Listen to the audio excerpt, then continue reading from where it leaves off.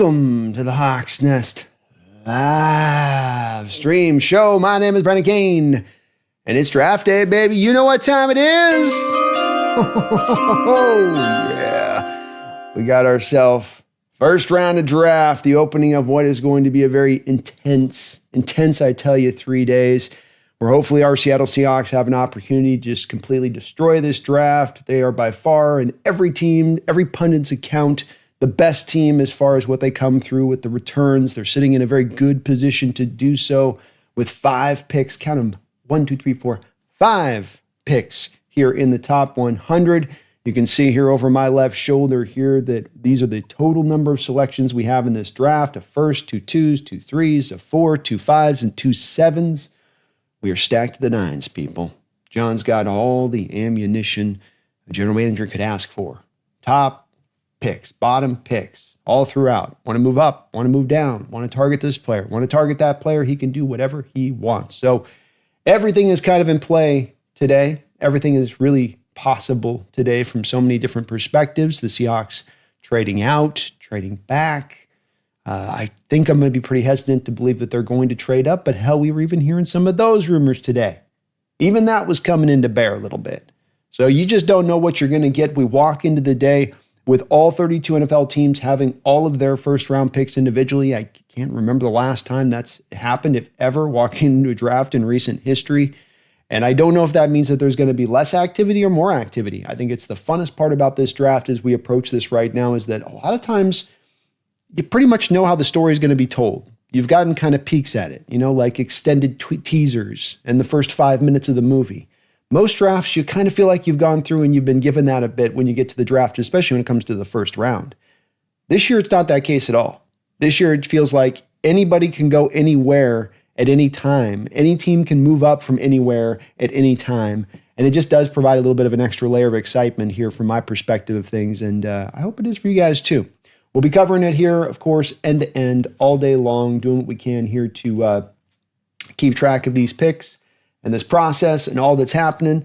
Ask you guys as you do walk in the door, if you could for me today, hit that like button. You know that I do appreciate it. It does help out the channel grow tremendously. No real super rumors we got bubbling right now outside of course, like we did on the show, talked about on the show last night. We are getting a lot of Zable heat.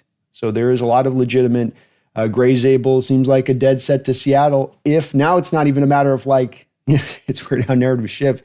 A week ago it was, well, if you pick Zable, okay, you take him there, but boy, that is a little bit of a reach there. And now we're hearing as we approach the draft that there might even be a real good chance that he doesn't even make it to our pick at 18.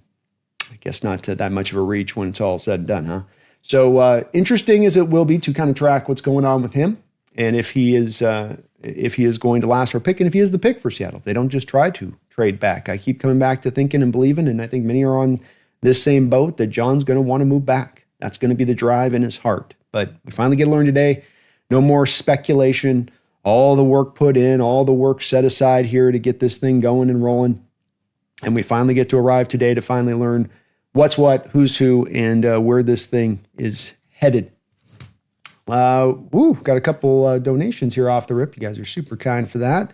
Let me make sure I don't get these too far back on these. Quinn, my man Quinn, man, just starting us off with a rocket ship here. Just like, let's go. I'm not messing around with the small fireworks. I'm not throwing the blackjacks around. I'm not tossing no cherry bombs here. I'm bringing out the big dog right from the jump. We're setting the tone. That's what Quinn says. We're setting the tone. He says, let's go. Draft time, baby. Hey, draft time, Quinn. I really appreciate you, man. You're awesome for starting us off with that great $50 donation. You guys are amazing as ever on that, Quinn, and I, man, really appreciate you. That's a monster donation. I really, really do appreciate it, and I thank you guys for all of your support here throughout this offseason. You guys are just amazing and beyond words as far as the level of support you guys provide to this channel, from memberships, from donations to patron and everything in between. I really, really do appreciate everybody that puts all that in and allows me to be able to do what I've done. It's a lot of fun to be able to walk in this process. And yeah, you go, okay, I got about 280, 300 guys I'd like to look at deeply and take that time, but be able to have really that time to just invest and dive into these guys and really get a good view of them from end to end. It's just awesome to be able to do that versus having to, well, it's off season, got to go get the milk truck job.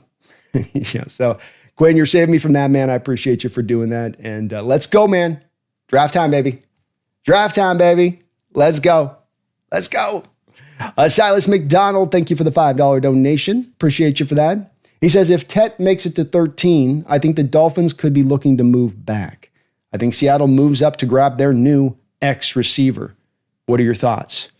I feel like it's a little hard because, you're painted in this situation a little bit by your own feeling for, what you want or a guy that you like. And I would be lying to all of you if I said that Kenneth Grant and Tatora McMillan are not two of my sort of favorite guys in the first round that are just kind of my guys I like. And so when you talk about why they're that way for me, they don't quite have a blue chip grade for me as far as the select 6 guys I think I had blue chip grades on in this draft. And even one of those guys, I probably have to take the blue chip grade off because of the medical concerns, but I don't really know about that. So I'm going to leave it on because I don't know for sure. But there are those guys that are right up on that edge of that line. There's a couple of them that are just sort of right there on that edge of being a blue chip type player, not quite able to kind of cement it through, but right there on that line. And to me, McMillan is one of the guys, and Grant's one of those guys. And so if you're Seattle and you're sitting there at 18 and you're watching a guy that you might believe, and maybe their grade's even, higher theoretically than mine on that, and they go, yeah, we do have a blue chip grade on him. We do see this as a guy that's going to be this worthwhile of this pick to go up this high. He's going to be that kind of game-changing player for us in this offense. Then it makes a lot of sense for them to move up, and the cost is not going to be that great to do so. You go from 18 to 13, it's probably costing you at most your late third-round pick. I mean, it will be very, very inexpensive, I think, for the most, at least historically, it's been right in that spot at the draft. So I could certainly see it. I don't think you're moving up for a guy like Zable. I think you're just picking Zable. It's hard to see them going, let's throw another third-round pick and this to go up to Zable there in the first. But for a receiver, yeah, I could see it. For maybe an edge that they've got a really high grade on and that they love a lot, yeah, I could see it for that kind of player on that guy. So it kind of depends on positions. It wouldn't be all thing. But with McMillan, I think that he's been one that we were talking about this a little bit last night, where you start the process off, you turn on the tape with him, you're watching his tape, you got 2 years of grade A production, you got Jed Fish leaving last year. There's some explanation for why, there's for some of the stuff you see on tape from him this year, but the excellent production is still yet there over the past 2 years from the guy. And you start out and you watch him on tape and you're watching the snaps and you're going, okay, yeah, there's some snaps he's taken off here, but this guy's Mike Evans, basically. And he is doing a lot of, from that X position, running off plays time and time again. It's going to gas guys out every once in a while when you are running that position versus, being a slot that just kind of runs a drag underneath, where you're running a bubble. Or like these guys got to sometimes have to run that coverage off a lot. And he was dragging a lot of attention with him. But it's not to give him excuses on this. It's more of just try to, parse through to an explanation. But Seattle could have that grade on him, and it wouldn't shock me. And if they did, I'm going to be very excited if McMillan's the pick. I'm going to be very excited if Grant's going to be the pick. I'm going to be fine with Zable. Yeah. I ain't going to be mad about it. I'll be like, yeah, that's good. That's, yeah. But I like it, man. I like it, Silas. And I certainly could see it as being a possible way that the Hawks go. But a couple other positions there too, I think. I think edge and receiver specifically, well, maybe that would just be the only two. Probably edge and receiver, unless they've got a lineman that they just like Campbell drips and they're like, ooh, Campbell the guard all day long. He's another guy that's almost on that fringy area for me of a blue chip grade, but not quite. God's Gang, thank you for the $5 donation. Appreciate you for that. It's good to see you in the house too, God's Gang. Silas, Quinn says, what if John picked up those extra picks to move up? Well, to your point on that, we kind of knocked John a bit for never moving up in any first round, but he's not always had a lot of times where he's got a ton of extra picks to do this like, he could in this draft. So someone moving up in these drafts is that you have to have you've got to have the goods to do it into day 2, not the goods into day 3, but the goods into day 2, extra goods. And so you're right on that there, God, says that this is a year where you actually do have the ammunition to move up if you want to do so. And if we look at that proverbial scenario, just kind of piggybacking it on Silas's donation, you've got a guy that you have that almost blue chip grade on. So what I mean by that is that you have these blue guys in this draft that you look at as blue chip would be not just first rounders, but guys that have all pro type of potential. And so you look at those guys in a draft like this and you say, that guy's not going to land at me at 18. There's no way I'm going to get that guy. Now, I think they did feel like they got that guy last year at 15 with Byron Murphy, but that was because of the 15 straight offensive picks to kick off that draft, which isn't going to happen this year. It's going to be a lot more even Steven. There's not enough good quarterbacks to go at the top like that. And so you were able to jump in that way. But they could jump in that way this year similarly. They just have to come up a little bit higher to do so because there's not the 6 quarterbacks at the top of the draft to throttle down the numbers and to allow that pure guy to just land at your pick. And so this could be the year you do that. I think some people are expecting that if you do move in that role, that it would be to do it for a quarterback. But I do think it would instead be for more of a positional player. Just a guy that they have on that almost a blue chip or nearly blue chip. In fact, it'll probably be what they say in the press conference if they take one of these guys to move up, where they say, yeah, we have a blue chip grade on this guy. We think he is one of the top 5 guys in the draft. And he was at 11. He was at 12. And I don't think you can argue with the team. You may not like that player in the same way the team likes him, but I certainly think everyone can understand a team being in that position of going, wow, this guy's going to be, really legit in this league. He's one of the best players in this draft. We're having the opportunity to jump up for a late 3rd round pick to pop up 6 spots to get him versus the player we'd get alternatively who'd be solid, but would not have all pro potential. Hey, you guys are making some sense on this. I'll say that. Swedish Shinobi, thank you for becoming a member of the channel. Welcome back in the fold, Swedish. I know you've been a member before. I appreciate you for doing that. We're going to be doing a call-in show for members of the channel, not this Saturday, but the Saturday after. So keep an eye on your community post for that, please. David Gordon, thank you for subscribing to the channel. David, welcome aboard the Hawks Nest. We are on the road, hopefully here to get to 20,000 this offseason. So we're motoring along. And once we do to get to 19.5, we're this close away from 19.5, folks. We will be doing that 24-hour charity stream. And timing couldn't be more perfect here with it being off season and having an opportunity to just kind of flow and roll a little bit with that. So thank you, David, for hopping aboard. Appreciate you for that. Good to see you, man. Randall, my guy in the house. My guy. What's up, Randall? It's really good to see you, brother. And thank you for the $5. Oh, Jesus. No, I'm sorry. My old eyes are failing me, Randall. The cataracts is kicking in. He's dropping a $50 donation. Let me fix that. Dropping the $50 donation. Thank you for that, man. I really appreciate you, Randall. And man, it's great to see you in the house tonight. We're going to have an awesome 3 days here, folks. End to end, we're going to be rolling all the way through. And I know you'll be here as much as you can every step of the way, Randall. It's great to see you though, man. And thank you for the big $50 drop. You're awesome, man. But you're always awesome on your support to this channel. And you have been for, man, years on this channel, helping me go in my way here. So thank you for that, brother. I really, really appreciate you. And let's go. Let's knock this draft out of the park, man. Just don't overthink it, John. Lock that board in. You got the picks. Make them play. Make the notes sing, The Beethoven music is there on the sheets. All you got to do is just play the music, baby. Just play the notes. Just play them notes. But I appreciate you, Randall. You and Quinn are mighty men with the big $50 dono drops. I really do thank you for that. Woo! Let's go. Draft day, baby. Draft day. Joe Z, thank you for the $10 donation. Joe, great work as always, B. Buckle up for an exciting night and weekend. I live for this stuff, man. It's there. I've talked to Randall often. I know he's told me before one of his favorite times, maybe his favoriteest time of the year from football standpoint. And I can totally get where he's coming from because it comes very close to that for me, even versus the regular games at times. It'd be just because of the fact that there is so much drama, there is so much intrigue. And people, I think, often get lost with this versus looking at other sports because they'll go, what draft? I mean, so it's draft. But this is the one sport where draftable players can be picked and impact players can be picked, and they can get onto your team and they can immediately bring that impact. It's not baseball where you go, okay, let's get him down to single A.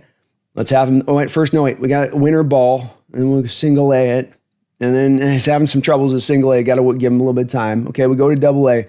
Don't want to push him to triple A too fast because sometimes that's like quad A, really, when it comes down to it. So we really want to kind of hold him there in double A. Okay, now let's just let him do a little triple A now. This ain't football. Football, you drafted, your OTAs, sprint training camp, you're out there balling sometimes, you go get a job. And we have seen teams that have gone out and had drafts where they were teams that weren't necessarily super strong teams, but were good teams, but took themselves to another level when they were able to really lock in that outstanding draft and find those players, especially that could provide those immediate returns. I want to say there was the Saints, 2017 season, where it's like every one of their picks. And that was right at that time where the Saints were really kicking the can down the curb with the salary cap and stuff. Drew Brees was getting older. Didn't have quite the arm strength he once did, and nor probably as much even mobility, but they landed on an insane draft, and that pushed them up to where, they probably should have gone to the Super Bowl that year off the back of that draft, if not for, of course, the official call where the Rams player decks a guy out in the open field when the pass is in the air, and somehow or another a passing interference call is not called. Somebody will have to eventually explain that one to me. But thank you, Josie, for the $10 donation. And I am locked in, man. I'm ready for this weekend. And we're going to be going, folks, all through the night tonight. We got the B&B show after tonight's show.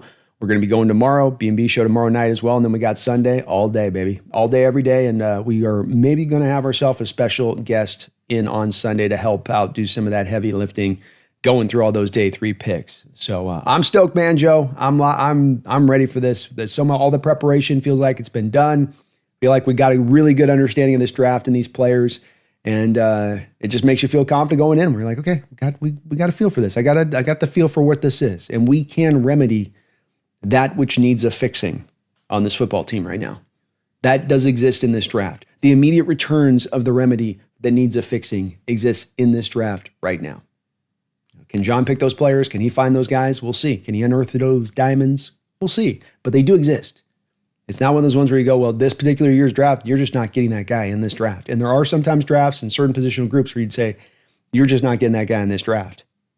I mean, that's a little bit like that in this draft, like, for instance, with like inside linebacker. So you get past the 3rd round, probably inside linebacker, you're going to have a very low probability rate of that guy who you draft after that point starting in this league for you.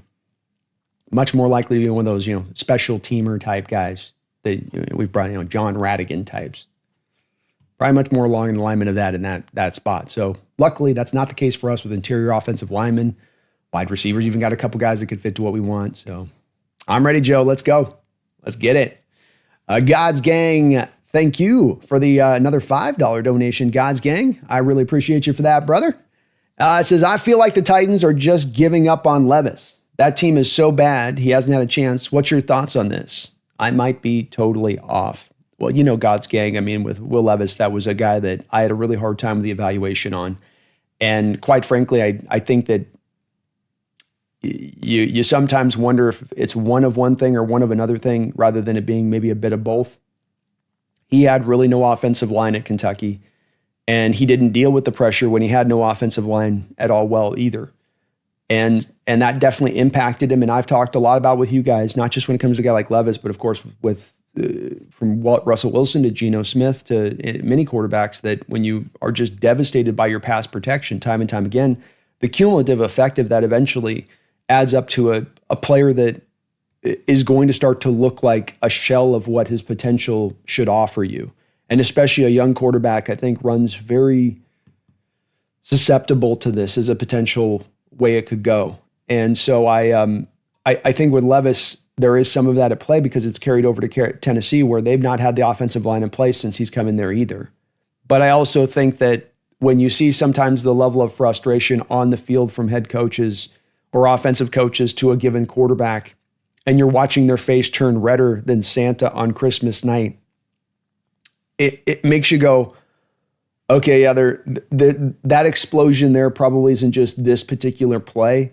That explosion there is probably the culmination of, you did that in practice, you did that in training camp, you did that in OTAs. I told you every step not to do that stupid stuff, and you're still doing it. And there's an element of that, God's Gang, that I get of an impression from with Levis when it even came to his new coach last year. But then again, it to me shouldn't be a portrait painted simply by that Levis somehow, that he somehow hasn't also had this other part of it that's been at play with coaching carousel, not very good offensive skill position players around him. What wide receiver is he throwing to there? They drafted the kid out of Arkansas, Calvin Ridley, how much can you hold that guy to account at that point? I don't think very hardly. And it does feel like they're just kind of, tossing him out. But it also goes to show you why when they drafted him, This was a guy that they had, that they just kind of had fall in their lap in the second round. They didn't really have much of a plan in place for how they were going to put him in the best position to succeed with that football team, with the turnover they needed to kind of put into place, because they were coming off the end of that bit of little mini run that they had. So that's the problem, again, when you don't have a plan for a quarterback, is you end up in this situation of oftentimes bailing out on guys too soon. Now, the guy has his own share of blame to be had in that scenario where you go, yeah, but he didn't do this. He didn't do A, B, C, D. He didn't come forward in this way.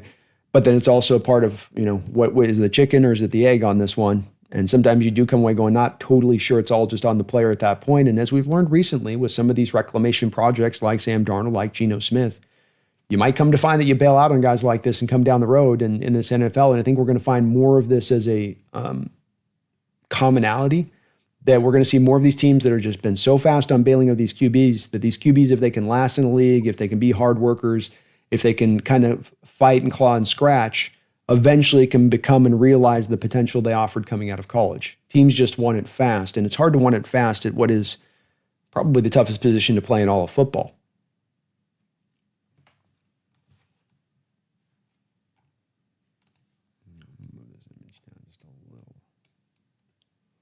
Got a little more pumpkin here in the shot. A little more pumpkin. Thank you, No God's Gang, for the double no. I do think Will Levis still has a chance to be a good player somewhere. He's still not been, since going back to college, he's not been given a good offensive line, good skill position players to throw to.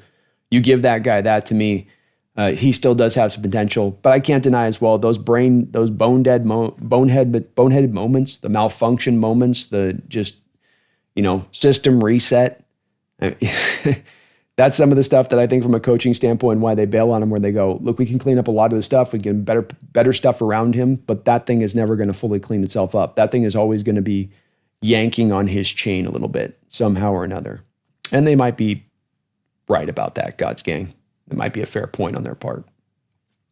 Jordan, thank you for the $5 donation. Time for my hopes and dreams to be crushed or realized. No in between. there is no just, that's fine reaction, right, Jordan? And that does actually tend to be pretty accurate when I look back, especially in recent first rounds, first picks of the draft. And since my time of just streaming, you got LJ Collier. What is going, LJ Collier. Oh my God. You got Jordan Brooks going, oh, no, not this. Dwayne Eskridge the year after that. Oh, God. No. But then we go Cross. Yeah. Witherspoon. Yeah. JSN. Yeah. So it's gone recently in the other direction. But I guess you're probably right, Jordan, with the way it's gone recently. We're not going to get an in-between on this one. It's either going to rock or it's not. That's why I said the Zable pick is the one that would be kind of that. It's fine. He's not going to miss. He is going to help the line. It's going to hurt a little bit if you're passing on McMillan and Grant to take Gray Zable. I'm not going to lie. That's not going to be an easy one to just kind of, oh, okay. Well, they've got a process.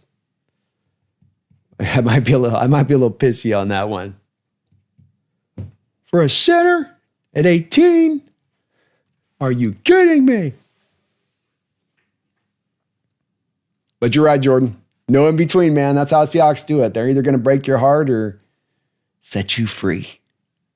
Dre Bay, thank you for the $5 donation, Dre Bay. It's good to see you too in the house, man. How many damn revenge games can the Hawks have? Vikings with Sam, Steelers with DK, Rams with Coop, Commanders with Wags, and now Titans with Lockett.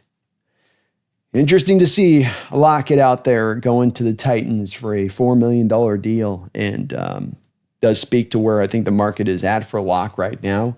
That you go out anywhere, and that's number one. I mean, the salary is one thing, but then also with landing with the Titans is another thing, where he's going to be playing with a rookie quarterback in what is basically going to be his final year of his career. I know the man must still love the sport a lot. Probably can still get it done to a degree, but does seem like a bit of a more of the rougher kind of end than the good end. But it's not his fault. He would have wanted to remain here, And you got a lot of revenge games set up. That's for sure. Sam go out there and hopefully cut Vikings up. Be like, oh, you want to go with him? You want to go with the meniscus? You want to go with Meniscus Man? You think Meniscus Man's going to get you there? We'll take that. Just slinging piss missiles all over the field. Shh, shh, shh, shh, shh, shh. I can see it, Drebe. I can see it. And Cup, same way, man. I definitely think you got the vibes off him that coming off of the Rams. And look, it was this way, of course, with our guys when they left our place here with the Legion of Boom. Certainly Sherman felt this way, and rightfully so. Going, oh, okay, that's how you guys are going to do me? All right. Yeah. Okay. No, it's good. No, it's fine. No, it's fine. It's fine. But we did see with Sherman, he got an all-pro season out there in San Francisco when he moved on. So that'd be great if we could get that from Cup here in Seattle. That'd be a hell of a story. But it's going to only make those matchups all that much more intriguing, Dre Bay, to your point. Only that much more intriguing. Jim Campbell, thank you for the $2 donation, Jim. It's good to see you in the house too, brother. And thank you for that donation. It says, here we go. Let's do it. It's time. It's time. Target neutralized. It's time to get it, Jim. All this wonder, all this talk, all this big fancy talk about all these forfeit. Now, finally today, we get to learn who's who, where's going what. And if John Schneider can smash this draft out of the park and set the stage for a true championship run. I want to see it, man. Ethan Tech World with the $2 donation says, we are here. Let's go, Brando. Let's go. Come on. Come on. Let's get this. Nice night. Go.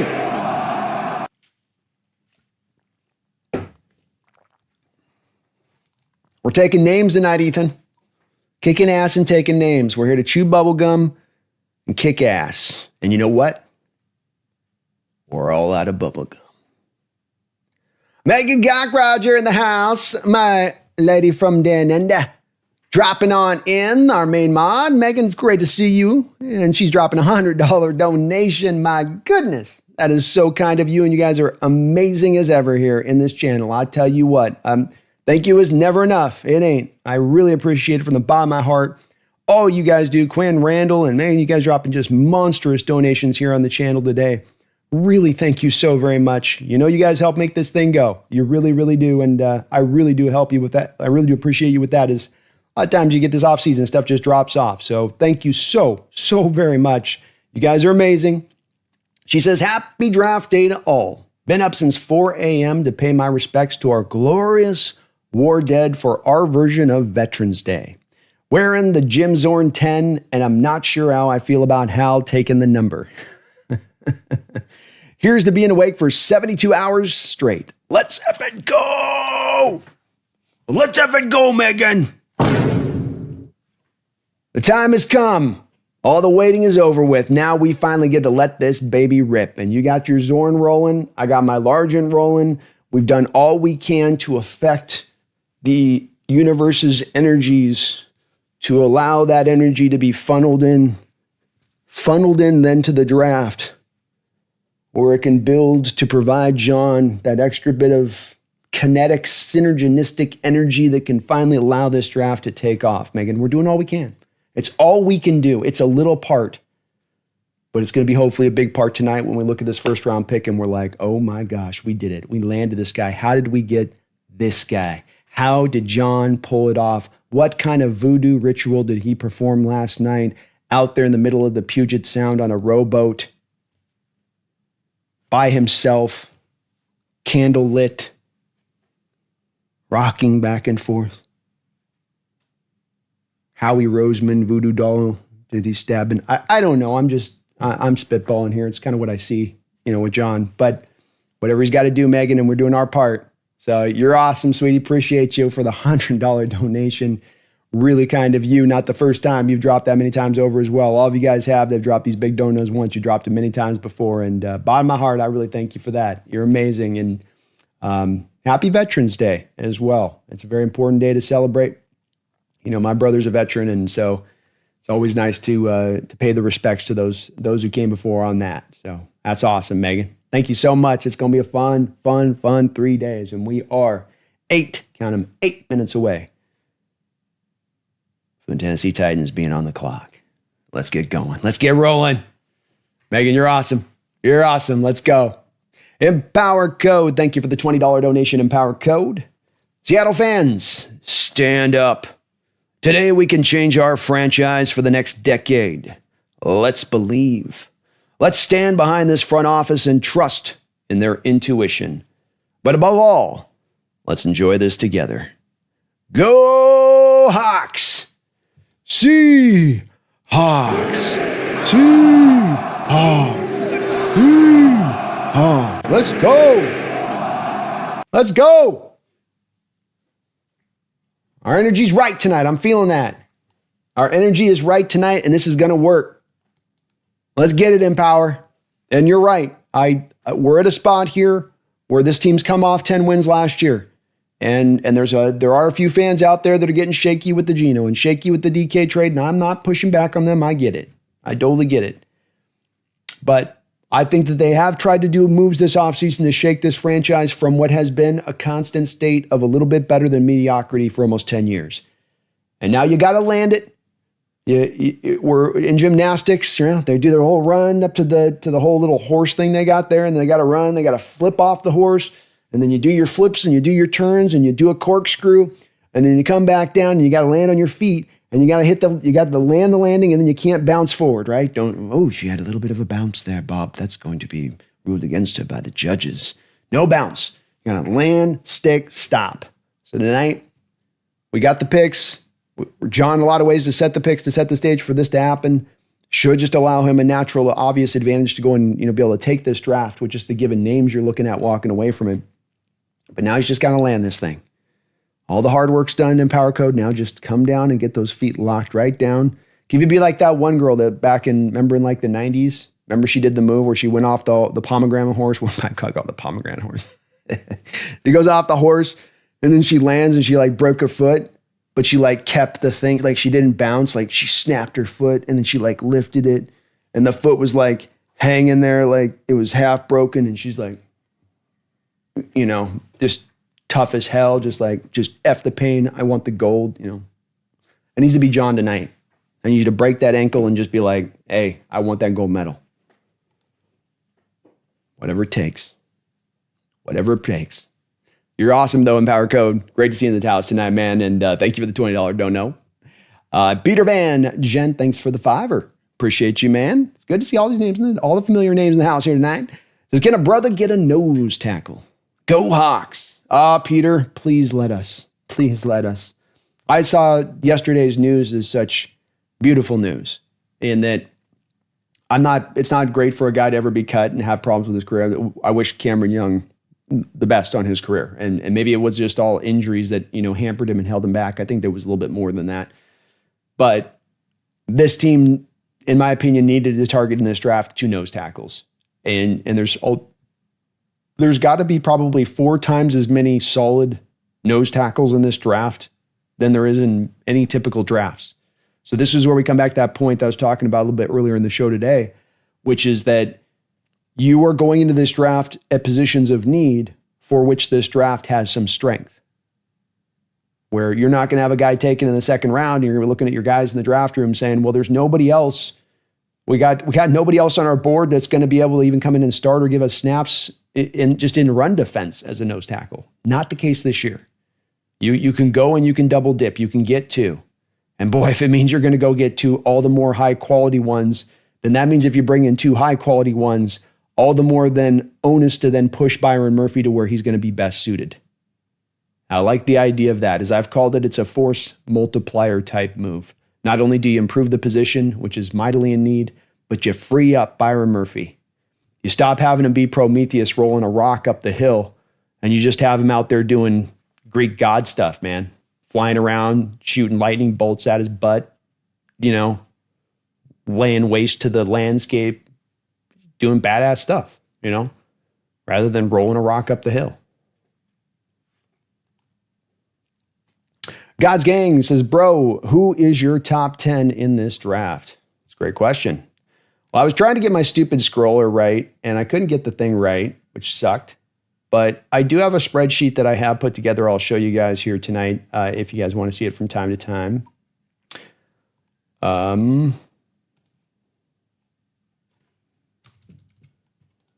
See if I can find it. Here we go. So this is my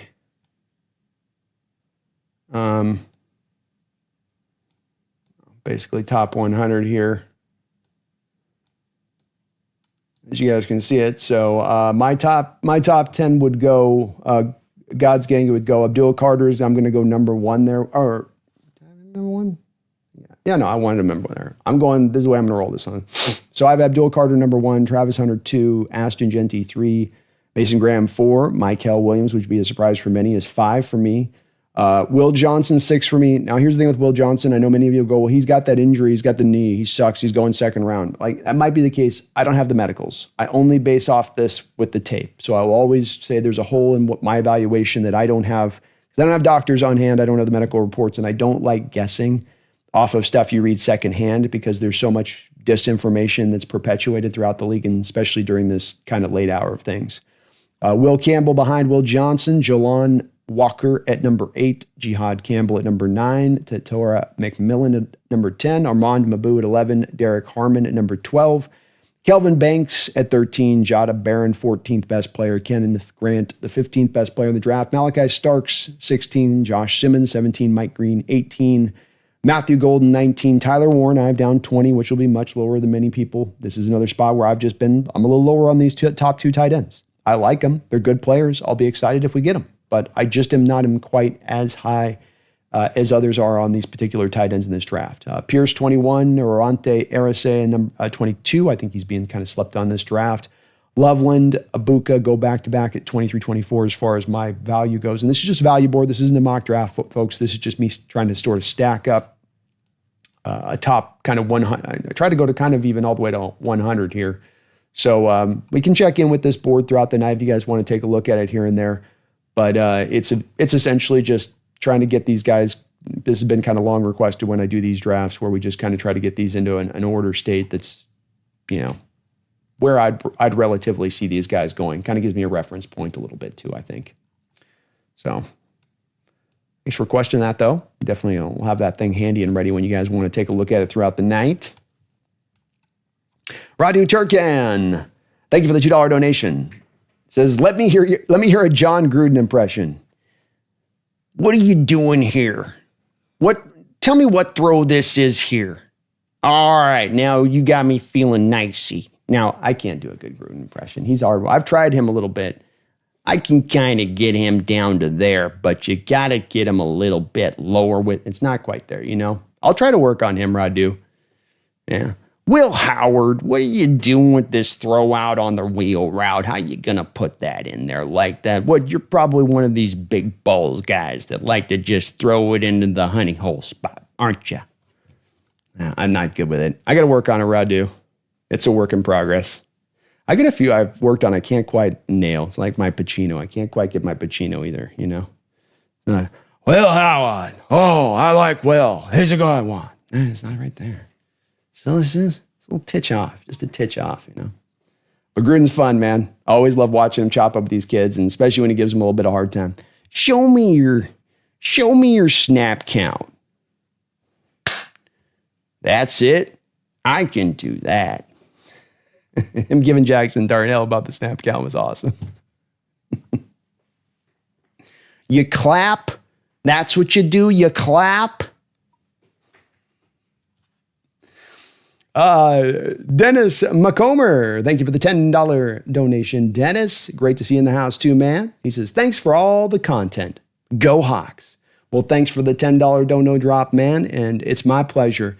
I love what I get to do. This is my dream job. It's, as they say, you wake up and you have something you love to do. You never work another day in your life, and it's absolutely the case for me. I get to wake up and, basically playing kind of a child's wonderland a little bit with what I get to do and what I get to cover, and getting to the depths of it like I do, which it already kind of tickles my fancy with doing this, just to being a guy that likes to get into the depths of stuff and understand it. But to be able to share it with you guys and go through this process together on it makes it all that much more funner. So thank you, man. It's been another great year here. It's almost kind of the finish of the year through the end of the draft. So it's kind of, this is, you get through the end of the season, but then it's free agency, then it's the draft. And that's kind of the true kind of final button you feel like on the season. But it's been another great year with you guys. We're expanding like hell, you guys. We got a lot of opportunities here coming up into the foreseeable future here for the channel. So we're now going to be rolling on the round table. We're going to hopefully soon have that to a place of doing that twice a week over there. I know all of us are pushing in the channel to try to get that going in that way. I am as well to announce to you guys, we're going to be joining the Believe network. So BLEAV, that app. I'm going to be joining that network as far as kind of audio podcasting and whatnot on that. It's not going to change anything in the channel. We might get a couple more ad reads and some more revenue in for the channel, but we're also going to be doing that. So we got that on deck. And we do have the start of the draft, by the way, here, folks. So this is just kicking off right now. But a lot starting to come and roll out this year with you guys. So I really think with you guys, with all the support you guys have brought to play and all of not just the sport, don't know whys, but encouragement and watching and hitting the like button and doing your guys' part to keep this thing rolling like we do. It's really paying off. And we're gonna get to be kicking ass here this year. So get ready, guys. Get strapped in because it's gonna be a fun one. It's gonna be a lot of fun. All right, so Roger Goodell is officially now reached as deeply as he can to try to get claps. He's coming out on a bike trying to wave at people. Are they bringing out former Packer players at this point to try to also get the claps? They're doing whatever they can to get him clap. So the running joke with Goodell is every time he walks out in every city that they have a draft, they boo him endlessly. And just because. Not even for some this recent decision by the NFL to screw over fans. Not even that. Just cause. Just cause it's like a meme to do it. So he comes out this year in a bike with 45 people, a couple of children.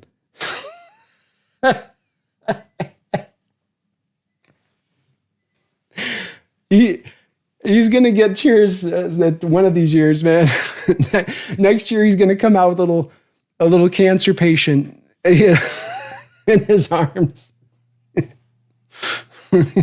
Looking like this, just daring the crowd to boo him. Coming out with little kittens on his shoulder. I can't blame him, man. If I got booed every year, I'd probably be I'm kind of like, you make $40 million a year. Yeah, but they hate me. If you guys didn't have security here, I might get literally ripped apart in the crowd. They might just literally tear me limb for limb. You heard these people? They're animals. So we got the kickoff going down here of the draft. We officially have our start. Let's go. But thank you, Dennis. I really appreciate it. And man, go Hawks. Go Hawks. Let's have a great day. Let's have a great day, Seahawks fans. Let's have some fun. Let's have a great 3 days. Let's have some fun. R. Sanchez, thank you for celebrating 30 months, almost 3 years now as a Hawks Nest member. I really appreciate you for that. Long time support, brother. Very kind of you. 1 year ago on draft day, I found out I was going to be a dad. And now we're both watching the draft in our Seahawks onesies. Let's go. Hell yeah. You gotta get them set in early on it, Got to set that stage with them quickly and young. You absolutely got to do that. But I love that, man. That is definitely had an opportunity to be a father, Sanchez, but that would have been the one part which I would have really loved is to be able to sit down with your kids as they're growing up and as they're young and going from the toddler phase to they're starting to kind of understand things and watching them get the bug and all of that. And it would be just awesome to watch them kind of, fall in love with the sport you love, I love. And that's the one part definitely missing out on is not being a dad sucks a little bit, but it's cool that you're getting a chance to do it, man. And I'm so glad that he brought us luck last year, Sanchez. So I think, gonna bring us luck again. I think it's boy you said you had. I might be misremembering that, but man, bring us some luck again here today. Hopefully.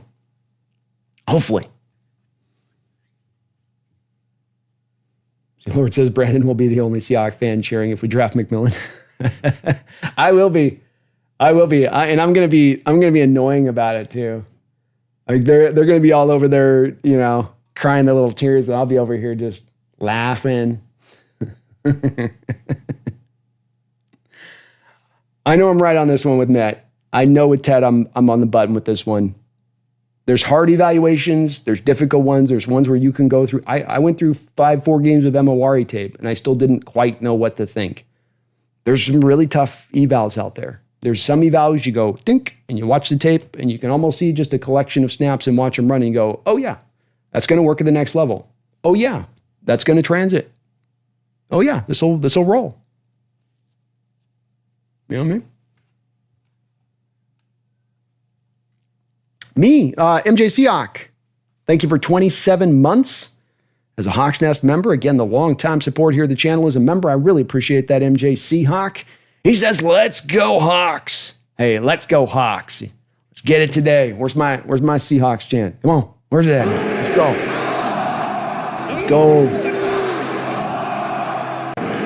Titans on the clock, MJ Seahawk. We are live 9 minutes and 33 seconds before they do pick. It's right there. And we got my man, me, in the house. My man, me. Where's my applause? Dropping what? Dropping what? Dropping what? A $200 donation here at the Hawks Nest. Come on. Come on.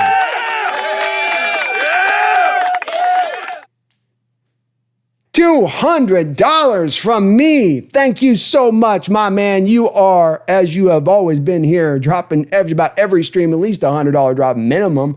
Coming in with a $200 drop, starting us off right with this draft in a major way. You guys are knocking out tonight. Now, awesome. I really thank you guys.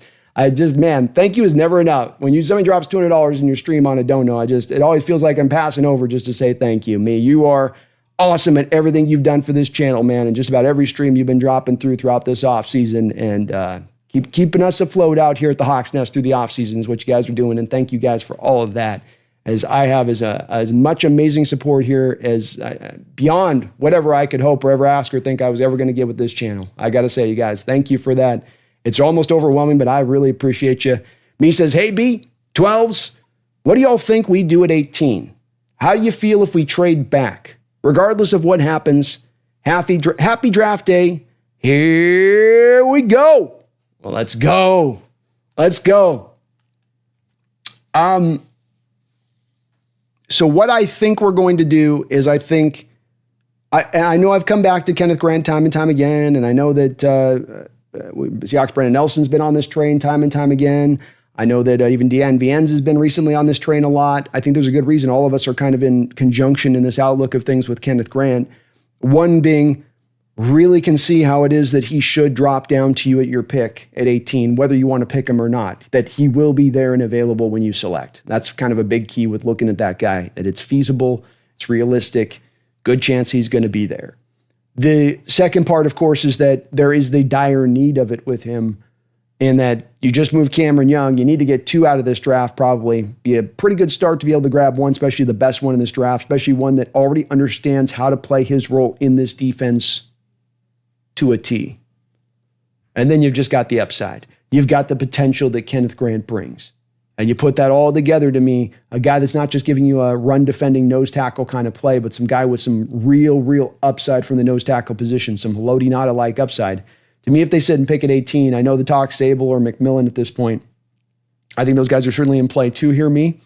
But I come back to more saying, hey, Kenneth Grant's there. I just think it's a home run pick. It's an easy pick. You've got the background on him that you don't have on other players in this draft, with Jay Harbaugh, with Mike McDonald's past there, with the Michigan roots that are connected back to that program. You know very well what you're getting in this guy. And so I will feel likewise if they pass on him, that they will have also have known the inside information to pass on him too. So it's also one you wouldn't rake them on the coals if they were not to go with him, because they have that information and the behind closed doors kind of stuff, let's say. And so I think if you do stick and pick at 18, that's kind of, to me, the likely guy. I do think the other guys, McMillan and Zable, are in slight play in that way, but I think John would like to move back. I think that that's where he's probably heavily pulled to want to go in that direction of it, me. And if we did move back, I think I unless the haul was just really teeny tiny and itty bitty, I'm going to feel pretty good about it. And me, I went to the NFC West roundtable and we did our last mock on the PFN mock draft board. And on that mock draft board, I traded back. I got a great tasty offer for an extra second round pick and a third round pick in that draft to move back. And the haul I ended up walking away from with the move back approach was insane. It was one of those, you broke the draft, the mock draft simulator, you broke it. But all I had to do was just sit and pick for value when I watched my contemporaries around me pick for need. Pick for some player that they got kind of an affinity for, that they're going to reach a little bit higher on to go grab, only allowing then a better player to land into my lap. And John can have the very same thing happen for him if he lets this draft play out in that way. But getting that extra pick, I'm a guy that understands that there'll be a lot of lamentations from the 12s in regards to the fact that once again, John's trading back in the first round and not up. But to have another bite at the apple in day 2, to get another round, another pick on in there without actually losing any pick, without actually really losing that much ground by moving back, I think that would be a really good way to go about this. And I think that when, as much as it might be tough in the moment to watch from Hawk fans, like let's say if you move back into the top of the second round, me, and now you're not even picking the first round today, and as much as people will be pissed about that, when they eventually get to see the overall total haul that you're bringing in to bear, that eventually becomes the thing I think that would overwhelm them to be like, okay, John did it. No, he was on it. He was on his game there. He gassed this one up. He definitely, I was at first a little like, but now I can kind of see like, oh, you got Winston. Oh, you got a Morrison. Oh, you got Donovan Jackson. Oh, here, you got Jared Wilson in there too. Oh, Trey Harris, Besh. Oh, that's also in there. Maybe a Fannin or a Gunnar Helm type 2 in there. Oh, you got Jordan Phillips in there too. Oh, you start looking at this big haul and you're like, oh my gosh. Well, that's going to make our team better. There's 4, 5, 6 starters here. There's impact potential players, all pro potential players here with some of what they put on tape in college. That's, to me, that is where I go to say, yeah, that's the right path to go if you can do it. But it's a conundrum too. If Grant's there, McMillan's there, Zable's there, and you have a trade back scenario because John's kind of in good territory. He can kind of do whatever the hell he wants to go do, at that point. However he wants to run it. But thank you, man, me again, $200 donation. I really, really thank you for that. You are awesome, brother. And let's have ourselves a great draft. The pick is in here with the Tennessee Titans, so we will be announcing it here shortly. Greens Farm with a $10 donation. Thank you for that, Greens Farm. During OTAs, the Packer players ride bikes from the stadium to the practice facility, and fans get to shake hands with players as they ride by. So he's trying to embrace the culture. Oh, there we go. Oh, that makes sense, Greens Farm. I'm giving him a hard time too, but I'm kind of just messing around as well. But I do remember that the Packer players do. It's that is a cool process and so fitting for such a small little community there to do something like that, where you're just kind of biking through the players. I think like they're literally still wearing their pads. All right, the first pick is in. Let's get.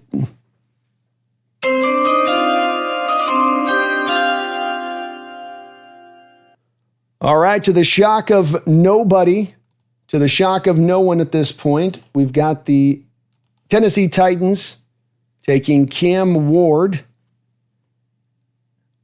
former WSU quarterback out of Miami, with the first overall selection. So no shocker here. This certainly fits to what we thought was going to be a likelihood coming in this draft. He's been a guy that solidified himself in this draft process by, I think, just coming out with some cleaner things that have to do with off the field stuff. His mentality, how hard this kid's had to work from a no-star guy to be not a 5-star cat coming out of high school. He had to fight through to get to where he's gone and what he's done. And to be the player he is. This is a self-made player in so many ways. More arm strength than a Shedeur Sanders. Pretty equivalent mobility. Better mobility within the pocket for just subtle movements and whatnot. But Tennessee's going for what makes a lot of sense as a pick. They need a quarterback. They don't like Levis. You pick a number 1, you got a chance at a quarterback. Makes sense. If I was them, I think I would have liked to have tried to maybe trade back. But they've obviously just become sold on him. He's a gunslinger. This is a dying breed in the NFL and college. Fewer and fewer of these guys that are just willing to go out there and just sling it, that aren't going to play fearful, aren't going to be scared of throwing interceptions, and that can bite them in the butt at times. But it's part of what makes gunslingers so damn fun, is that they might give you the stuff where you go, what are you doing? But then they come back and they make that dime piece type throw where you're like, whoa. And that's this kid that's this kid down to a bottom line, man. So great pick. Greens Farm, thank you again for that $10 donation. And I had forgot about the bike tradition out there, but that is right. And look, Goodell's going to get some cheers here at some point. He has to, right? One of these cities will do it. It's probably why I picked Green Bay. Is like, they're such nice people. It'd be funny if the whole reason they picked it is easily like, they're such nice people. There's no way that they're going to, there's no way, right? Like there's no way that they would do me like that. Okay. So, they're going to be understanding. They're going to give me some cheers. I can finally get it here. I feel like it's going to happen now, Thank you though, man. Appreciate you, Greens Farm. Mark Sanchez, let's go. Mark Sanchez. And wait, we got a trade here. The Jacksonville Jaguars have moved up. No, they haven't. Yeah, they have. Jacksonville Jaguars have moved up to number 2. So the Jaguars, Duval.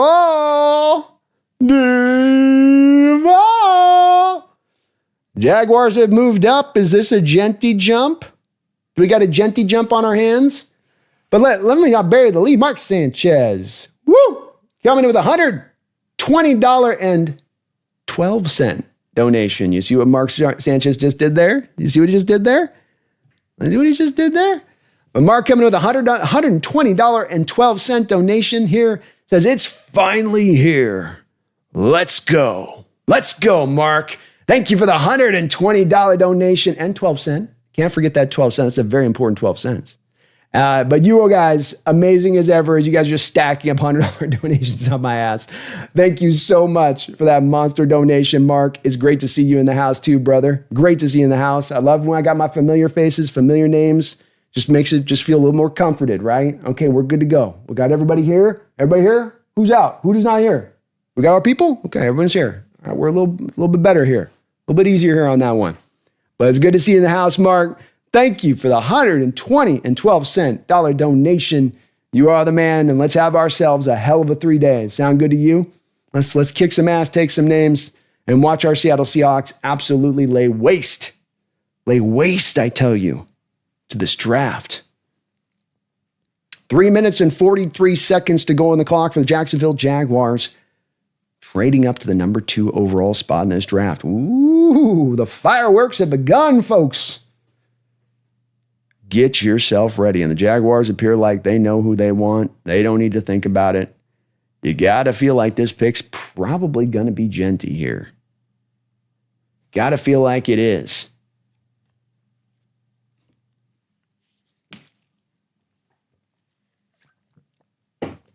Mark Sanchez, I salute you, man. I appreciate you. So many huge donations today on the channel. I really thank you guys for all of that. Just amazing support to this channel. Dogzilla coming in with a $200 donation. Let's go. Dogzilla with a big monster drop. By the way, Dogzilla is our guy that made, to get to the right thing of it, is our guy that made this piece right here. One of my favorite pieces here on the backdrop. Right there. And I really appreciate you for that, man. I love that thing. But it's good to see you in the house as well. Another one of our common bros here in this house. But man, $200 donation. Just thank you so much, Dogzilla.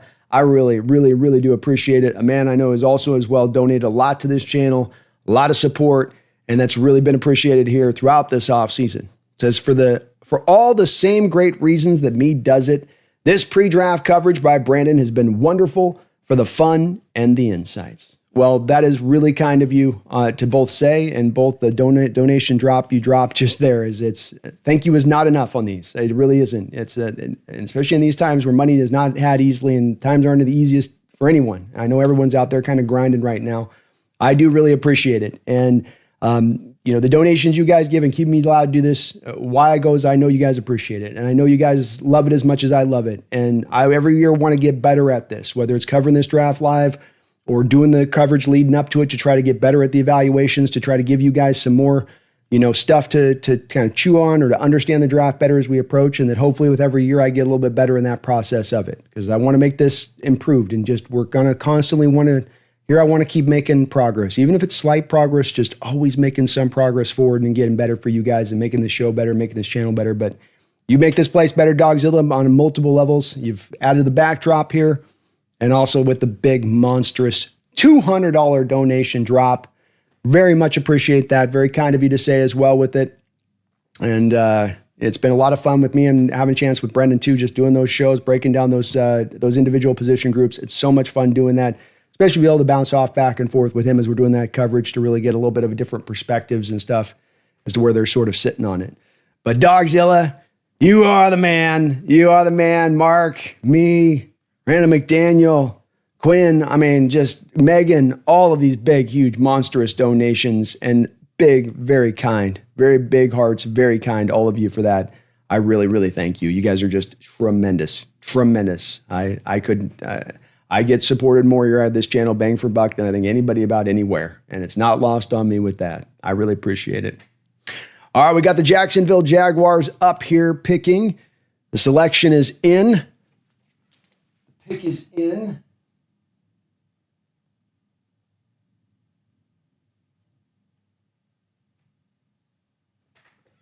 Let's see what they do.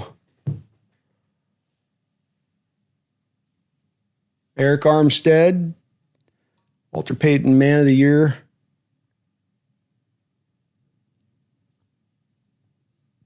It's like, yeah, he's on the Jaguars. I was like, oh, yeah, that's where he went.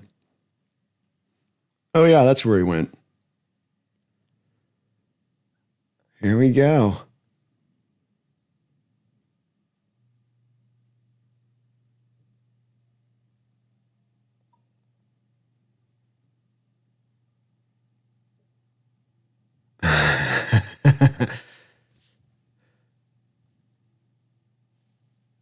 And so like, get to the pick.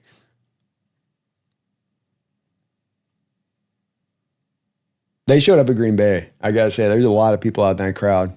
It's very cool out there.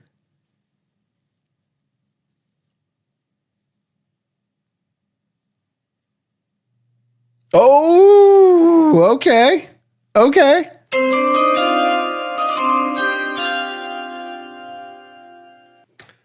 With the second selection in the first round of the NFL draft after trading up, the Jacksonville Jaguars select Travis Hunter, Colorado cornerback and part-time wide receiver, Ron Burgundy. We shall see on that one, won't we? Can he play wide? Can he play corner? Is it a little bit of both? Is it all of it? Well, we'll see with him. But this makes a lot of sense. Genty was the guy they've been connected with here leading up to the last few days of the draft. But Travis Hunter, as I was showing you guys on my board, is my second highest player. You just trust value of your board when you're picking up this high. And with this guy, you're getting a position 2-for-1 with this guy's from a positional group standpoint. He gives you cornerback play. He gives you receiver play. He is a guy that is going to be able to play both. It is not a guy that has to choose one or the other. He is not going to be able to play both full time. He's going to have to choose one or the other of which one do you want to be the majority of your time to. But this is a really, really good pick for them if they're going to move up. I didn't see the trade capital that they gave up to move up. Somebody wants to put that in the comments. I'd love to see what that was. But you can't argue with the player they're getting. This is a true blue chip player in this draft. You go up for Genty, that's hard to do that for a running back. But to do this for this kind of guy that's just this good, it makes a lot of sense. And from the perspective of the Browns who moved back to 5 on this one, they probably picked up a second or a third on this, I'm guessing, and they're still staying at 5, so they still get to pick a really fine football player there at 5. So they didn't move back and feel like they're losing a lot there. Which to me, this makes a lot of sense from Cleveland perspective because this is not a team that was one player away. This was not a Travis Hunter away from being a contending team. You need multiple picks. You need help. You need a lot of help. And this tracks to me as being smart on their part, recognizing that. Good move on them from an organizational standpoint. MJ Seahawk, thank you for the $5 donation, MJ Seahawk. He says, nice donations today. Keep it up, and Brandon could buy the team. Hey, I'll put my money down on it. I'll throw it in there. I'm game, man. I'm totally game. Jody, are we for sale yet? How much longer we want to wait on this, Jody? Come on.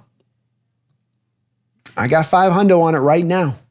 I can deposit $500 on it right now. Can we do a layaway? Do you do layaway? I'm doing it. I'm with it. R. Sanchez, let's go. Coming in with another $200 donation. Oh, my God. $200, folks. $200. Let's go. Thank you so much, Sanchez. You are awesome, brother. And this is not the first time you dropped that kind of big donation here on the channel either. Man, thank you so much, you guys. I really, really appreciate it. And you guys are overwhelming today with this. This is awesome. Awesome. I really thank you so much. Come on, where's my clap on this? We got to get a clap on this. Come on. Sanchez, $200. Let's go. Let's go. Sanchez says, jumping on the double C bandwagon, dropping 2 C's on my butt here. Let's go. I want to pick with 18. No trade backs. Heck, let's trade up. Draft O-line, D-line like we have none. And let D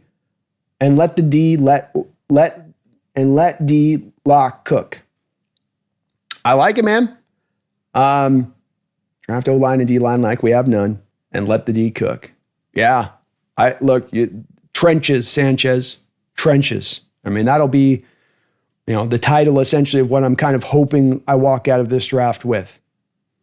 Where you need your interior of your offensive line rebuilt. You need 2, count them, not 1, but 2 nose tackles for a couple of different reasons, not just because you need it, but also to free up Byron Murphy. So if you deal with your trenches, which is the old, said for decades, said since the installation of football when they first began, we got to get our trenches rebuilt better in there. Need the trenches. It's boring. It's old. The new school folks would tell you it's not as important. The new school folks would tell you that you don't do it that way. You can do it on the outside. You can do it with skill position players. You can do it with lockdown corners. You can do it with the game-changing safeties. No, you need your trenches. You need your trenches right. And the value's there in this draft, Sanchez, to get it done. You have the picks there to get it done, to pick the good players, not just to pick a number of players, but to pick good players. Back in 2017, we had, I think, 3 or 4 third-round picks, but they were late third-round picks. And I don't know if you had even a second-round pick that year. So you're really picking to the depths. You really were having at that point to try to grab from guys that were the talent drop-off had really kicked in there. Guys like Lano Hill and Tedrick Thompson and Shaquille Griffin. You're just going, ugh, none of this is really going to work. Got another selection here in place. All right, we're fitting to form here. We're fitting to form with the third selection in the first round of the 2025 NFL Draft. The New York Giants select Abdul Carter, Penn State edge. Everything is fitting to form as far as at least the players going in the exact order we thought out the gate, 1, 2, 3. So no shocker there with that.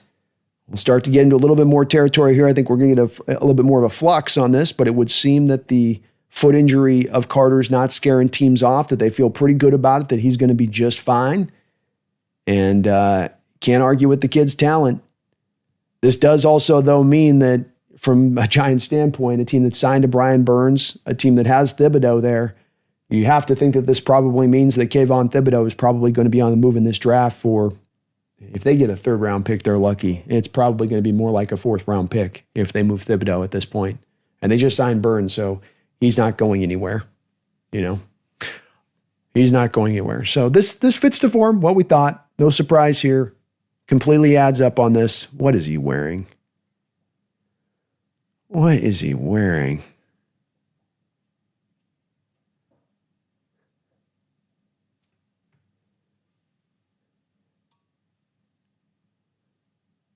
Is that a form of a blouse? It's either an Undertaker's outfit or it's a blouse. I don't think it can be either or other than that. Oh, fashion,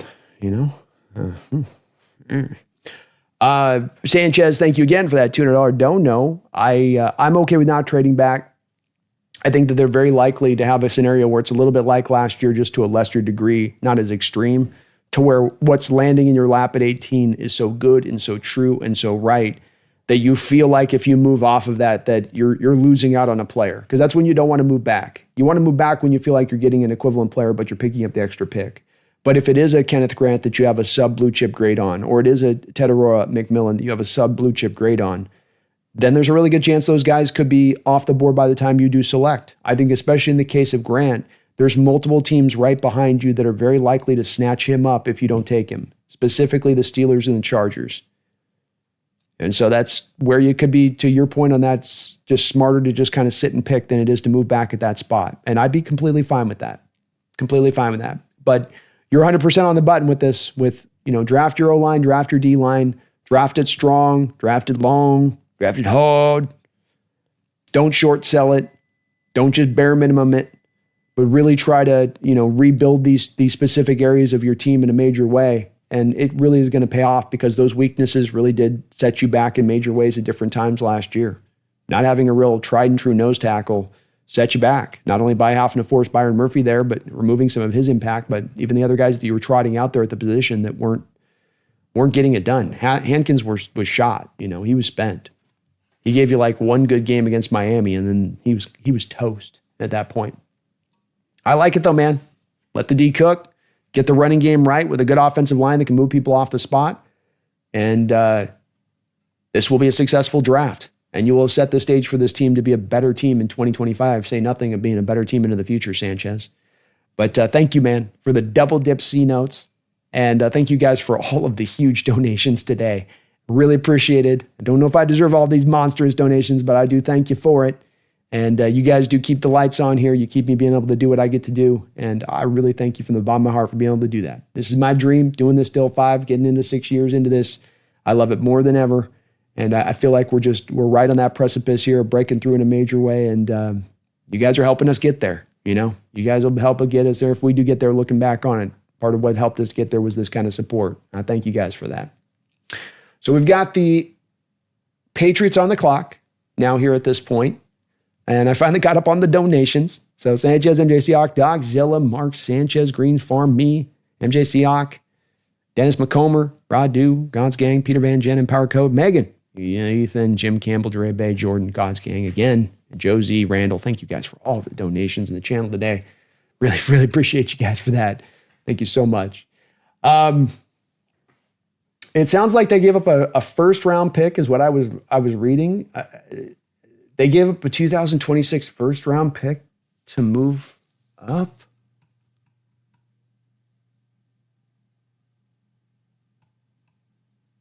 Brian, I can't do a shot right now, man. I got 5 hours of streaming to do tonight. I got 2 more days of streaming. I'll be on my lips. Did the Browns take the Jaguars? Oh, we got Megan gifting subs. Megan, let's go. Oh my goodness, you guys. Megan just gifted out 10 subs in the house. Sean S., C. Lord of Bravos, T. Jason Charter, Tasha, J.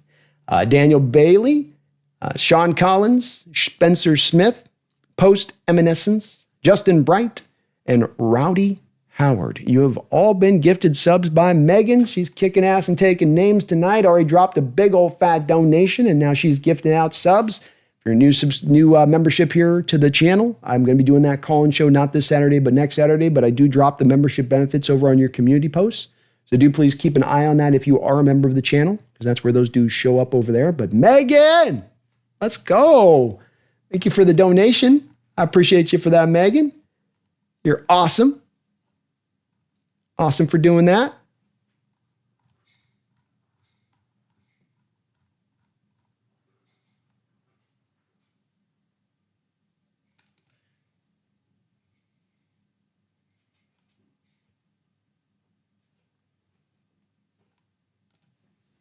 Really appreciate you for that, Megan. Let's go.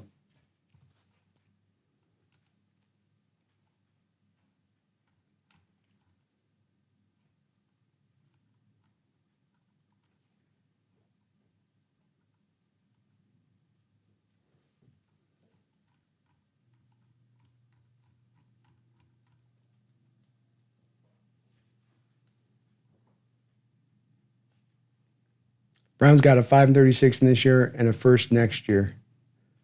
Browns got 5-36, a fourth next year, and oh my God.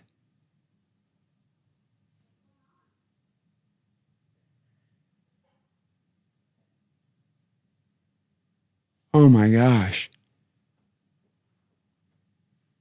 The kid got taken.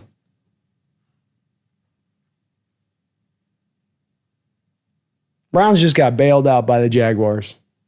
The Browns in their Deshaun Watson situation just got bailed out by the Jags. Nosy Northwall called it. Now Seahawks move up by trading with the Broncos, sending Zach Charbonnet to Denver. Heard he refused.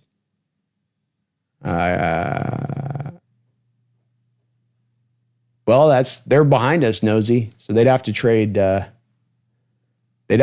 We trade back. You mean? I think is what you meant with that. Wow, I'm just kind of in shock, you guys. Like, that's a lot to give up. Garth Knight, thank you for the. It's weird, Garth, is it didn't show up in the donation deal. I saw it in the deal there. But Garth, good to see you in the house too, brother. Another major contributor here to this channel through the years. Says props to the donos tonight. Work your magic for the Hawks, Pumpkin and Xena. Yeah. I need you on this one, hon. Okay? Are you on this? Are we locked in tonight? Are you locked in with me tonight on this? You look tired. You don't look locked in. I need energy from you right now. I need high energy pumpkin from you right now. Well, that's not, nap energy is not what I'm looking for here. Garth's calling upon you to use your psychic forces to make this draft pick right. Okay, we'll get back to you. I can't even look at you right now. Can't even look at you. We got another draft pick in here, folks.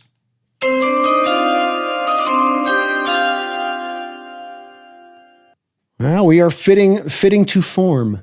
Fitting to form here. As with the fourth selection, the 2025 NFL Draft in the first round, the New England Patriots are selecting Will the Thrill Campbell. A lot of sense to be made on this one. Another pick that certainly does track to what we thought. Your boy Brandon here, boy, he's got a kind of a weird, linemen already have weird bodies, but I don't know if that suit's doing him any favors.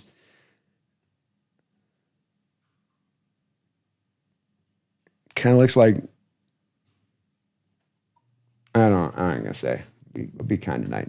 Just, okay. I don't know if that's working more, but this is a Vrabel guy, tough as nails. What you want from your lineman, feisty, do whatever it takes to get the guy blocked. Is he a tackle? Is he a guard? Probably is going to be a guard when it's all said and done, but they're going to try him, I'm sure, at first to tackle to see if it can work. But a fairly safe pick in that if he falls back to guard, he should be one of the better guards in the league if that's where he's going to fit to. You got to fix his stance. He plays a little bit high. That's the thing that everybody's going to go to. He's got a funky, weird stance, and if you could play high, going into guard doesn't help you a lot in doing that. But okay, I think it makes a lot of sense on this pick. I think it makes a lot of sense on this pick. So Campbell goes at 4. My draft board's looking good. I'm 4 for 4 out the gate on my mock draft I ran last night. So we're looking all right. At least, I know I didn't have Jaguars trading up, but I had at least the right guys going in the right spots, so to speak, with that. But Garth, thank you for the 5. We'll see if we can get Pumpkin and Xena to work some magic tonight. Pumpkin's just exhausted. She's just so tired right now. Sanchez, thank you for another $5 donation, brother. Appreciate you. Says, now that we have Drew Lock again, put him in and let Drew Lock cook. I forgot. I forgot about your love affair with Drew Lock, man. I was like, oh, I think we even had our RIP on Sanchez's love affair for Drew Lock.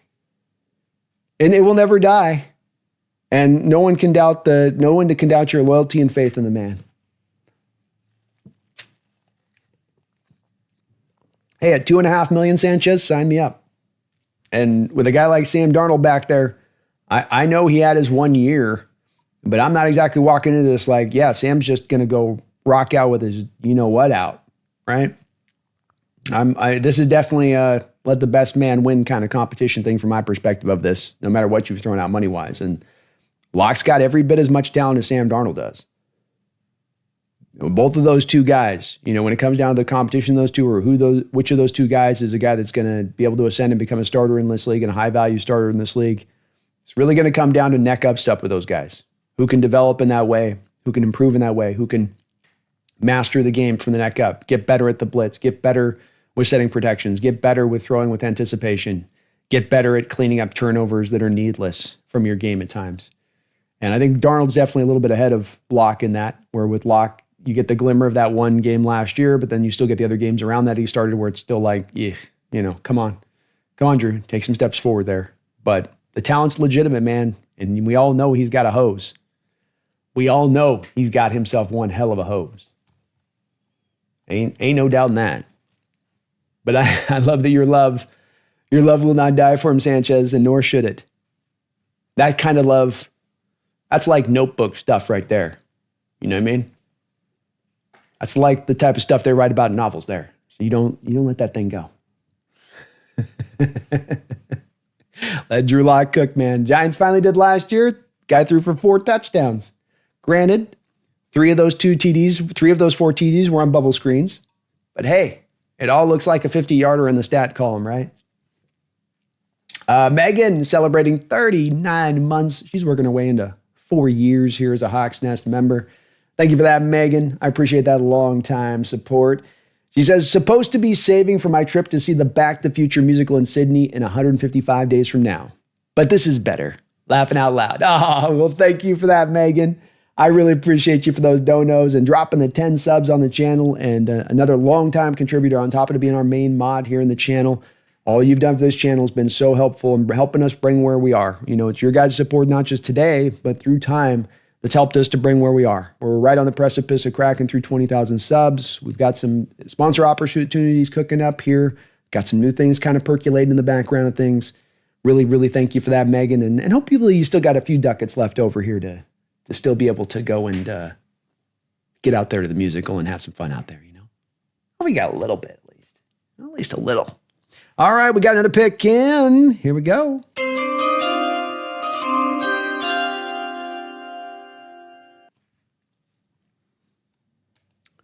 With the 5th selection of the 2025 NFL Draft in the first round, the Cleveland Browns, after trading back with the Jacksonville Jaguars, are going to select Mason Graham, the 3-tech out of Michigan, widely lauded and believed by many, including myself, to be the best defensive tackle in this draft. A guy that can give you some nose tackle snaps, a guy that can give you some mostly 3-tech snaps, got a little bit of short arms, but he just finds a way to be slippery off blocks. And he really knows how to use his hands and knows how to use leverage, knows how to attack half a man as a pass rusher and really be able to then eliminate that block by that method. And his quickness to the spot laterally as much as anything allows him to attack the half a man as a pass rusher, which a lot of those defensive tackles can sometimes be slow, which leaves them more squared up against offensive linemen.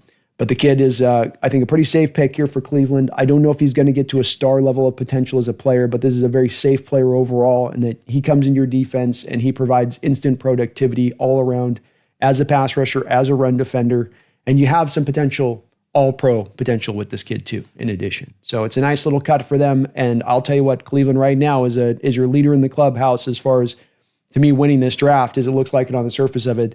They move back and they pick up a first-round pick. They pick up a second-round pick in this year's draft, and they only had to drop 3 or 4 spaces. This is just giving them that impossible out and look at them. They're not even like super excited. They're golf clapping in there. You guys just got out of the Deshaun Watson deal. You're getting a first-round pick from the Jacksonville Jaguars next year. Jaguars are not likely to be good, even in that crap-ass division. Like you're going to have 2 first-round picks next year. You're going to be able to go get your QB. I wonder it will be interesting what Cleveland does as we go through the rest of this draft, though. This does get interesting from a Seahawks perspective because now they have multiple first-round picks, and if they want to move back up into the first round to go get their quarterback this year, maybe they're a little easier to let go of one of those picks. I'm just saying. Maybe. Nicholas Newton, thank you for the $10 donation, Nicholas. I really appreciate you for that. It's good to see you in the house too, man. Says Brandon, baby Kennedy and I are watching, and she says Kenneth Grant at 18. Getting the Tez throwback for Baby Girl Monday. Perfect for her. Oh, there we go. You can't deny a child's psychic connection to the universe, and that if they tell you that, they're They're literally tapping into the source. You know, they lose it with time, like about 4 years of age. Then they gain like true consciousness, and then they lose the connection to kind of the source. But as long as you've got that early connection to the source, you can basically access endless amounts of information like a Google machine ethereally. So if she's saying Kenneth Grant 18, folks, you better just go put the bet in the bank. Go lay your money down right now. Because babies are never wrong. Not when it comes to psychic stuff. And I love that, man. A Tez throwback on a baby. That 96 or 99. Either one would work there, Nicholas. You could go either way there on that one. 96 or 99. And that's going to look pretty cool on a baby. I like it, man. Let's go. Let's go. We got multiple fathers watching with their children. This is what a 12 does as a father, you know? Okay. We need to set you here, and we're getting started with something today. And you're going to learn the ways. You're here now today learning the ways of the 12s. Of the Northwest, of the great Northwest. I love it, you guys. Let's go. Let's go. Senior Tiny Baby Goats coming in with a $50 donation. Thank you for that, Senior Tiny Baby Goats. Again, you guys just coming in with huge donations here today. Says, thanks for your tremendous coverage of everything Seahawks. Go Hawks. Well, go Hawks to you too there, Senior Baby Tiny Goats. You're tremendous with that big, huge donation, man. Jumping on with everybody else on this today. Let's go. Seahawks. We got big old drops coming to the channel. And I really thank you for that, Senior. That's really kind. Like I said, I know right now it's not everyone's got a lot of dough going around. So it's not lost on me that this is really, really extra kind of guys to be dropping these kind of notes at this time. I really appreciate it. We've got ourselves another selection. With the 6th pick in the 2025 NFL Draft, shocking absolutely, positively nobody. The Las Vegas Raiders select Ashton Jeanty. And I tried to tell you months ago, they laughed at me. They said, no way Carroll would do that. No way he's going to do that. I said, you guys, this is the easiest pick to target in this entire draft. This is the simplest one, especially once the Geno Smith trade was consummated. When Coach Carroll came here back in the day, he didn't start with the Seahawks really getting ignited by necessarily the defense. He was building it. Didn't get ignited by having the great quarterback. You were trying to find it. Didn't get ignited by the supreme skill position players on the outside at the receiver position. It got ignited by one, Marshawn Tiberius Lynch. He came in here on the back of 2 4th-round picks. He not only set a tone from the offensive side of things, but he set the tone for the whole team. And what Coach Carroll saw with that is a guy and a guy for kind of an archetype that could work for him kind of wherever. And we saw with Seattle even years afterwards, understanding the value of having a dynamic, game-changing kind of running back if you can find one, and what that does for you. Be it Thomas Rawls in the one season he had before he broke his leg, Chris Carson before his spine gave out, the search with Rashad Penny in the first round, which we know, Carroll was one. If it wasn't going to be Rashad, I think there was a push even for him with Chubb at that time. And Jeanty is the real deal, folks. Some people are trying to pick this guy apart. This has been a little bit like Tetora, McMillan, where you look at the guy and go, hey, it's an easy evaluation. And then you start seeing people just go, well, he's a 5'8", and then he's like, here's that, and then he's that. And just starts, picking at the edges on the guy, really just kind of getting lost in the forest despite the trees. The talent is true and real. This kid has got the goods. And I think he's going to be a hell of a player here in this league. And I like the pick for the Raiders. You're getting one of the blue chip players in this draft at this spot. And I look at him as really a guy that he's exactly like LaDainian Tomlinson, where he gives you speed, he gives you power, he really runs really well behind his pads. He's got the change of direction, the stop and start, the variance of moves across the board that he can give you. He's got the slide contact, I call it, where you have running backs that can keep their legs moving and progressing up the field and just slide off a tackle contact, where some backs get hit by the tackle attempt and they get stopped and they shake their way through it and they kind of go upfield. With Jeanty, he'll hit that tackle attempt and you'll just feel him just bounce off of it and keep going upfield, almost like it's nothing. There's an effortlessness in the way that he breaks tackles that will translate to the NFL level. It really will. The Raiders have got to make sure they get the offensive line right in place, but that's a hell of an addition for them. It's going to help out Geno quite a bit, and I love Genty's talent. He's a really good player. Really, really good player. I got nailed that one, though. I had that one for a few months out. I didn't put it in my final mock because everybody was saying Jaguars there with Genty, but this one just made sense, didn't it? For so long out. For so long, I was like, yeah, it's going to go like that. Yeah. Senior Tiny Baby Goats, thank you again, man. Go Hawks. I really, really appreciate you for the big donation. It's very kind of you, man, and great to see you in the house, too, as well. I love that username. Senior Tiny Baby Goats. Go Hawks, brother. Go Hawks. Big Peasy. Thank you for the $5 donation, Big Peasy. Says, let's go. What's your prediction at 18, Brando? Ooh. Prediction at 18. I'm going to stay with Kenneth Grant at this point. I'm going to stay with Kenneth Grant. If he goes off the board, if he's off the board, it's McMillan or Zable. Those would be the three names that are spinning through my head. But I'm going to go Grant, McMillan, Zable in that order. So if those two are off the board, the third guy is the guy you go with. I still think, though, trade back's the other part of this. So it's kind of like, you'd be chopping it up for me on this word where it's like, I think John, like 50% would like to trade up, 30% chance he takes Kenneth Grant, 10% chance he takes McMillan, 10% chance he takes Zable. That'd be kind of like how I'd break it up, PGZ. Big Peasy, not PGZ. Yeah, we got a PGZ and a Big Peasy. So I got to, they're both mouthfuls. But I'd go with still Grant, man. I don't think he goes ahead of us.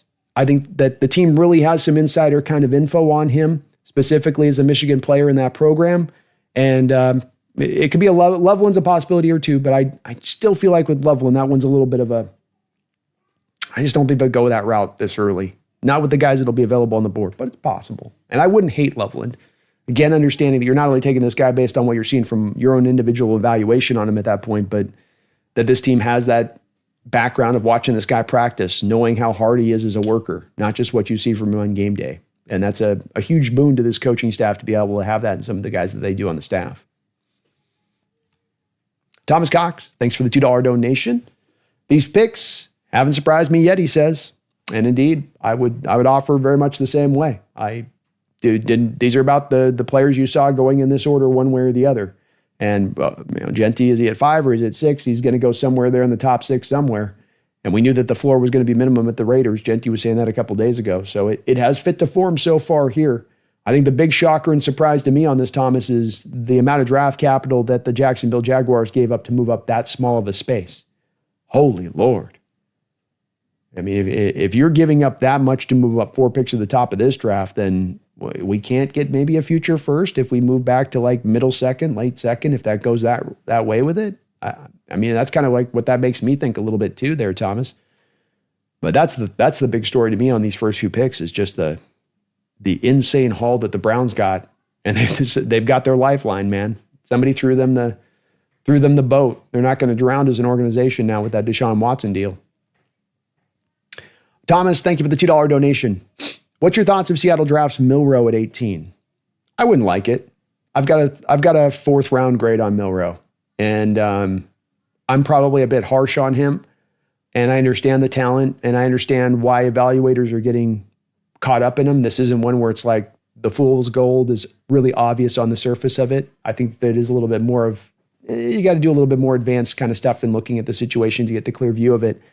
But my take on it with him is that he's got issues within his game that I don't think you can clean up. There's some stuff you can clean up. You can kind of refine some of the throwing motion and get the accuracy a little bit more on point. But I don't think that it's going to be something you're going to wholly be able to fix from the ground up, which is kind of what I feel like needs to be done here with him. I don't trust the processing. I don't trust the accuracy. He can make as great a throw as anybody in this draft. No doubt about that. But there's a reason I have put him down into day 3, is if I'm going to take that risk, I don't want to be taking that risk into day 1 or 2. All right. Next selection is in place. The New York Jets, with the 7th pick in the 2025 first round of the NFL draft, have taken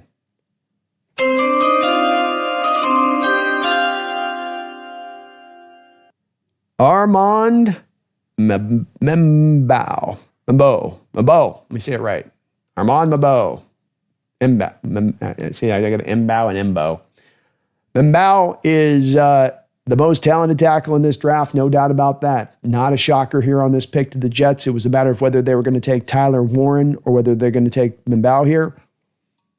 Jets need some help on their offensive line. They did take Fashanu last year, who was their left tackle. I would estimate that this guy now would be a guy to project out to be the right tackle in their system. But he's big, long, moves really well. He's a guy that when you look at historically where he tested at and his athleticism scores, and especially pairing it to the fact the kid's like 21 years of age, no sacks allowed on 400 pass block snaps last year. You toss it all together, you can see where the upside is with him and why he's going up this high. He was one where definitely there are some spots on tape with him where you go, not that. Ooh, no, not there. Okay, yikes. But then there's other spots with him on tape where he's dominating the reps and you go, okay, get caught more on the dominant reps, especially if it's a young player. You're looking at a guy that's like 24 at that spot and giving you those kind of reps. That's one thing. When you're seeing it from a kid that just turned 21, it's going to be just a pup. You go, it's going to come along. The technique and then the consistency with it will come along with him.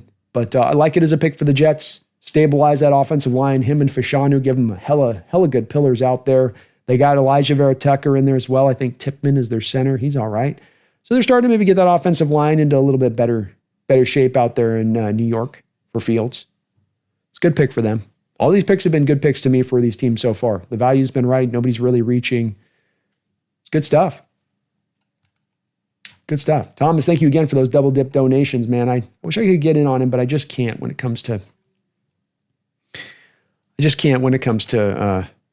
Milroe. Not as early as he's being talked about going. And I know you can recoup a little bit of his value by turning him into a tight end and into a, fullback for the first couple of years, but I don't think you're recouping first round value on that. When you consider that you're going to have to wait 2 years minimum on Milroe, even if you love Milroe, you're waiting 2 years to get him to a place of being able to play the position at fundamentally a good enough level to start him on a weekly basis. So you're missing initially right out the gate the 2 years, and then you're hoping maybe in those 2 years you're getting some value from him as a tight end or a fullback, which he's never done. We don't know if he can. That's where I get just hesitant with that and believing that that's really a good road to go down. But a lot of people love him, I'll tell you that. And we know with NFL evaluators, they'll throw around terms like best running quarterback we've ever seen, kind of stuff.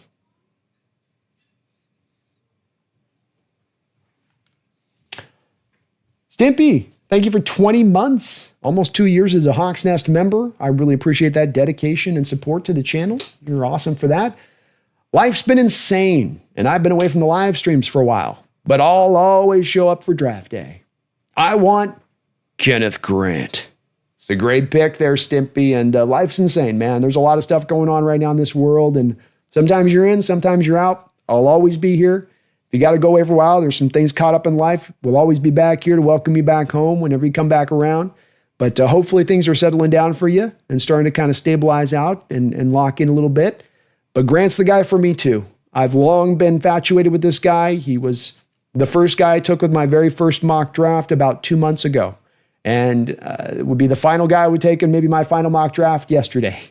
And there's really a good reason for that, is that everything that I've continually heard about this guy since falling kind of in love with watching his tape initially has only added like stacks of pancakes on top of that love for the player.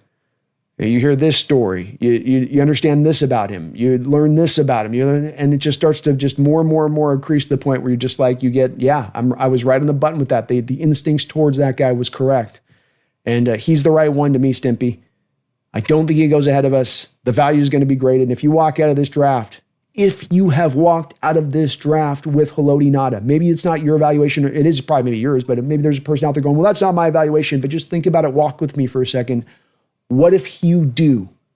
If your first pick of this draft is Haloti Ngata 2.0, what does that mean for your defense? What's that defense look like on Sundays? I'm caught up in it. I'm caught up a little bit in that thought. I'm trusting in it. And we got the pick in here for the Carolina Panthers.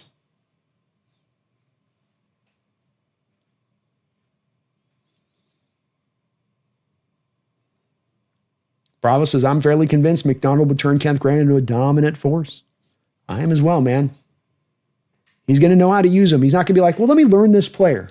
That kid's going to walk in day one. He's like, he knows our defense. He knows how we want to play the technique. I know how to best utilize him. Let's go.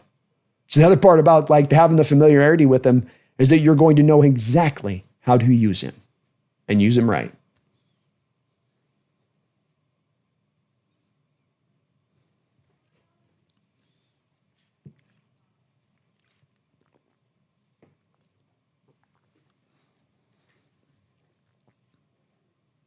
Michael says, do you guys think we'll get an ad before our pick again? Michael, they're going to run 3 commercial breaks during Seattle selection. How many did we get last year? I swear there was 4 commercial breaks last year or something like that. They did to every one of the time we picked. It could be the 6th round and they're like, aren't we due for commercial? Seattle's picking. Yeah, that's our commercial prompt. Oh yeah. Oh, we said that out loud. Sorry, folks. Oh, you heard that.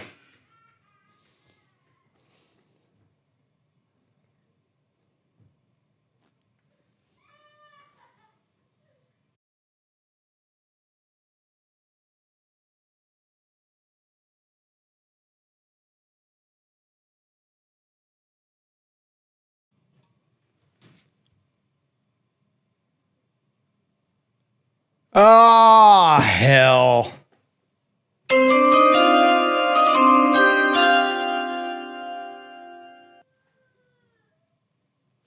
With the 8th pick in the 2025 NFL Draft, the Carolina Panthers select Tetaroa McMillan.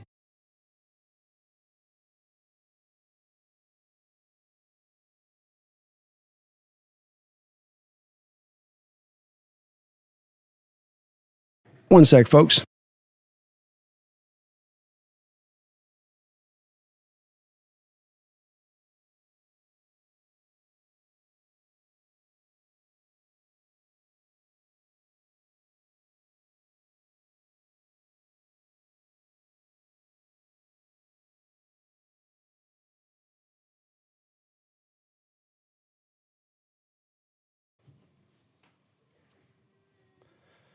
All right, well, that dream's done.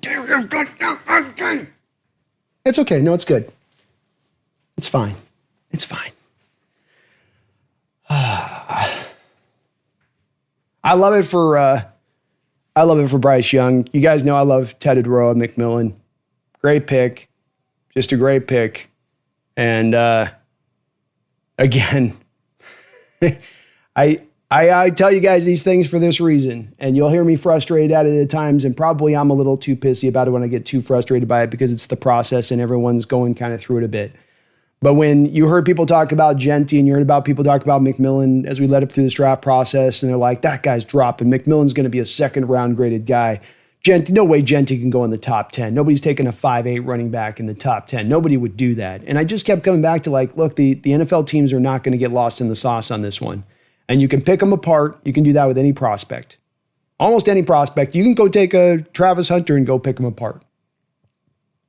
He's not refining his technique at corner. He's not refining his technique as a receiver. He's kind of a contested catch guy. You can start to play this game a little bit, and it gets you lost. It gets you lost in the evaluation. But I continually said when it came down to it with McMillan and when it came down to Genty that these were, if they're going to be this easy evaluation for a moron like me, who's an amateur as you're going to get when looking at this stuff, and even as deep as I try to get into it, I'm scratching the surface for where these NFL teams are at, that if it's that easy and simple to see it on these guys for me, when it's that quick and that straightforward and there's so few prospects where it's that way, it's not going to be lost on these NFL evaluators. They're not going to let those guys slip through the cracks, not in this day and age. Love this pick here for Tetaroa McMillan. This is a contested catch machine. You have a very tiny guy in Bryce Young there that is, at that point, going to be able to not see a lot of guys over the top of that offensive line at times. Having a big 6'5" guy down the field that you can see over the top of the trees helps out, and being able to throw in. And then to know with that guy, I can just go throw a trust ball up there to him if all hell breaks loose. It's the old F it, McMillan is down there somewhere, And I think, I think this is a good pick for Carolina. But I'm very much higher on McMillan, I think, than a lot of others out there, as he was definitely getting kind of whacked around, I think I would say, here in recent weeks leading up to this draft. So McMillan goes 8, and the Saints pick is in, by the way, is this draft here in the first round flowing right along here. It's going nice, good little speed here at this pace. I like this. They're not like prolonging it a little bit, as they sometimes will do.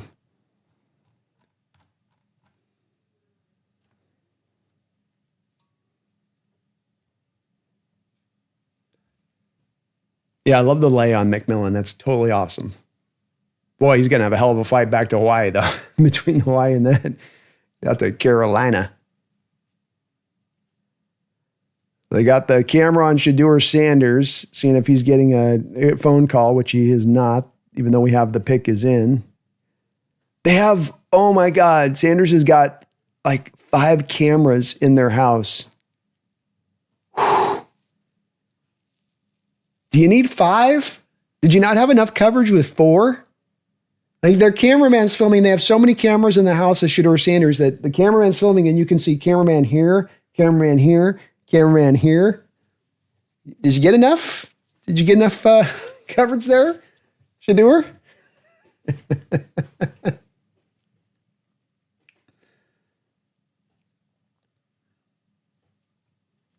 T. Charter says Giants are saying they're picking up Thibodeau's 5th-year option. Ooh.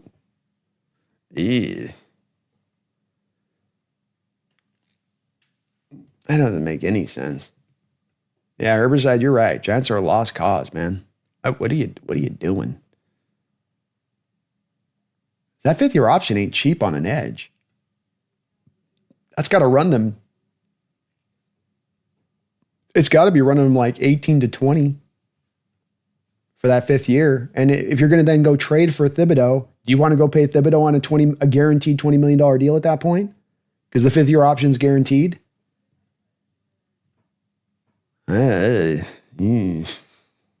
Brother, no. Ooh, okay, here we go.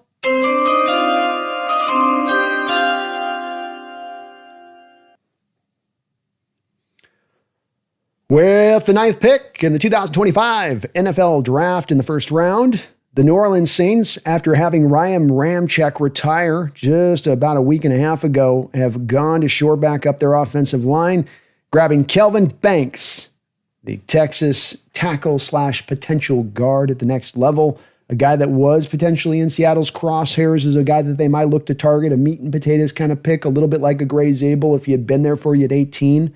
So this is one that does go off the board that would have been a potential target for you, but not surprising here, is I believe that when it comes to the Saints pick at this spot, and then when it comes to the Miami Dolphins pick here, in just another couple selections, both of those are very likely to be tackle picks. I had both of those teams as mocked to getting tackles in this draft when we walked into it. And so this makes a lot of sense that they go this direction with it here. And it should be a pretty good pick for them. I think Banks, I don't know if he's going to be a tackle. I don't. He's a little bit like Will Campbell. Don't know if he's going to be a tackle. Don't know if he's going to be a guard. But technically a really strong player. Can do all the movement stuff, gives you the length, whether you play him inside, outside. Length's not great, but it's good enough, better than Campbell. And what they're showing here, 4 sacks allowed on 1,400 pass blocking snaps in his career. The guy's very hard to get around. And I think freaking probably 3 of those came in the Georgia game.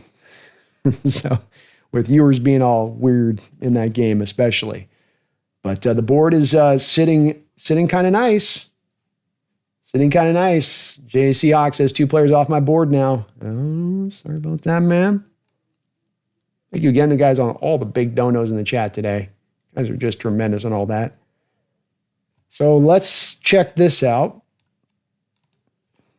Here's our list right now of best available. And let me click this down so you can see all of them. So here's our best available. We've got Jalen Walker on their board at number 1, Warren, Loveland, Will Johnson, Jada Barron, Michael Williams, Derek Harmon, James Pierce, Nolan, Hairston. That's way too high for Hairston. And they got Grant at 18 on this. 18, that's about the right number for Grant, isn't it? Ain't that feel like the right number for Grant? Doesn't that feel right? Doesn't that feel good? All right. So that gives you an idea of the guys we got on the board here. We got some edge rushers available. Both the 2 very highly talented tight ends that everyone was saying was definitely going to go in the top 10 have not gone in the top 10. We might just see that go down though right here. This might just happen here. Pick is in for the Bears.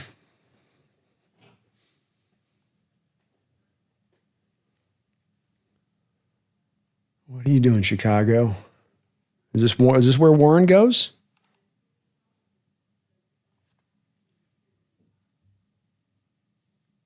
They got Cole Kmet there. They rebuilt their offensive line.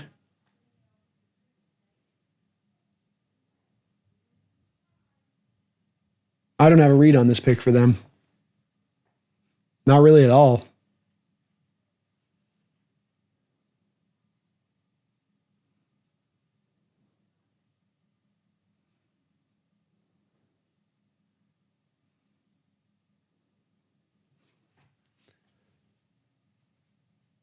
They're telling us that they're going to reveal the schedule on May 14th. Thank you.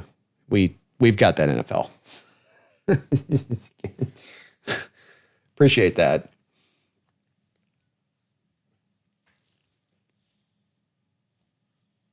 Get to the pick. A.A. Joss, thank you for the $5 donation. Good to see you in the house, brother.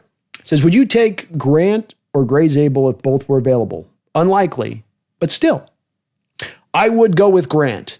I am a guy that's all about value in NFL drafts. I know there's not all picks at all times that you can always lean into draft fully. There's always kind of exceptions and rules for why you got to do what you got to do there to pick in the right spots. But when it does come to that in the first round, I'm going to be a little bit more like I'm going to be very, very almost militant in that I want the best value on my board. Who's my highest value guy board first round? I need to stick to my guns on that one. And while I like Zable, I like Grant's upside much better. I think Zable's got a real high floor. I think he's going to be a good player, whether it's guard or center in this league. But in Grant, I see a guy that does have that Haloti Ngata potential to him, and I don't think that Gray Zable is going to be the Haloti Ngata of guards or centers in this league. And that would be the little bit of the driver for me on that, Joss. I won't mind Zable. Zable's a fine pick. It's not a bad pick. It's not a reach. It's not a horrific one. I will celebrate it. The kid's going to be able to play in this league. But Grant gives you what you want in the first round, which is a difference maker potentially. That's what you should be seeking out, especially in the first round, I would think. Unless you're picking to maybe the depths or something, or it's just a miserable draft. All right, the Chicago Bears are up here with the selection, and the pick is in. Goodell's going through a nice little spiel here, talking about Steve McMichael. Rest in peace to Mongo, part of that 85 Bears defense that passed away due to ALS here today. Very sad, very hard way to go there. That's a tough one. Guy had a great career.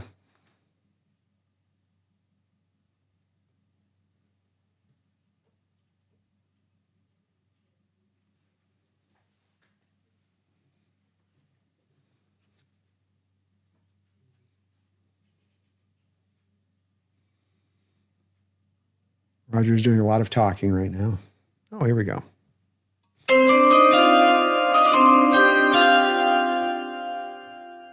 With the 10th pick in the 2025 NFL Draft in the first round, the Chicago Bears, the Bears, select Colston Loveland. Colston Loveland, the first tight end, goes off the board, and it is not Tyler Warren, but Colston Loveland, the Michigan tight end. So we get really, I think, Banks is a little surprising. McMillan's a little surprising. I think this one's a fairly majorly surprising. Some people had Loveland going at certain spots of this draft, but I don't know if we quite saw him landing in this low or going to the Bears. I don't know how many people are really seeing that as being a possibility for him. I've never quite gotten the full understanding with Loveland of the drive towards him. I see a guy who can be a good tight end. You can see the catch radius on these catches he's got, and you can see he's a good route runner and he gets good releases off the line of scrimmage, and he avoids physicalities. He runs through his route really well. There's things about him that is really, really cool. But he's also a guy that's not the best of blockers. He's not going to give you really any yak ability. There's a little wiggle there, but it isn't like a ton of wiggle. He's going to be a good player in this league, but I just don't know if I see difference-making level to his game. And the Tyler Eifert comp that they're putting here on the screen, that was my same comp that I put for this kid when I first saw his tape as well. As a pass catcher, that stuff's all true, but when it does come to a tight end, I think the blocking ability does also matter. And if you're just kind of a wide receiver in tight end form, then you got to kind of put that in the right marker of spot for where you project that guy to go in a draft. I don't know if that's a guy that should go top 10 in an NFL draft, but dynamic tight ends are the new hotness. Trey McBride out there with Arizona getting 100 catches last year.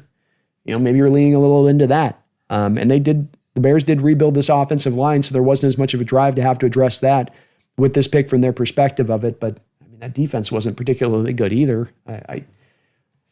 Maybe an edge to help out Sweat. I don't know. I don't know about this pick for the Bears on this one. Smeagol says the Niners might get Warren. Dude, Niners might get Warren. Oh, no. Especially with George Kittle threatening to hold out, wanting to be the highest paid tight end in the NFL. This might be. There's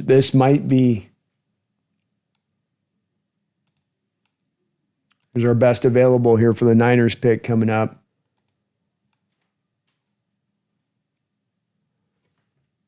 And the pick is in for the Niners. Warren's the highest guy on the board versus Walker, and I don't think Walker would be the pick here. I think it's Warren.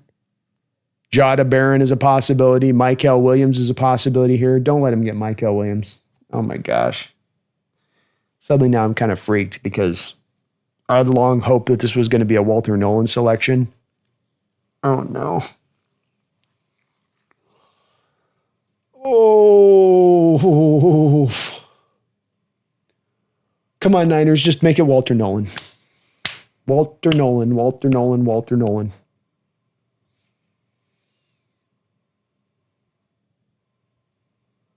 Like, take Jada Barron even. Double up. Have two DeMondre Lenores. Fine. Good. You got no outside corners. Perfectly fine with that. Jada Barron's great. But just don't take Mykel Williams, please. Don't take Mykel Williams. Like, everybody else go for it. Have fun. I'm not happy about the Warren thing either. I ain't gonna lie about that, but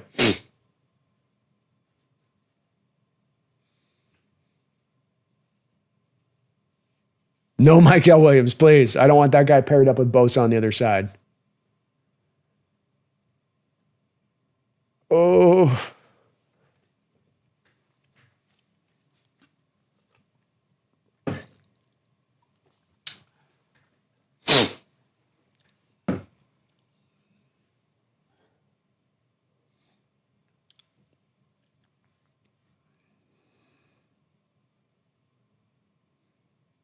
Oh, golly. At least they're getting commercialized on their pick. We're not the only ones. You get the Caesar's Palace commercials instead of learning about who they might be picking. Niners got to feel pretty good about the way this board's falling to them. They can go with a variety of, what do you want? You want your outside corner? You want maybe the best tight end in this draft? You want one of the best, got a couple of edges you can pick through. Yeah, nerves are starting to now amp up for me too here at Bravos. I'm a little nervous now with the Niner picking here. I've been talking to myself and they were going to mess this up with a Walter Nolan, but I'm now starting to think this is going to be Warren or Mykel Williams. Thank you for reminding me of that, Mark. You're the man on that. Appreciate you for that. Folks, if you can, for me today, as you're watching the show, there's going to be people looking for great content here throughout the next couple of days as far as where to find good coverage as far as draft content goes. So when you hit that like button, for those people that are out there searching for your YouTube content right now, you're telling it, hey, push this out to those people on the algorithm. Show this video to them. So if you guys can hit that like button, I'd really appreciate it, and maybe get subbed up if you get a chance, as we're trying to get up over 20,000 subscribers, and you can help us get a little bit closer to that mark by subbing up today, as we're at 19.2 and change or something, so we're motoring our way along. We're getting there close. But thank you for reminding me on that, Mark. I appreciate that, and please do hit that like button if you guys get a chance. So we got the pick is in here. Kevin, I see your donation. Let me address that here just a sec. We'll get the Niner pick in so I don't shortchange you on that. See how long they take to kind of go to the selection. It's not Matthew Golden, I can tell you that. He's sitting there stone-faced with his sunglasses on, not looking very happy. Niner draft room looks very excited. I don't like that. Oh, come on, mess it up. Mess it up, you panhandling, gold-digging sons of bitches. You freaking... You are a smelly pirate hooker. Mess it up. Mess it up. Mess it up. Walter Nolan. Walter Nolan. Walter Nolan.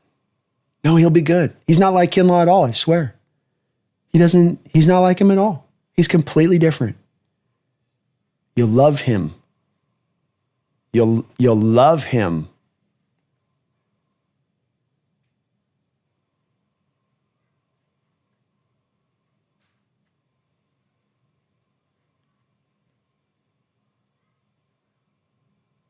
Oh. I don't think they're going to mess this up.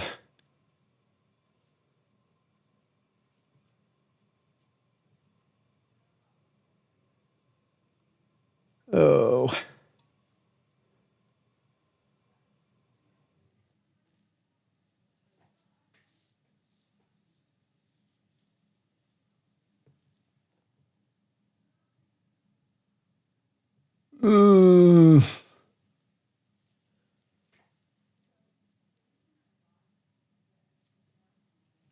Come on. Walter Nolan. It's Walter Nolan. No, no, no, no.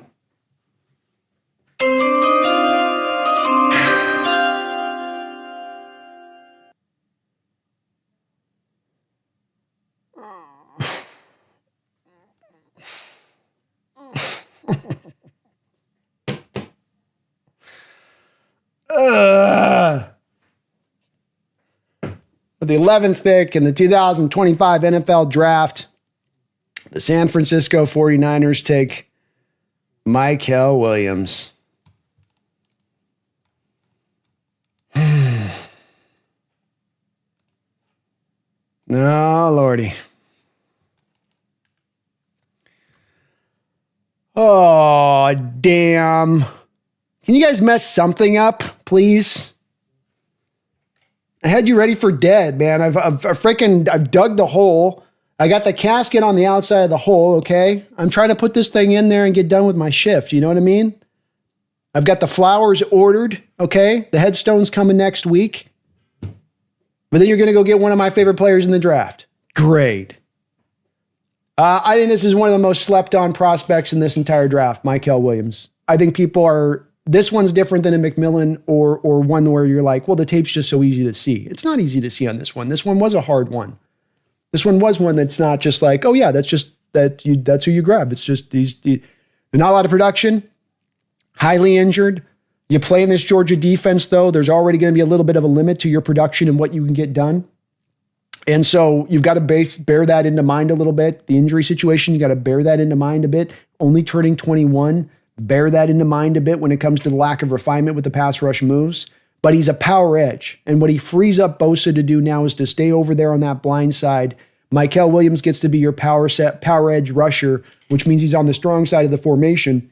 He's over there able to set the hard edges for that San Francisco 49er defense and then free Bosa to just track everything from the backside. And so this helps out Bosa in a major way. Love the pick for the Niners. I hate to say it. I hate it. Walter Nolan would have been so much better. You know what I mean? So much better. I don't like it. No. Kevin Mullen coming in with a $200 donation.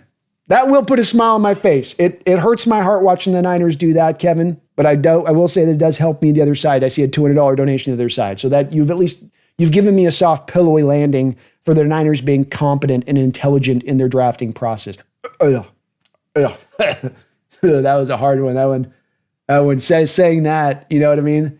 That sucker went, like the thermometer when on the old school cartoons, when it goes right up to the red, like it went right up to here saying that, like they're being competent.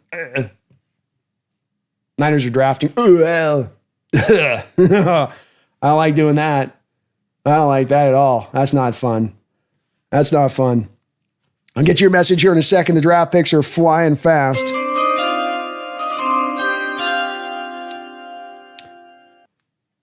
Dallas Cowboys waste little time in their process of picking. They know the man they want. They got their guy. They got him targeted. And who do they go for? Tyler Booker, the Alabama guard, goes to the Dallas Cowboys. The man may not have tested well, but his tape was clean as you will find. No sacks in 371 pass block snaps in 2024. And when you got Jalen Milroe as your quarterback, that's saying something.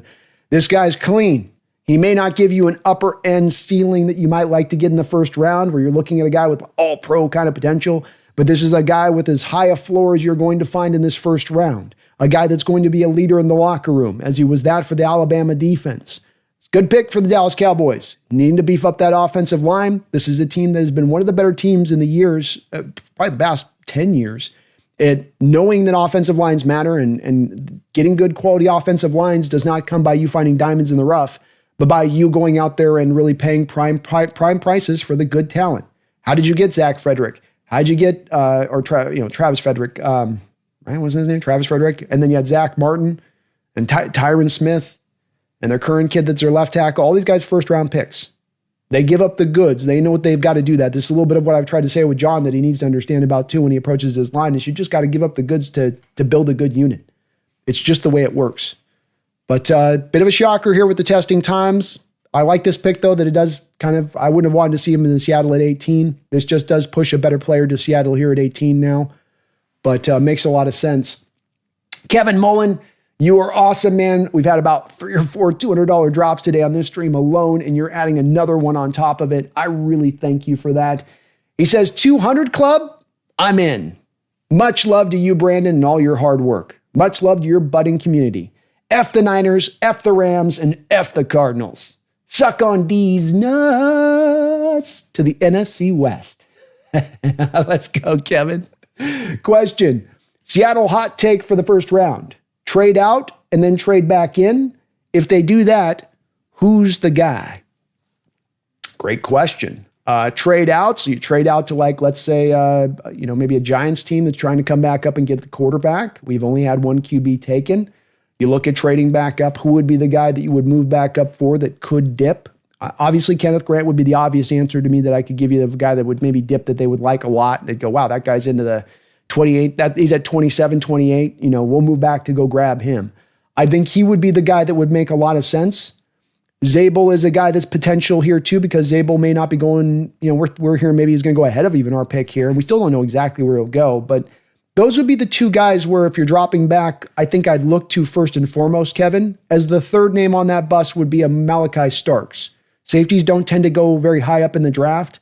This is a guy that might be, even on this board here, you're seeing where they've got him down at, they got Starks at like the 23rd pick here in the first round, or 23. He's the 23rd highest rated player left on the board.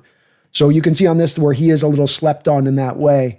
He could be another guy that I would put. I know you asked for kind of one name, but I'd say it's kind of one of those target of those guys, in that section of kind of those four.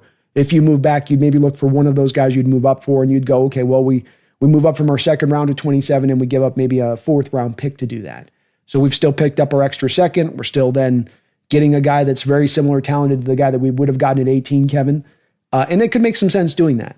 The cost for the return you get from going from 18 to where the Giants are picking at the top of the second round versus then you going from the top of the second round to like 28 in the first round, which is like a 5-pick jump.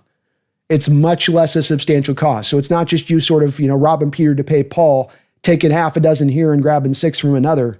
It's you taking a dozen from this and then giving like 3 back on the other side.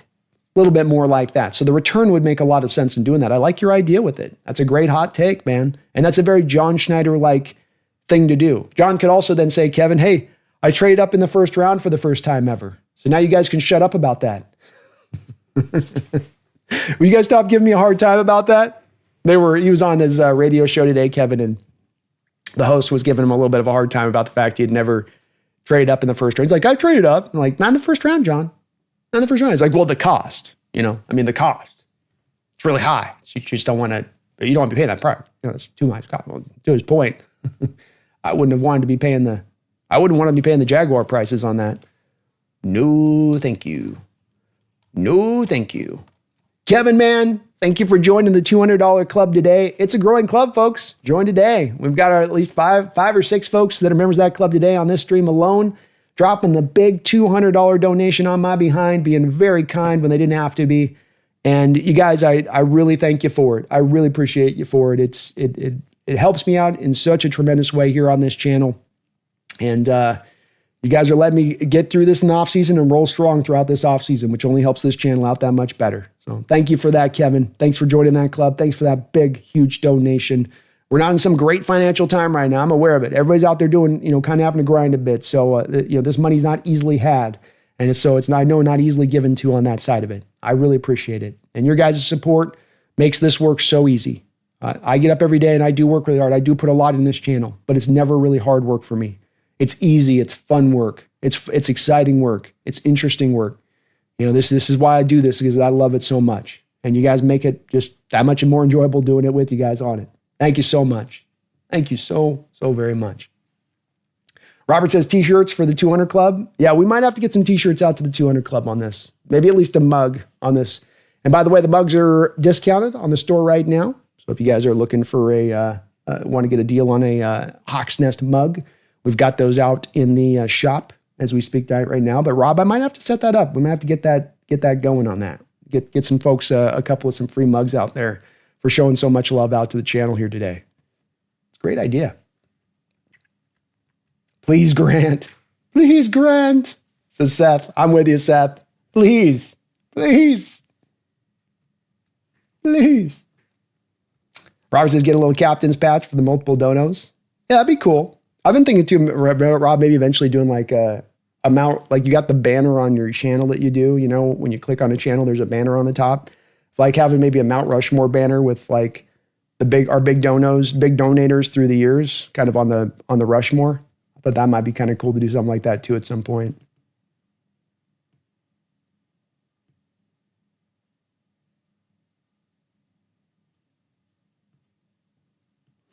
Miami Dolphins got their pick in. See where they go.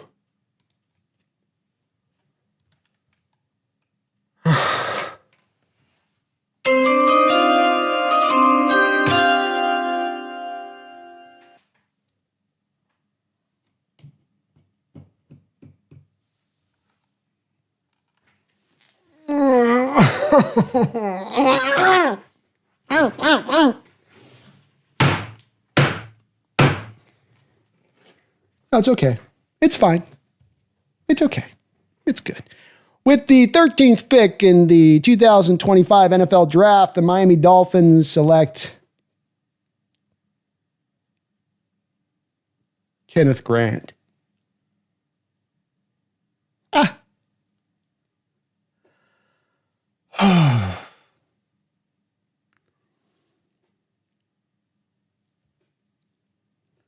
Why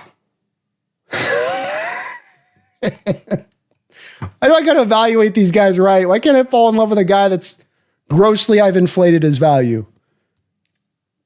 I would almost make this better. Oh no.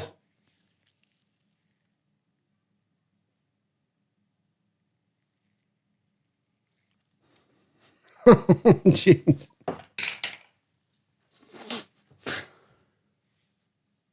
Okay, well, I guess the Dolphins aren't going to. I think the Dolphins are at this point knowingly trying to get to a RIP'd on the field. I think they're trying to unalive him.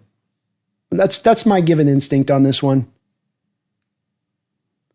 Kenneth Grant goes to the Dolphins. Great pick for the Dolphins. One of my draft loves.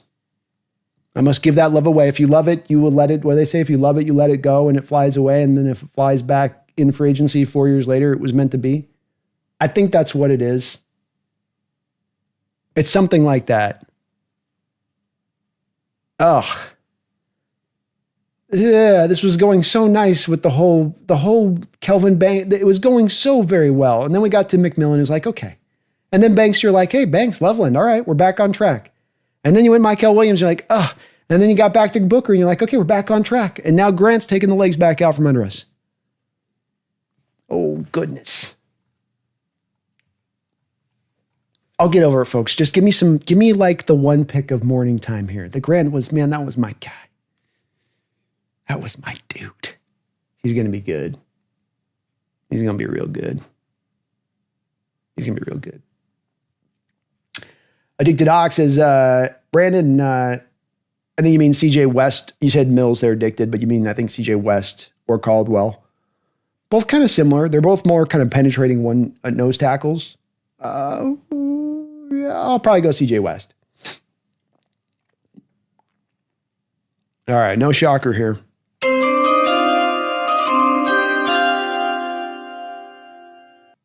The Indianapolis Colts, with the 14th pick in the 2025 NFL Draft, will select Tyler Warren, Penn State tight end, Gronk-like player from the position.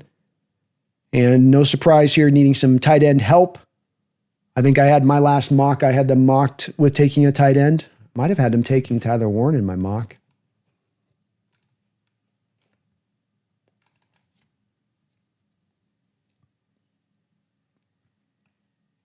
No, I actually had him taking the lineman. So Warren goes off the board. Good value selection here for the Colts. Seahawks now stand out 4 picks from selecting. From a best available standpoint, Jalen Walker, surprised he's not gone. There's so much talk he was going to go. Will Johnson, Jada Barron, a lot of talk he was going to go as well. A little surprised he's still kind of up on the board at this point. Derek Harmon, James Pierce, Walter Nolan, Maxwell Hairston, Jihad Campbell, Mike Green, Amari Hampton, Shamar Stewart. So the board is getting a little bit lean here, folks. And so definitely the trade back scenario is probably the best one to roll with at this point. Kevin Mullen with another $5 donation. Thank you for that, Kevin. I really appreciate you for the double dip. My wife said you're the only stripper I'm allowed to tip. Question, where's my mug? Question 2, tight ends by the end of day 2. Question 3, I hate the Niners and the Dolphins. Not a question, but it's a rhetorical question. And I hate them too. They can suck it. The Niners can suck it always, but they can especially suck this draft because they freaking mess things up. And the Dolphins, you need a tackle. You've got a man with a brain that is built of almost mush at this point, and you're going out there and you're taking a defensive tackle after you just had another offensive lineman retire? What are you doing? And Kevin, all these donos you're dropping, man, reach out to me at the Hawk. If you can, Kevin, reach out at HeyHawksNest@gmail.com. And send me out your address.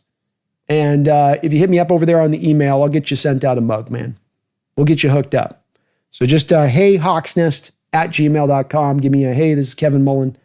And we'll get you one sent out, brother. They're snazzy looking mugs, man. They're very snazzy looking mugs. You could have this mug right now. It's just a beautiful mug. It's double-sided. It almost glimmers, really. Almost glimmers. But thank your wife for letting her allow you to tip for me on that. Tell her I really do appreciate it. Tell her it's going for the good purpose. Questions, tight ends by the end of day 2. I think that Mason Taylor's a guy that's very much in their crosshairs, where I don't know that he at this point is going to last to the end of day 2. He's the next tight end up on the board, and some of these guys could go a lot sooner than that. But I do think that there's a potential that that's the spot that they look to target. Harold Fannin is another guy that'd be in that area of things, I think, a little bit here, as maybe the guy that they look to there. So there's a few people in there. Gunnar Helm might be a guy that they like too. But I think that if they're going second round, it's probably like late second round, it's probably Taylor or Fannin. And if they're looking more like third or fourth round, now you're into the more of the Ferguson, Arojo, area. It's kind of which section, Kevin, of the draft you want to jump on. And then based on the section you want to jump on will be one of these couple players here or there. I would probably want to, I like Taylor. So him or Harold Fannin, I would take a little early than those other guys. But I don't want to take really a Rojo or for that matter, I don't really want to take Ferguson too early. And I think even taking them into the third round is just a little too early for my taste. Just a touch. Just a touch on that. But thank you, Kevin. Appreciate you, man. A.A. Joss, thank you for the $5 donation. Says, don't worry, nothing bad will happen the rest of the draft. I promise. Well, as long as we've now kicked it all out of our system, because I've taken a couple blows here, man. I'm pulling arrows out of my chest here, okay? Niners. Oh, God. Oh. And here comes the Dolphins with Grant. Oh, God. Oh. Oh.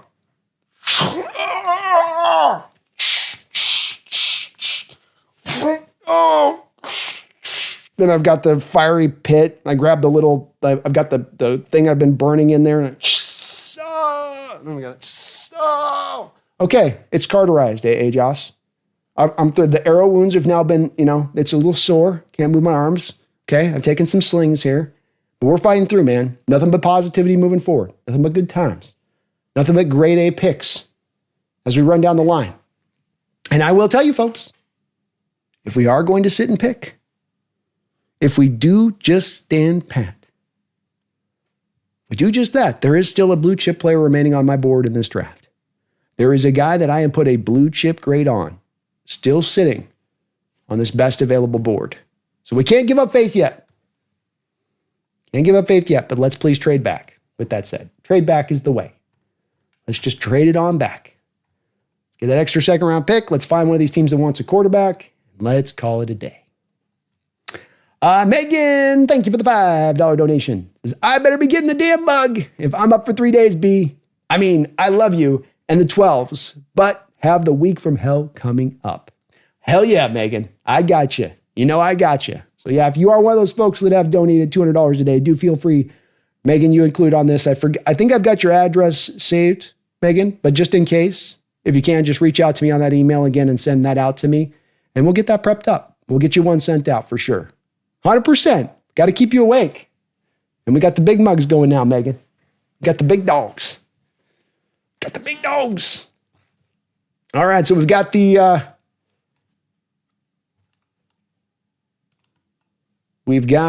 Atlanta Falcons here on the clock.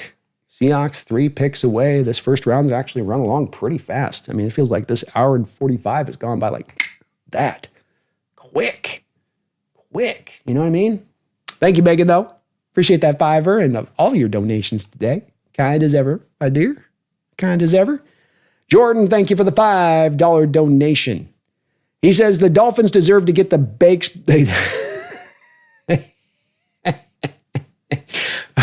Sorry, you kind of cracked me up. Jordan says the Dolphins deserve to get the brakes beat off them after this stunt. Yeah, I mean, what are they doing? Dare I show you guys the depth chart for their offensive line right now? I would, but you guys would start crying. You'd start crying tears of agony and sympathy for that organization and their fans. What are you doing? You got Seiler. You got plenty in there. You didn't need this. This is the guy that's already got the freaking car and he goes and buys himself and I decided to get the Porsche in addition to the Ferrari. They don't really have I'm overstating it. They don't really have a Porsche in on their defensive line. They lost Calais Campbell. It is kind of a need. But I still want to see McDaniels lose his job now. And I'm just going to pray for Tua. I'm praying for him. I really am. God help him, right? Who needs pass protection? Maybe they'll be the first team that actually has a quarterback throw in under 1.5 seconds on every throw. They're almost at that line anyway. It's like right there as it is. Atlanta Falcons pick is in. Always a good sign this year where you don't have the general manager getting accosted by the owner for picking a quarterback and what the hell are you doing? They look a lot more happier with this selection. I've thought this is an edge. Jalen Walker makes a lot of sense here. Jada Barron is the other guy that I think would make a ton of sense here for the Falcons as a pick. Maybe Pierce, depending on the character concerns. Couple different directions they can go with this, though. Thank you, Jordan, for the $5, man. And when their quarterback gets broken next year and we're into week 5, and Tua goes down with another concussion, and it comes with Abdul Carter coming off the edge, and their blind side doesn't have something to protect him, that's the moment we'll be like, well, I hope you're happy with your Kenneth Grant. I hope you're happy. You snaked us so that you could get your quarterback broken. Good for you. Why haven't you been to a Super Bowl in 50 years? There we go.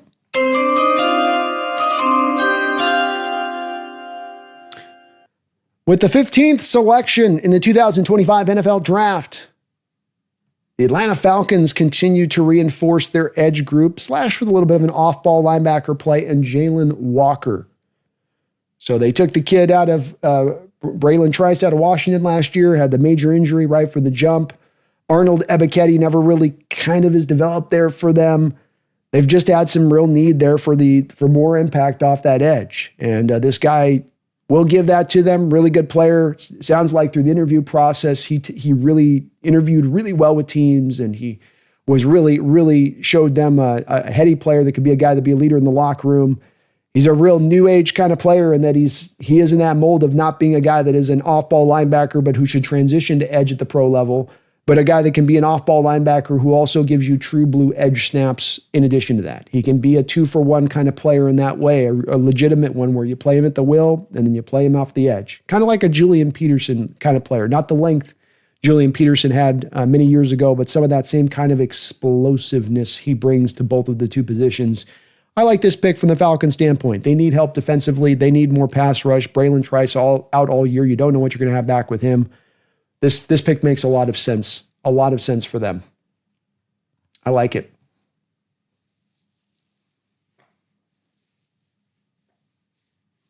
Now we come to the Cardinals.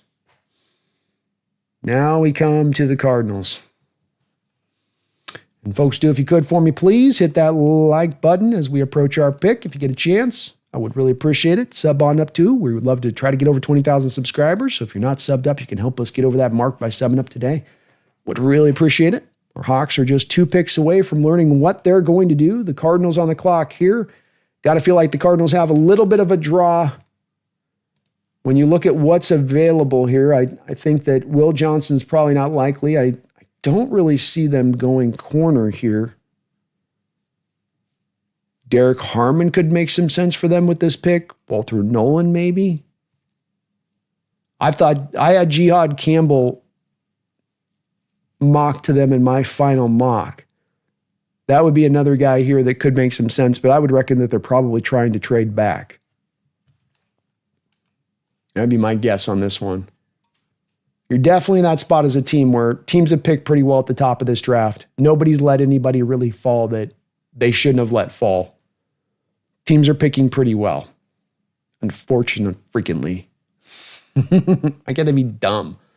I like it better when teams are stupid. Run your draft dumb, man. Come on.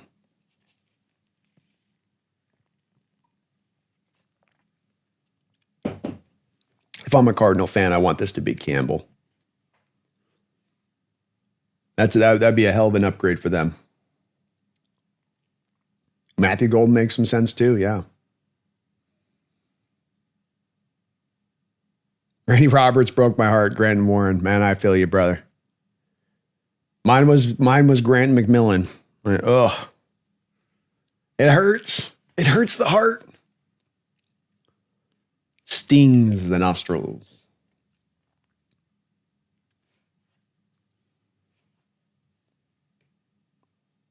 Man, Arizona could go so many different directions here. So many different directions. And the pick is in. Jamora Grant at 13 is a shocker, man. No one saw that S coming. I didn't either. I really thought there was little chance anybody would target him I thought I was getting too overboard with my love of him. I was like, man, maybe I am. People would kind of knock. Most of you guys in the chat have been with me on it, but there's been some that have been like, look, he's a nose tackle. What are you doing? First round. But I've been like, man, I just feel like it hurts. Arizona, do something stupid. I need some more stupid decision-making here, please. I do not like how smart the NFL teams are operating in this first round.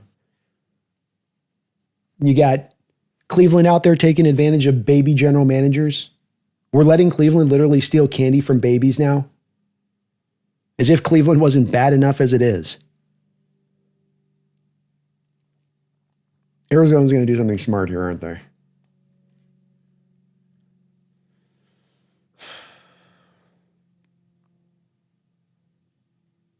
Hmm.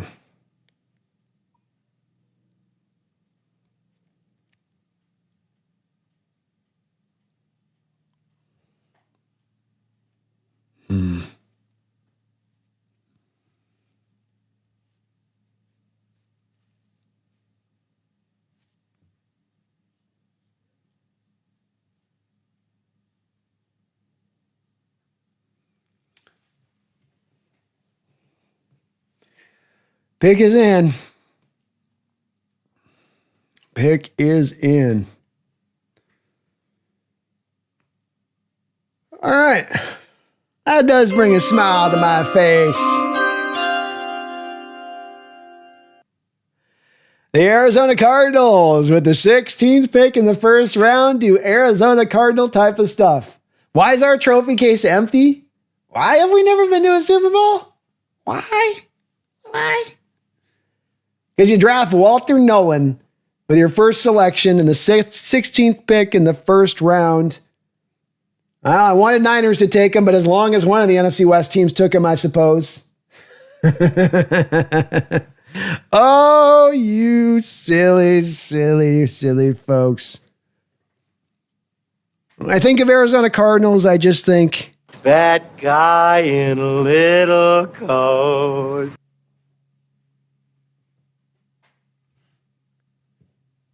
I can't help it. I can't help it. This was one of my real bust-worthy players that I saw in this draft from the first round that was being just touted up higher and higher and higher as we got close to the draft. It's almost like the inverse of a McMillan and a Genti or a Grant, where it's you see where these guys are getting sort of artificially pushed back, and you're going, they should be up higher. Whereas with this guy, you're going, no, he should be back in the second round. And even there, I'm like, okay, I'm giving you the second round because of the flashes on tape that you show me. Not going up at the top of the first round, not going even to the middle portion of the first round is where we stand right now. This is great. This is very good. Hey, Josh, you were right. Nothing else bad is going to happen in this draft. I like it. I like it. And trading down remains definitely the best possible option here. The one thing that we have to also acknowledge, though, with the trade down scenario here is that no other team has moved absent the Jacksonville Jaguars in this first round. So this tells me that either one of two things is happening when it comes to trades. Either one, there are not many teams that want to move up, or number two, there's teams that want to move up and there's teams at the front that are asking too much in return for that move up. And I'll tell you what, if I'm a team that's got a team on the line that wants to move up, and I just know that right now in the books, I've got the Jacksonville Jaguars just giving up a first round pick and a second round pick to move up basically 4 spots. I'm sitting here going to a Giants team wanting to move up in the second round. I'm like, yeah, you're giving me your second round pick this year and you're giving me your first round pick next year. And that's minimum. That's a minimum kind of situation at that point. So I wonder if that might end up being something that prevents it from actually going down now as a possible trade, is that just teams aren't willing to give that up. But just takes a team needing a quarterback, right? Just takes that one quarterback hungry team to come up and grab him. But we also might see our Hawks here. Let's acknowledge this too. Seattle now finds itself in a position to take the second best quarterback in this draft, potentially. And be it Shadur or Jackson Dart or whatever. So I don't want to see it, especially not Milroe. Oh, Lordy, please don't take a quarterback. I got to put a smile on my face on that one. I'm going to try. But it ain't going to be easy. It ain't going to be easy, I'll tell you that.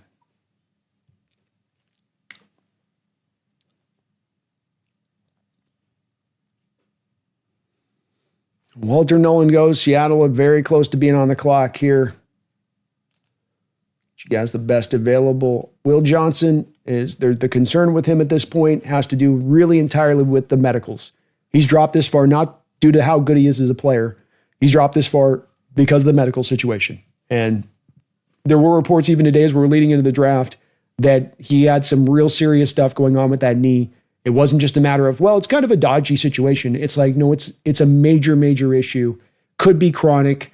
That could cause him to fall a lot further than where his draft projection is. But the tape, the 2023 tape, is a blue chip worthy player, is an all-pro-like look of a player in what he brought.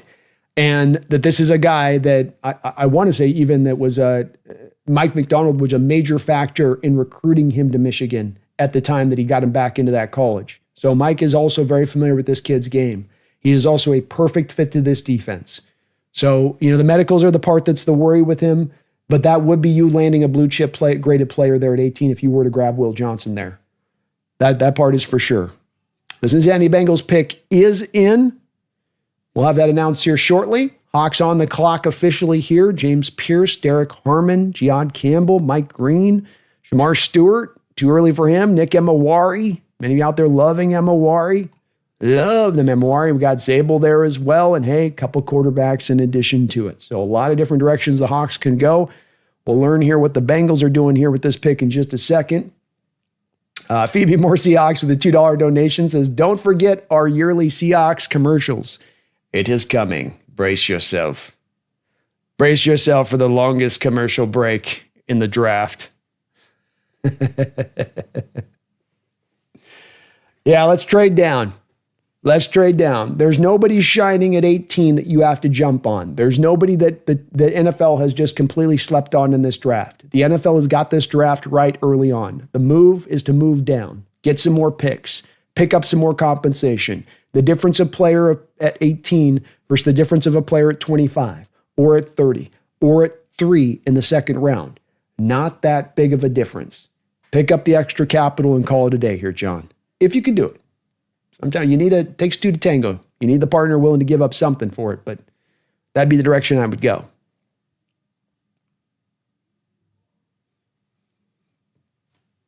Good names still good, solid names here. Maybe a number of our guys dropped down, but still some really good names here nonetheless.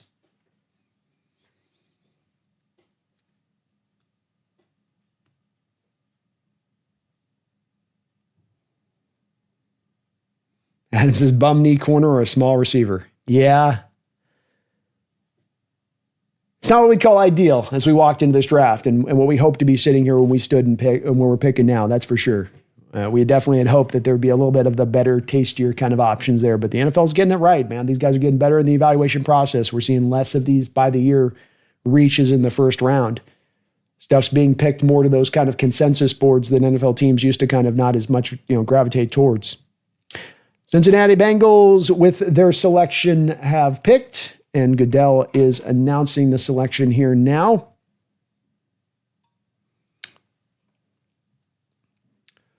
With the 17th selection.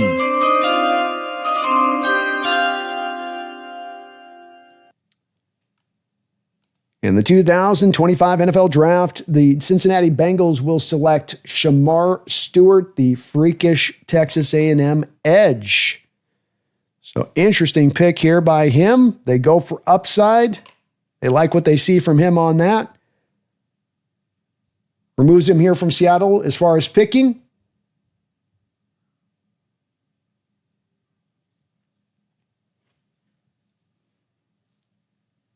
And Stewart, a really fascinating player, I'll tell you what. They don't come built like this very often. He is as freakish as you're going to get off the edge. Myles Garrett-like testing numbers, size, length. A lot of that defense has a lot of run responsibilities, which depress your production. Doesn't explain everything with him. Definitely wasn't always utilized in the best of ways to maximize that production, but the kid is hell on wheels. And at the very minimum, you're getting a good, strong run-defending edge on early downs who you hopefully can develop with some of the pass rush repertoire. But I like this pick for taking it off Seahawks board because I really did not want to see Shamar Stewart with this first-round pick. You're grabbing more of the tools there. This is a guy to me you take more in the second round. I think this is, along with Walter Nolan, two of the picks in the first round that I look at where so many of these selections have been right and on point and true and correct. These are a couple of picks that I would say with these two particular teams where I go, you guys kind of took a little bit of the left turn versus what the other NFL teams did in this first round. Peter, go Hawks. I'm going to move this. I'm going to spoil this. If we can, try not to. It's okay if we do get spoils, Megan, so not worried if we don't. We can hold off till I announce the Seahawks selection if possible when it comes up. I know that's not always easy, but if we get a chance, I'll try to announce the pick as soon as I possibly can. But if it's possible, and again, I don't want to hold anything to account of that, Megan, but then I'd let them go. If people do announce, it's all good. We've got a ton of people here in the chat right now, so all good on that side. You can see who Seahawks got to pick through here, though. Will Johnson, the highest graded player on the board. How is that knee? Jada Barron doesn't really fit. He's a slot corner. Derek Harmon is a 3-tech, probably doesn't really fit. I don't know if James Pierce, we don't know with the background check, if that's going to be as much a good thing there with him, as well as he's a little bit, to me, undersized versus I think what McDonald likes from his edges. Maxwell Harrison is a great tester at the cornerback position. I don't know that his tape aligns out as well. Jahad Campbell has true superstar potential from the inside linebacker position, but do you want to take a guy and have him sit for a couple of years? Mike Grain, he's got the SA allegations in multiple spots that are kind of hounding him. Matthew Golden, grade A receiver. A lot of people considered him to be the best receiver in this entire class, but only one real year of production from him. So, you're a little bit of a risk there with that guy. Josh Simmons, more of a left tackle than any other position. Nick Emawari, of course, I don't have to tell you guys about him. You guys like him a lot. Donovan Ezeruku, another guy who could be a bit on their radar, a guy they did meet with, who could interest them here a little bit as well. So some interesting names. Gray Zable still there. Malachi Starks is also still there. A variety of different directions to go. My hope here is to try to move back if we can. That's what I want to see. Let's move us back. Folks, we got a ton of people in the chat right now looking to see who the Seahawks are going to pick. If you can, for me, walking in the door, hit that like button. Helps the channel out tremendously. I really do appreciate it. I thank you guys for watching today and making this your stop. I know you could be watching anywhere. There's a ton of options, but you guys have chosen to hunker down in here with me. We'll be going all 3 days of the draft here. I'm really looking forward to it. It's been a hell of a first day so far. And we got our Hawks up, man. Let's go. Let's go. Come on. Come on, Seattle. Give me something good. Give me. Come on. Zable's not bad at this point. If you're picking Zable and you got Kenneth Grant and Mykel Williams on the board, but when you're picking Zable and you've seen this first round play out like it's played so far, there's a little bit more. Boy, they don't look super excited about the first round pick here. Looks like the pick is in. No trading back. Wait, no smiles, no celebration. They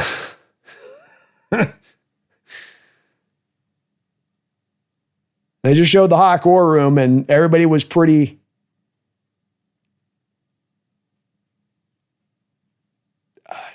Kind of looked pretty subdued. So no trade. The pick is in.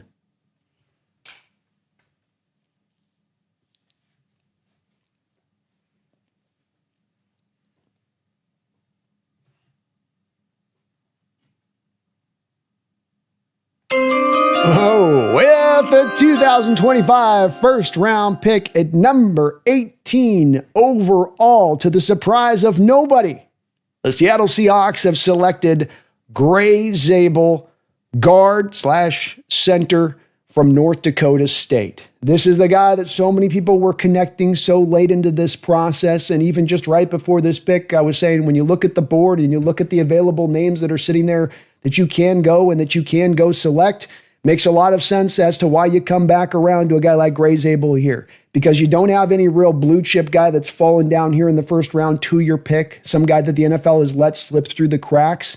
This was a guy that was going to be a very safe player in what you were going to get from him. He's going to be a starter in this league. He should be an above average starter in this league, whether he's playing at guard or whether he's playing at center. Yeah, he's coming from somewhat of a smaller college here, which is a little bit of a factor at play, but this small college in particular has been producing some offensive linemen recently. Even Cody Mock last year, who had a pretty good year there in his first rookie season. So it's starting to become a little bit more of a, I'm not going to say a conveyor belt to the NFL as far as for offensive linemen, but we have a little bit of a recent past history of this. And so this isn't a guy that you're taking as a real big flyer from some small school who's played against small level competition who gives you a whole lot of nothing. It's not the case with him at all. And a guy that was playing a lot of his time there at North Dakota out there at tackle, and so he's going to kick inside. This is what you get a lot of within the scheme is guys that have played tackle at college who then go into guard or then go into center. But it stands out that he's got a real high floor here in what you're going to get. I've compared him to last year's Graham Barton. It's kind of a similar kind of player to me, where you're getting this guy, you don't know if it's guard, you don't know if it's center, but you just have a real strong feeling that this guy with his power, with his strength, he's got big oven to mid hands, good enough length for the inside in there, really strong power, can move in space. That's why you like those tackle converts to guards within this offensive system, is because you get the mobility that you typically can't tend to find with guards naturally. A guy like Booker, who went to the Cowboys in the first round of this draft, wouldn't have that kind of movement that you need to make this scheme fully run. And you don't want to limit down your scheme just because you like a player so much. You want to be able to run the scheme fully. And you're going to be able to do that with Zable, whether you march him in there at guard or whether you put him in there at center. I don't know if you've got some huge upside to this guy that's just massive, but you do have a really, really solid floor to him. And he should be a guy who walks in and is a day one starter for you, either at guard or at center. This is also then going to free up John to go through the rest of this draft and to be able to really pick for value. Because at the very least, you've taken care of guard, probably minimum, probably center. You're going to go back and get a offensive line in addition to this.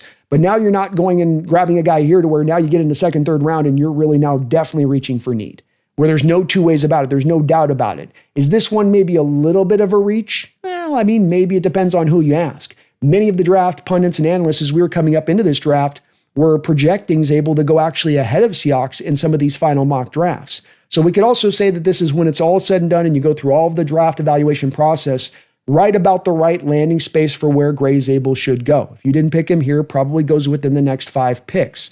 So you're not really reaching heavily at this spot. And you might have had to have reached much more heavily if you had waited on into the second round to address this offensive line. So Seahawks fans, you wanted your offensive line fixed. You wanted them to get this rebuilt. You wanted it to stop being this worst part of the team that just sinks the whole ship almost every year here, season after season after season. Well, this is a mighty step in the right direction towards accomplishing that. This guy, like I say, may not give you the sparkling upside where he's just going to be a baller, no two ways about it, but he certainly should not be a guy that there's a huge amount of bust rate factor with him either. He's going to come in, he's going to start, and he's going to give you much better play at the position than you've had here recently for years. You have to go back quite a bit of time to go find a guy who's as talented, as good as Zable can project out to be, even with, like I would say, not a limited upside, but just not as much of the high upside you might tend to see in the first round of a draft. But he's got more of an upside than even a guy like a Damian Lewis, who was once taken in the third round, to kind of give you a historical perspective on this. So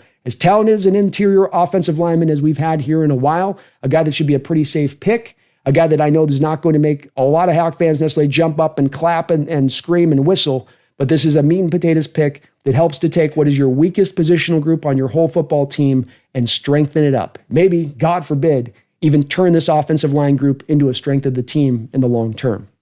Let me know what you guys think, though. Love to see what you guys think on this pick and see where you guys are at with it. They could have messed this up. I look at that pick and go, well, there's a lot of other ways to go and mess that pick up, to get this pick wrong, to go a sideways direction, taking Jalen Milroe. No, don't do that. Going Jackson Dart. No, don't do that. So I was more, as we approached this pick, more of it being about being enticed by the snazzy guy that you were going to land with this selection. To me, because of the way the first round played out with the guys that went, it was more about, okay, avoid the pratfall here. Don't do the Arizona Cardinal pratfall into the Walter Nolan. Don't do the Cincinnati Bengal pratfall into the Shamar Stewart. Don't make the mistake. Be one of those teams that come out of this first round where you're nodding your head and you're going, yeah, that makes a ton of sense. That's a great fit. That's going to work. And the Hawks have done that here with this pick, in my opinion. It's not a home run, but it's a solid double that went off the top of the wall.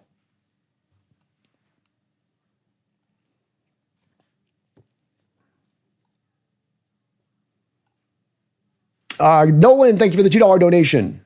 If the stick and pick is Zable, your thoughts? So very happy with it on that, Nolan. And yeah, I think that they tried to move back. I have no doubt about that. My instincts on this is we're going to learn that it was too hard to move back in this draft because teams just weren't willing to pay the price to move up. And that ended up winning out over the day. And so I think that they tried to make the move. They couldn't make the move. I think if you ask John as well, he was probably hoping a couple of these guys that got picked up at the head of this first round, be it a Michael Williams or be it a Kenneth Grant, drop to them. And then when that didn't happen, they went with, well, okay, we'll take the meat and potatoes. The sexy pick does not exist. So we have to kind of pivot back down to the next pick. The trade back does not exist. So now we have to pivot back to what is just the strong pick that's not the reach for need. And there's maybe a slight reach for need here, but this isn't LJ Collier. This isn't Jordan Brooks. This isn't Dwayne Eskridge. It's a reach for need from what would be a guy that's going to go within probably 5 picks of this selection. So it is a very tiny little itty bitty of a push of a need. And I don't think that makes it explicit. And especially when you consider this is a reach for a need that is an absolute necessity of a position right now to deal with this. Like, it's not a matter of like, well, it's if we can get around to handling it at some point, late day 2, if we can kind of, no, you need to get on this. We've got a fire burning in our kitchen. We got a fire burning in our bedroom, and the water ain't coming out of the tap. The Zable fire truck just pulled out front, and they're unwinding the hose as we speak. So I'm okay with it, Nolan. John had to kind of play this out how the first round was going to play. And unfortunately, the narrative coming out of this first round for me is going to be NFL teams did a lot of smart stuff. NFL teams did it right. Teams just didn't get caught up. With the 19th selection in the first round of the 2025 NFL Draft, the Tampa Bay Buccaneers select Emeka Egbuka, wide receiver slot from Ohio State. So Becca goes in the first round. No surprise there. Another guy would not have liked to have seen the Hawks pick. He doubling down on those slots. No, thank you, please. I don't need to be doing that. Hey, Joss. Thank you for the $5 donation, Joss. He says, ladies and gentlemen, we got him. We got him. We got him. Didn't overthink it. People have been projecting Zable closer and closer to Seattle in recent days. And you finally just put the connection on it and said, all right, let's lock it in. Let's get it done. It's meant to be. I think he's going to be a good player for this team, Joss. Thanks for the $5, man. And you're right, nothing bad happened. Your prediction was correct. I got to give you props on that. Thomas Cox, thank you for the $5 donation. Appreciate you for that. He says, this reeks too much of need and not BPA. North Dakota State University aren't very good. Well, it's been a program that, historically speaking, hasn't produced much as far as NFL players. Like I said, Cody Mock did play pretty well last year. You have Dylan Radins, who came out a couple of years ago, who was a second-round pick, who's maybe not washed out as well. There is a little bit of a risk factor here with a guy that plays against the lesser competition versus those linemen that are playing against the SEC guys and saying, am I sure that this is going to translate? I think the thing that makes the Hawks feel like that there's a good chance of this is that you have him at the Senior Bowl owning folks. I mean, just owning folks across the board in one-on-ones, to the point that you were hearing from people at the Senior Bowl where they were saying defensive linemen were like fighting each other to get another rep in up against Zable because he was owning them so hard in the reps. And then when you see him going up against that level of competition, understanding that in recent years, the Senior Bowl has really drawn really good talent. It used to be the Senior Bowl might be only drawing in really day 3 kind of guys. You're seeing more of the day 1, day 2 guys willing to come in there and mix it up with the best on best, good on good, as they say. And when you had Zable with good on good at those Senior Bowl performances, he was wrecking shop. Absolutely devastating. And I think that is one of the reasons that you have this Senior Bowl, is for those kind of players specifically who might not have had as much of the grade A competition level they were going up against, so that you could get a little bit more certainty in your heart about, okay, I'm watching him go up against Shamar Stewart. He's owning Shamar Stewart. I'm watching him go up against Mike Green. He's owning Mike Green. That you get one guy after another, rep after rep with that, and you go, okay, with what I've seen from him on tape, I marry that together enough to know that this is gonna work at the NFL level. So there's a risk. There's a risk with all picks in this way. I would say there's a little bit of a reach for need on this, but I think that he's also very close to the BPA side of it. I don't think that he's like a whole round off. Walter Nolan, I had a second round grade on. And this guy had technically a second round grade, but much higher than Nolan, much higher than even, I think, Shamar Stewart. I would have been willing to take it. So it is a little bit, but I would say it's not egregious, and it's more to me the egregious reaches that drive me crazy. It's the LJ Collier, who I have a late 3rd round grade on, that you take in the 1st round. It's a Jordan Brooks, who I have a late 4th round grade on, that you take in the 1st round. It's an Eskridge that I have a 5th round grade on, that you take in the 2nd round. Those are the ones that are going to piss me off. Those are the ones that are going to just absolutely annoy the hell out of me. But I think on these ones, it's not as bad. But I get where you're coming from. It's not a sexy pick necessarily, Thomas, that's for sure. It's not going to get the fan base ignited. Peter Go Hawks, thank you for the $2 donation. Says, let's effing go, Gray Zable. Welcome to Seattle. Welcome to Seattle, Gray Zable. And isn't that a great Seattle name too? Who's your left guard out there in Seattle? Gray. Of course it is. And what's your left tackle? Cloudy. But great name, good player, day 1 starter, rock and roll, baby. Sanchez with the $2 donation. Thank you for all of your donations today, brother. Says, I hate it. Sanchez is over here. He's like, you blew it. I get it, man. I get it. There's going to be some that are going to be out on this pick with it. And I'm not jumping up and down on it. I'm not doing the handstands with it, but I understand that there were other guys that people would have been maybe a little bit more caught up in. There'd be the Amawari guys out there go, I want, 1st round, go for the upside, go for that high side, go for the smashing success. Don't just go for the double. So I get it. I get it on that part of it. I'll be a bit more positive to it on this side, but I will understand the other perspectives with it and get where people are coming from. It just would have been so nice if one of these 1st round teams had actually just done the right thing and done something more stupid ahead of us. If more teams had done some more stupid things, a couple more quarterbacks would have gone. Would have been so much nicer, wouldn't it? I get it though, man. Thank you though, man, Sanchez. Appreciate all of your donations today, man. You've been awesome. Awesome. MJ Seahawk, thank you for the $20 donation. I really appreciate you for that, MJ. And I believe you dropped a couple donos today. John Schneider has put us in the situation where we had to take Zable. Not mad at the pick, mad at the neglect that led to this. I was scared that we would not address the line till the 3rd round. Yeah, it's a great point, MJ Seahawk. And I think for the folks that are not necessarily happy with this pick, maybe a good point to kind of linger on a bit in that all of us who would be running this team from a standpoint of front office perspective of it, whether we would have got this team in better shape or right shape, or we would have done this much more improved than John or whatever. It's not to get caught up. I could do your job, but it's not to say that. It's to say that this became such a self-evident situation when it came to the offensive line that we would have taken other steps prior to it having to get to this point to make sure it was better taken care of. And whether that was being more active in free agency or finding a trade partner or just having addressed it prior to this season so that it hadn't gotten to this place, as you put it, like I did in my video title a couple months ago when talking about this offensive line situation, if it hadn't reached a place that was truly, purely neglectful. And unfortunately, it has reached that state of things. It really has. And it's fine to get mad at that. There's nothing wrong getting mad at that. And John should have the feet held to the fire with that. But it is the situation you then find yourself within, to your point of the MJ Seahawk, where then you go, well, look, don't want to be here. We're here. I don't want to be in the boat with it taking on water, but I better start taking handfuls of water and scooping this thing out or the boat's going to sink under the water. And so there's a little bit of that in this pick. There is. And you wouldn't like to end up here. And my whole offseason plan for the attack for the Hawks was to try to, double dip on your offensive line in free agency so you could come into the draft and pick purely from value. There would be no reaching for need, even a partial little bit of a reach for need. But John didn't put himself in that position. Instead, as I've said, walking this draft, you painted yourself into the corner a little bit with having to address this offensive line in a major way throughout this draft. Not just one pick, but having to deal with it in a major way. And there's a lot of that talk about they love their guys. They love their guys. Oh, do they? do we really believe in what they said on that? Or do we kind of go, yeah, they know they need the talent there. They know what's going on. So makes a lot of sense. Another pick on the board here.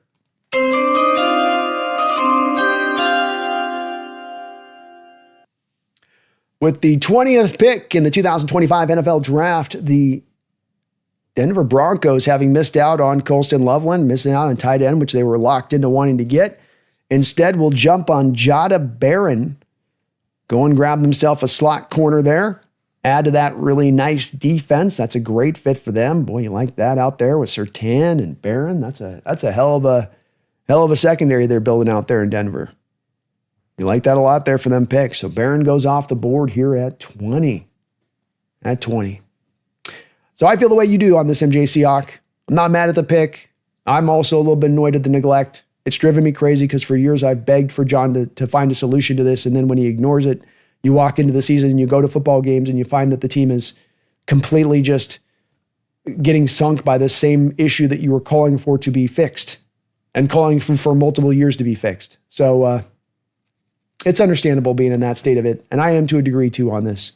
But at least thankfully, they're now finally taking some steps on this to get this thing rectified. And you're starting slowly, bit by bit, to put a more talented core together in that room versus where it has been the past 10 years, which is the big issue at play here. Yeah, coaching is a part of it, but another big part of it has been the bereft lack of talent that exists in that room too. So you're taking some steps to rectify that at least. At least getting it fixed, I guess. Trying to get it fixed. Mark Sanchez, thank you for the $100 donation, Mark. Another big drop by you, my brother. I salute you, sir. Very, very kind. Zable, Jesus Christ. Finally, a plug-and-play lineman. Zable will be a day one starter. First need, checked. I wanted Kenneth Grand or Zable here. Cheers, B and Hawk fans. By the way, this dono should count as to the 200 club. Zable will be the next jersey I get. Let's go. Well, you are now part of the 200 club. No doubt about that. And Mark Sanchez as well. I would offer you just reach out to my email, heyhawksnest@gmail.com. We'll get you a mug sent off to you on your side of it for that the monster donations you dropped in here today. And just hit me up, reference your name, Mark Sanchez. We'll get you kind of figured out over there on heyhawksnest@gmail.com. Thank you, man, for the monster drop here on that side of it. You are part of the 200 club, man. Part of that 200 club. I think my brother might be onto something. I might have to do some t-shirts with this one. I'm part of the Hawks Nest 200 club. Yeah. Oh, you're part of the Mile High club? That's cute. I'm part of the Hawks Nest 200 club. Suck on that. In regards to your comment, I, again, think that we're in really a lot of alignment here in the chat. There's going to be a little bit of folks that are a little rankled by this, but I think most in alignment are going to kind of see this pretty clearly and truly. And that it's not that they're so amazingly excited. They're somewhat excited, but they understand that this was a bit of the need there. You're taking care of this. He's a day one starter, plug and play, drops right in there. Huge improvement over what you've had. And you're setting the stage to be able to walk through the rest of this draft where you did find yourself in the first round pick here, Mark, of there not being a lot of those guys that had dropped that was the grade A value guys that dropped like a Kenneth Grant or a Michael Williams would have been. So you didn't get that guy drop into you, but you might find yourself more into that second round place of now finding that there are those guys dropping into that second round who you're not expecting to land into the depths of the second round. So that now when you have freed yourself by taking the lineman early here, now you can go get the much better value guy there in the second round versus the value guy here in the first round, as far as the difference of talent between Zable and the other guy being like this, and the talent and the second round of the guy that you have there on your board here versus the next guy behind him. And you're like, wow, we're able to get this guy. And you're getting him because you don't have to then go necessarily jump for the offensive lineman that early at that point. So I like that it frees you up in that way. You're in a better place to strike to go get that better value there. I know this is a little convoluted in how I'm explaining it, and hopefully I'm kind of somewhat explaining it clearly, but that's where I think that this could help them out on that. Got another pick up.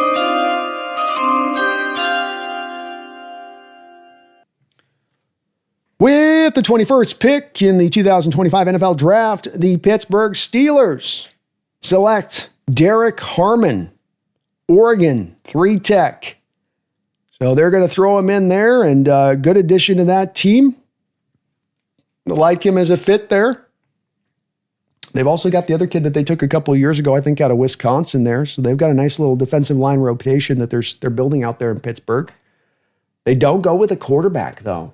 Interesting. So the Shadur Sanders drop is real. It's true. It's interesting. And Derek Harmon will go to 21. And so there you go. Very, very interesting. Okay. Quarterbacks. So I'm right there with you, Mark. I know I said, like I said, I think I was a little convoluted in saying that, but I think the talent difference of Zable to the next guy you had there, you're going, we're pretty close in what we're seeing, and it's the need. You get to second round, you have some guy that drops in the second round. I mean, to kind of put this in proverbially, it's like, let's just say,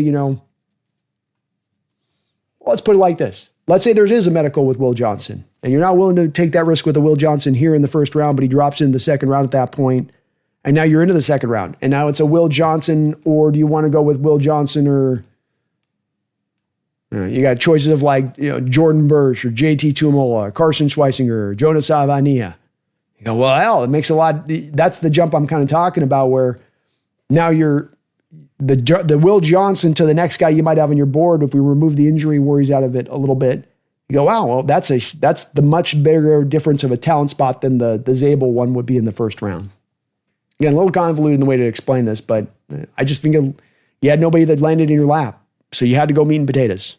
You wanted sexy, you wanted blue chip, but when that didn't happen, you had to pivot a little bit from John's perspective, especially understanding that the trade back scenario didn't exist. Because since John has not been able to trade back in this draft, nobody else has been able to trade back either. That tells me that it's getting hard to make these moves happen. The teams either just don't want to give up too much to move up, or they're not as driven to move up. And I think from the Giants and the Browns' perspective, they might be looking at this going like, we know you guys aren't going to take the quarterback. We know you guys are just faking the funk.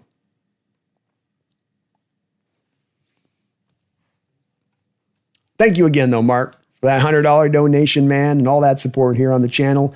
Please do again, man. Reach out to me on that email. We'll get you out a cool little mug there for you. Sports Talk with Jose Rodriguez, another one of our main mods here in the chat. If you get a chance, do please get subbed on up over there to Sports Talk with Jose Rodriguez. He's got a great channel on his side of things. Been a member of the Hawks Nest for 2 months. He says, woo, what a relief. Ah, there we go. There we go, Jose. That's the right reaction to it, man. It's just like, okay. Okay. We're starting to understand. We're starting to realize. It's never about hammering to me my front office or coaches or players for making a mistake. You sign the wrong guy, you make the wrong trade, you make a wrong bad play here. It's that, can you correct your mistakes? Can you fix where you're going wrong? Can you realize it as quickly as humanly possible in order to get it corrected as fast as possible? That's what you want to see. That's the spot when it comes to the offensive line. Seahawks have been a little bit slow in recognizing at times. But this is a step in that direction of maybe starting to understand that a little bit better. You come out of this draft with a Gray Zable, you go back into maybe the second round and get a Jared Wilson. Wow. Feel a whole hell of a lot better about that offensive line coming out of this draft. I'll tell you that. Appreciate you, Jose. God's gang, thank you for the $2 donation. He says, I didn't love it, Brandon. I wouldn't expect to talk anybody into loving it. Because again, we come back to, you don't want to be in the scenario where you're ever picking for need at any point in the draft. I've been talking a lot in recent weeks and building up to this draft about the inevitability and the unavoidability of having to do it in this draft, because you did nothing in free agency as far as this offensive line goes. And so don't want to be here. Oh,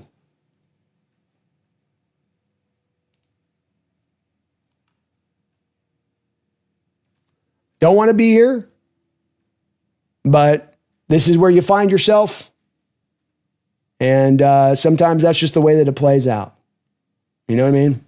Sometimes that's the way it kind of goes with it. So I'm not going to try to sell anybody on it. I'll understand completely where people are coming from, because I think you got a valid outlook on it and the way you're seeing it. No team should ever reach itself to this point of having to get to this measure of things. And you have. But hopefully now this means that this is at least a sign that it's going to be starting to be corrected now. Megan with the $2 donation says, do we have any more picks today, B? Well, we technically don't, Megan, but you also don't know if John, with those extra picks he has in the second and third round, might be looking to move up. I don't think it's going to be likely to happen, but you never know with John on this, with having those extra picks, with having that arsenal of ammunition to be able to go make that move, if he might go out there and try to maybe make that jump. So probably not likely to happen, I would say. But I can't say that it's completely out of possibility here. We gotta wait it all the way through, Megan, just to make sure on that one.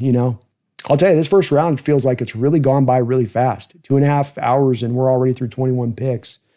It feels like it is really, really cooked through too. Feels like we've had longer first rounds in previous years. So maybe they're trying to be a little more quicker in their pace. Thank you though, Megan. AB7, thank you for the $10 donation. Appreciate you for that, man. Thank you so much. Great way to defend Darnold. It's not going to be a Super Bowl winning team yet, but maybe a team that could at least give us a great playoff run. Go Hawks. AB brings up a great point on this, in that Sam Darnold is a quarterback that can be very good for you. And I think, I'm not saying top 5 guy, I'm not saying he's a star or whatever, but I think he can climb into a similar place that Geno Smith was as far as being a top 10 type of quarterback in his level of play on the field. The key to it is going to be, though, trying to keep him as clean as humanly possible. With the play calling, with the sequencing of plays by Kubiak, with having better coaching in here to improve the overall talent you already have in the building, but also adding to the talent that you have in the building and making sure you're doing as much as you can to kind of top that tank off so you're setting Darnold up for his best success. And that's another part of this that is an important part of not only just shoring up what has been the weakest unit on your entire team, but also making sure that your quarterback, who has a very explicit and specific kind of, I wouldn't call it fatal flaw, but hold to his game that can be attacked, this helps to shore that up. So that's a great point, AB. One I haven't mentioned yet, but one that is absolutely a part of this process. And when it comes to next year, you're right. I think it's going to be hard to necessarily look at that team and say, this is a Super Bowl winning team. This is a Super Bowl contending team.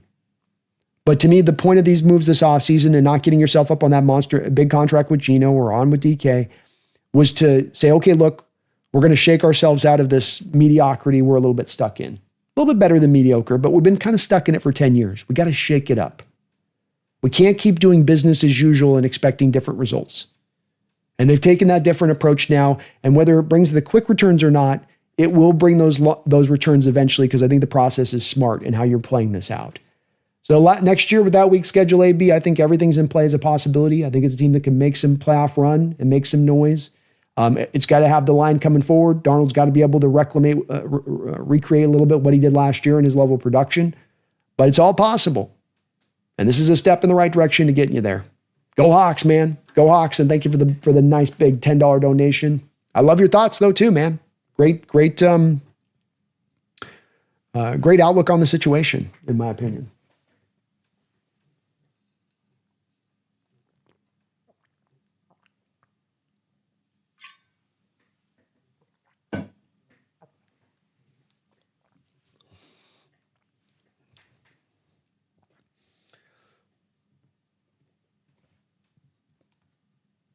Megan with a $5 donation says, got to head out for a bit as I've been up since 4 a.m. Might be back later, but if not, we'll see you tomorrow. Sounds good, Megan. I thank you for the $5 donation and all your donations today. We'll get you that mug out to you shortly, and appreciate you. We're going to have a fun couple of days here. We're just getting warmed up. I'm just getting warmed up. So let's lock it in. Have yourself a good night, and we will be, we'll be back cooking up tomorrow, right before the draft. So we'll be back rolling on it. Thank you, though. Huh? You have a good one. Appreciate you for all you do on the channel. AA Joss, thanks for the $10 donation. Very, very, very kind of you. To emphasize how valuable these 2s and 3s are, there have been no trades at all. John Lynch even revealed that many teams wanted to trade down. Ooh, you've got a great point on this, Joss. Let me get right back to it here. We've got another pick.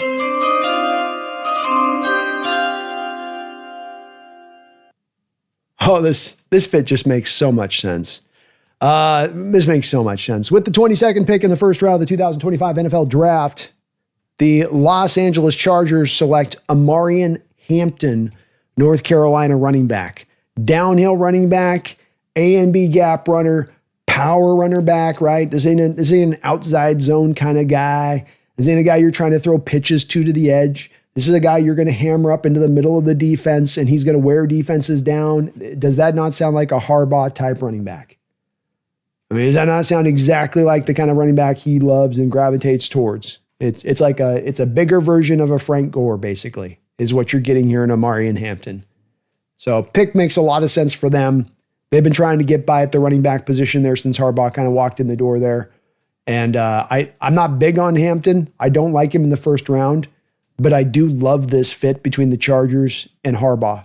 For his power game concepts, Mark Roman's power game rushing offense, this is a great fit for them. I really think this is good for them. Even going a little early, that's a little early for Omarion on me, but I completely can get that. Joss, back to your donation. Says to emphasize how valuable these 2s and 3s are, there have been no trades at all. John Lynch even revealed that many teams wanted to trade down. So you have a cacophony of teams that are looking to move down. Not many that want to move up, but we don't seem to have quarterback hungry teams that are chomping at the bit to get up. And so you're right. What is that telling you if you're trying to read the tea leaves? And so what does that tell you about this draft? Well, what we thought coming into this draft, A.A. Joss, was that the meat of this draft, that the best part of this draft, you may not have the blue chip guys at the top, maybe a little bit light and lean there, but when you get into the second to third round, that you have a great amount of depth of high quality players, high level players in that spot of the draft that is unique to this draft, that is something you don't tend to see in other years. So the more times you can be picking in that meaty area. Why did I want to trade back so much? Because I wanted more bites at the apple into day 2. That's the best place of this draft, day 2. You're drafting guys in round 1 like Walter Nolan. You're like, do I have a first round grade? Do I have a second round grade? Amarian Hampton, first round grade, second round grade. Shamar Stewart, first round grade, second round grade. There's a little bit more of that, not as much certainty than being first round guys you're taking there. A little bit of we really like his upside. Yeah, where is he as a player right now? Yeah, but his upside, when he gets to that, that's when he'll be, yeah, but his tape's here right now. So I think this is all very much backing your points on that A.A. Joss, which is that these are very valuable selections in that second and third round, and that they shouldn't be undersold in this draft. And that when it comes to the kind of players that could dip and drip to you there into that second round range where you're going to be picking, you're going to end up with potentially a hella good players in there. Really good players. But it does seem that John Lynch's point as well, just as the final one on your deal there, that I think does stand out, that you have all the teams wanting to move back, nobody wants to move up. That's how you don't get trades. That's definitely how you don't get trades.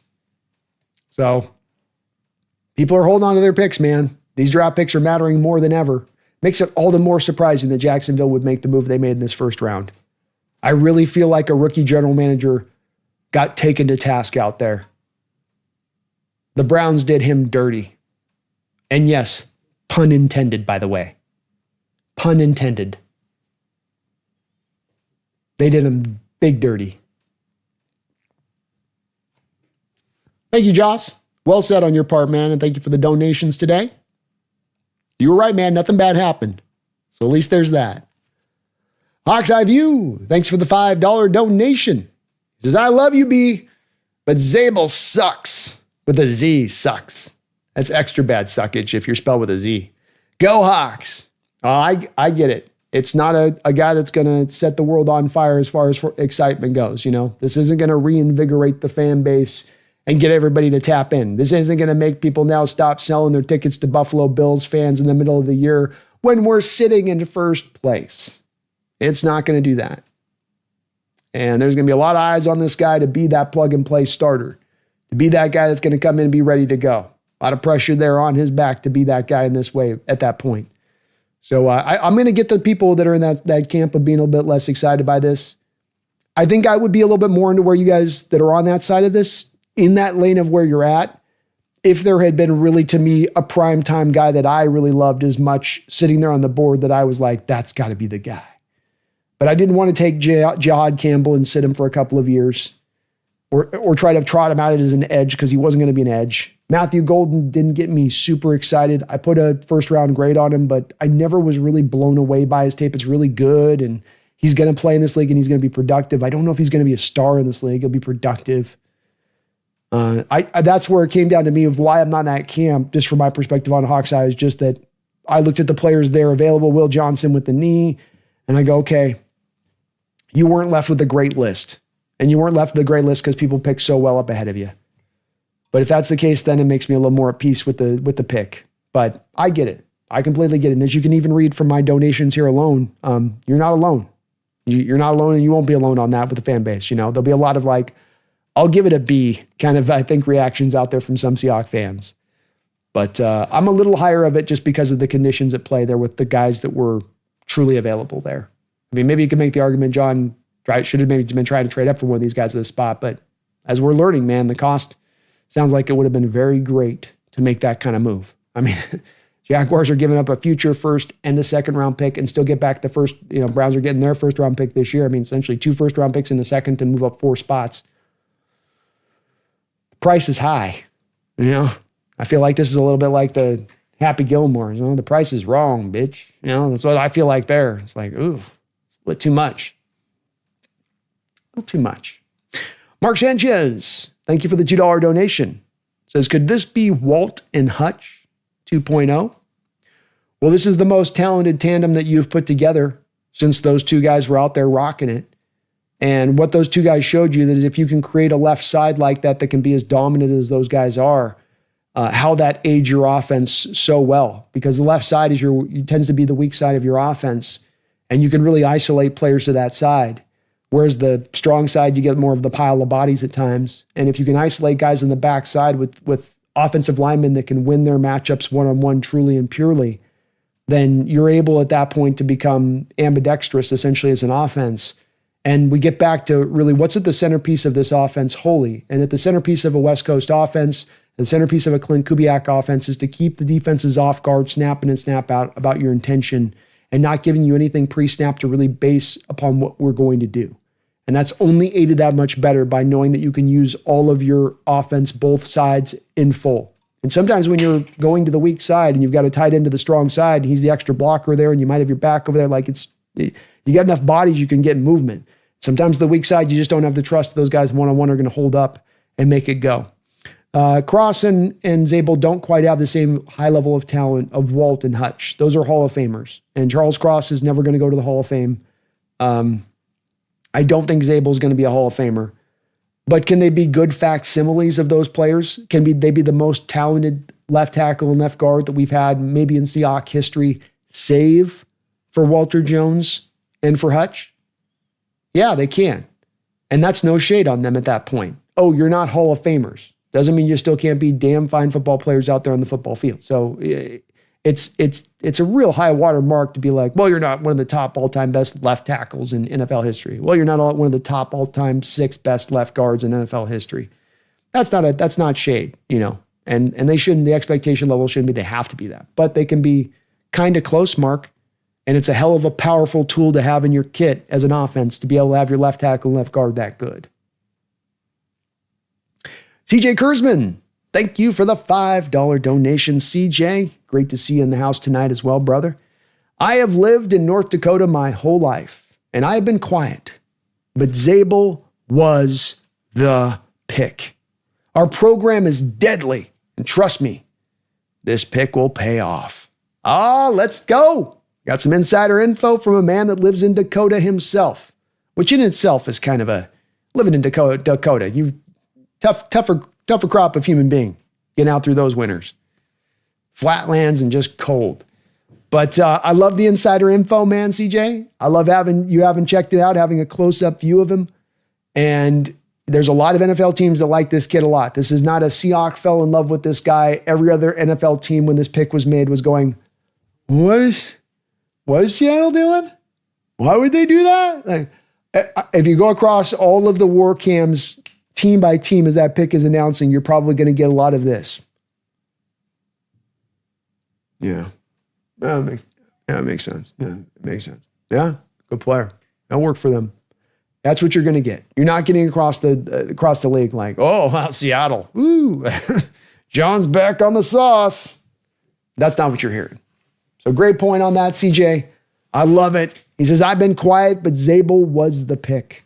The man that watched this guy close up. And I've had people that have looked at prospects I've loved and said, I don't get it. I don't understand it with this guy. I don't get it with this one. I don't see what you're seeing with this, I've had Michigan fans tell me they don't as much understand the Stackhouse love I've had. Or not Stackhouse, but Kenneth Grant love. Like I watched every Michigan game. I'm not seeing a lot of it. So I think it does say something when you are hearing this directly from folks like yourself, CJ, on this, that watched the games and saw it up close. And we got your sign off, man. That gets me stoked, man. That gets me stoked. Let's go.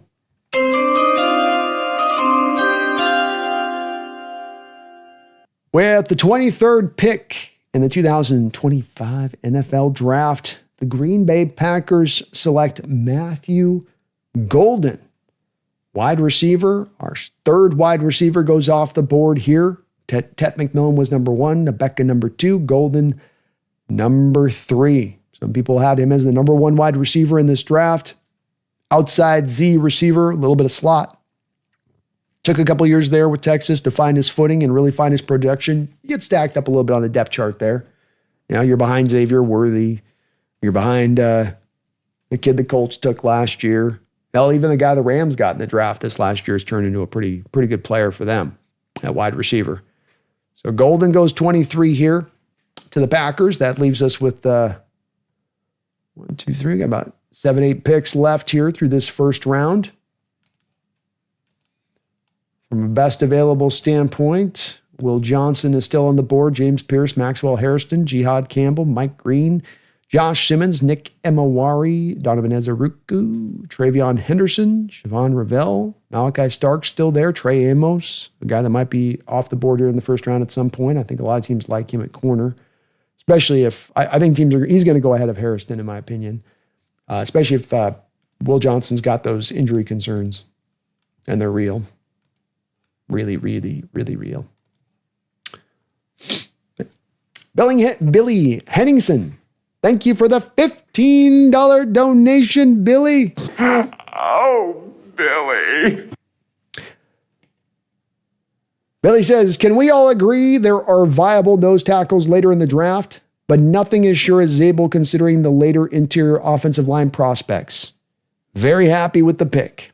Ooh, a point I hadn't kind of considered as much, but very much could be very true here, Billy.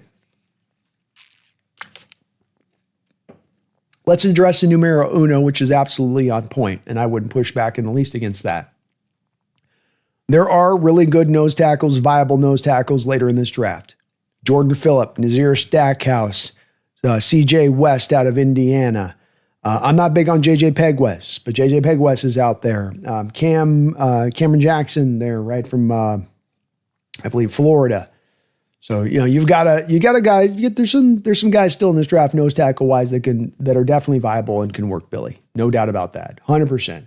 It was not Grant or bust. Grant was just the most talented of the crew. And then you bring up a point that I hadn't thought a lot about, but very well could be true. Nothing as sure as Zable as far as interior offensive line prospects later in this draft. So we have Booker off the board. I think I would say that Donovan Jackson comes very close to that for me, Billy. But I think for the most part, what you're saying is true.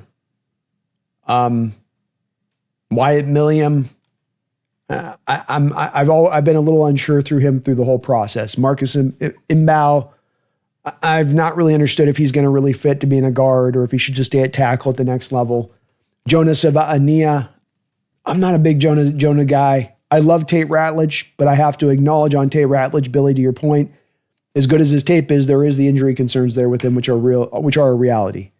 And then you have some guys into more of the third round range at that point. So when you're talking about true talents, I think you're pretty well on point with it. I mean, Donovan Jackson might be the one guy I'd say maybe I've got a little bit, or Jared Wilson even. But to your point, there's more of a certainty to Zable than even Jared Wilson, I would say. To your point, I think what you're saying is very realistic. Very realistic. And I'm happy with the pick too. There's picks you want to be doing handstands with and pumping your fist and being like, yeah, we just knocked it out the park. And then there's picks where you're like, you just give a solid pump and you're like, hey, that'll work. It's a little like Babe. You're the farmer and Babe. You're looking down at me, you're saying, yeah, that'll do, pig. That'll do. That'll do. And that's how I feel here, Billy. That'll do. That'll do. I don't mind it. So I love it, man. I love the optimism, and 100% you are correct. Nose tackles you can still go get later, still can go get multiple ones later. Guy like Stackhouse, you might be able to go find still 5th, 6th, 7th round. He just comes out there and is a run defender for you purely. And a good one at that, in that role, I think. Well said on your part, Billy. Very well said. Y2K, thanks for the $5 donation. He says, I'm down with our pick. We still have versatility to go guard or center in later rounds. I still want 2 more interior linemen in the first 4 rounds. Ooh, Y2K wants to go hard with it. I like that. Looking to push it past that line, Y2K.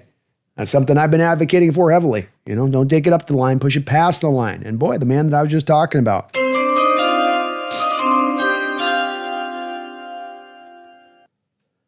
I think if Billy had an ability to follow up on his $15 donation and respond to my response there, he'd say, well, yeah, Brandon, you're right about Donovan Jackson being a safe interior line target, but Donovan Jackson's not going to last until where we pick in the second round. And Billy would be very correct in saying that to me, and a point that I hadn't considered in my whole little diatribe there.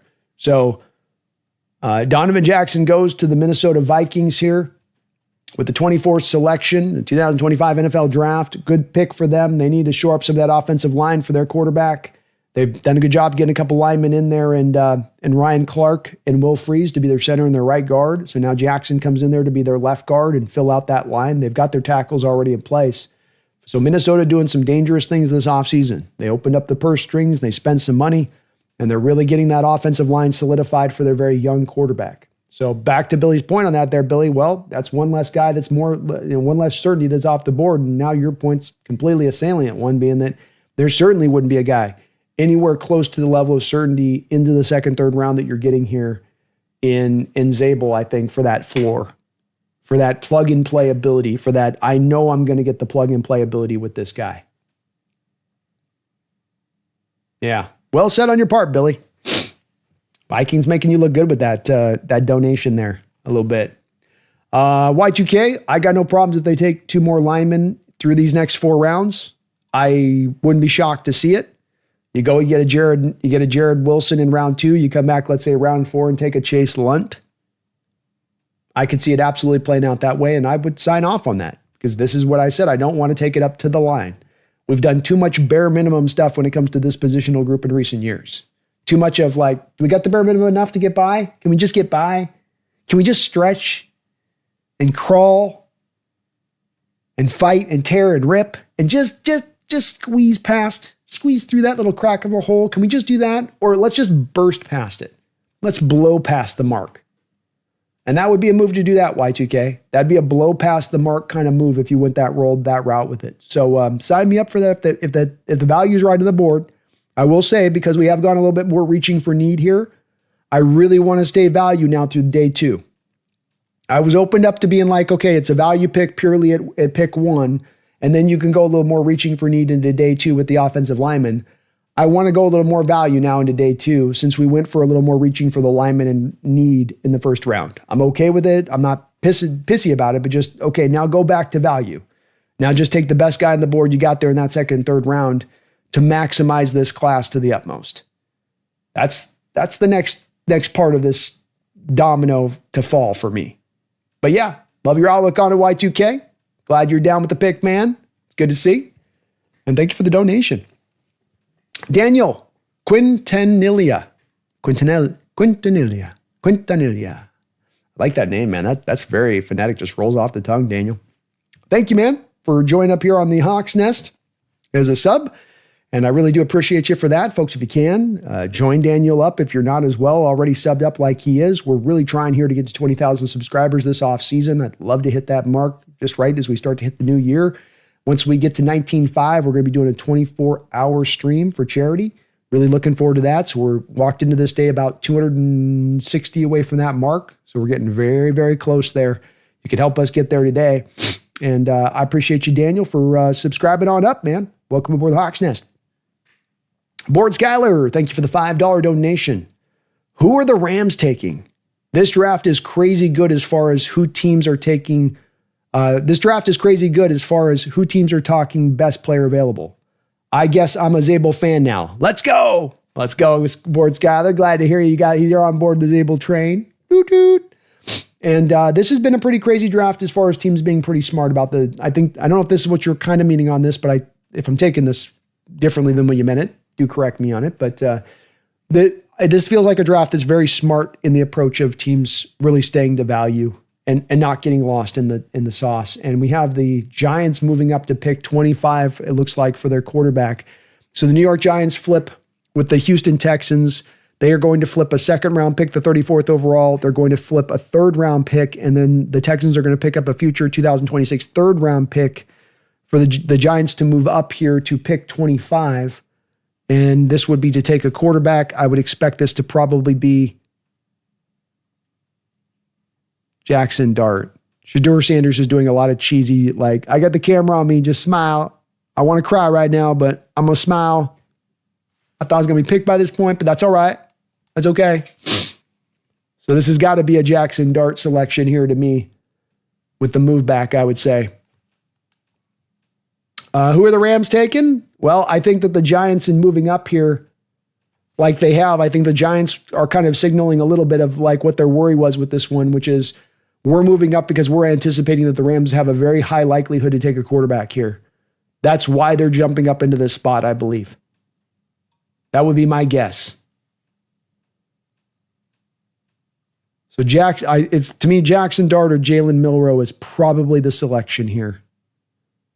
And that just comes down to what's your pick. I've heard the Giants are high on Dart, but with this, there's always a lot of like back and forth, kind of hard to say.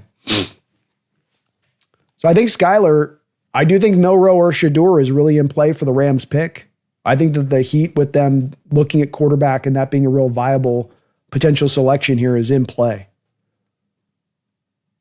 And with Shedeur and with Milroe, I think you can make the argument on both those guys that with Milroe, it's the upside, and with Shedeur, it's the fit to the Rams system, which would be so nice and pure.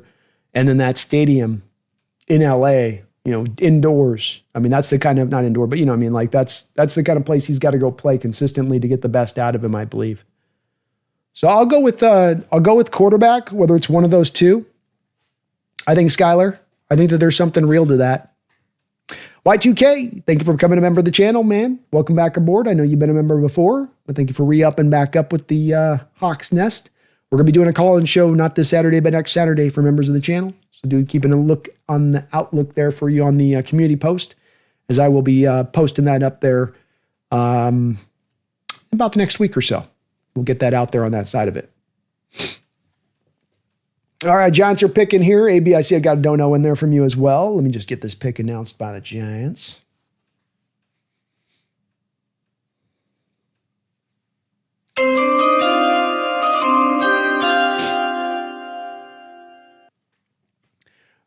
With the 25th pick in the 2025 NFL Draft, the New York Giants move up into the draft to select Jackson Dart. Ole Miss quarterback finds his home here in New York.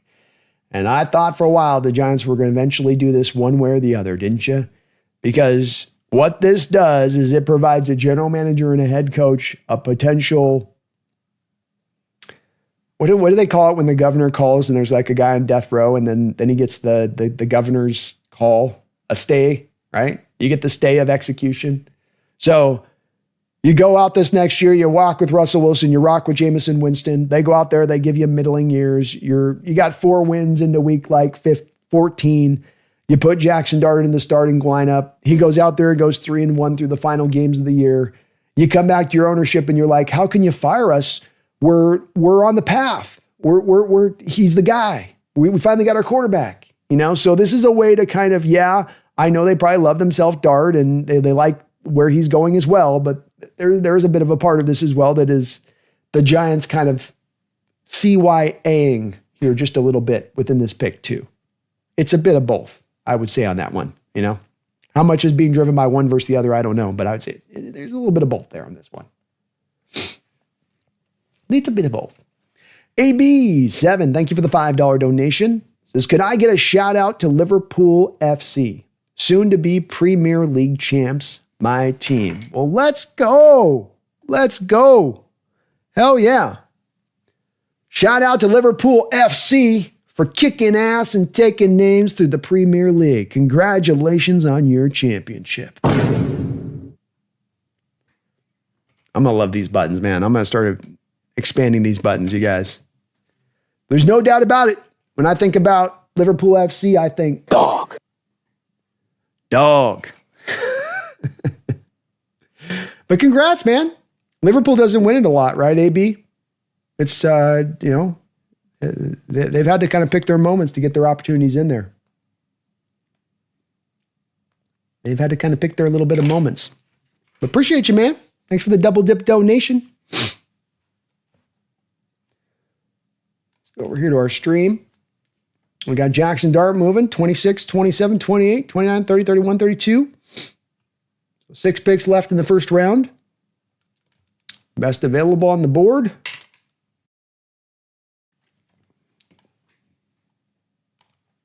Will Johnson's drop has been very real. It would seem like maybe James Pierce's character concerns are real. Maxwell Harrison, great tester, really fast, but I mean, the tape isn't quite as good as the testing times are. Jihad Campbell here. That's the pick that's kind of scary for me with the Rams here potentially taking him. We do seem to have a trade though. Ooh, this is an interesting one. The Falcons. The Falcons have traded with the Rams. Wow. So the Falcons trade with the Rams, and they are going to pick up the Rams' second round pick at 46. And then oh no. No. No.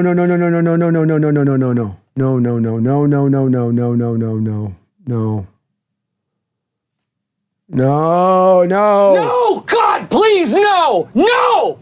No! No!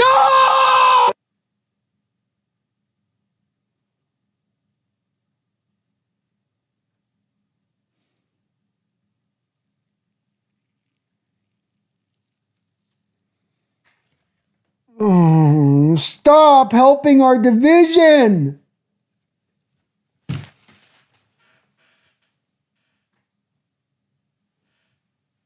Oh, no. The Falcons.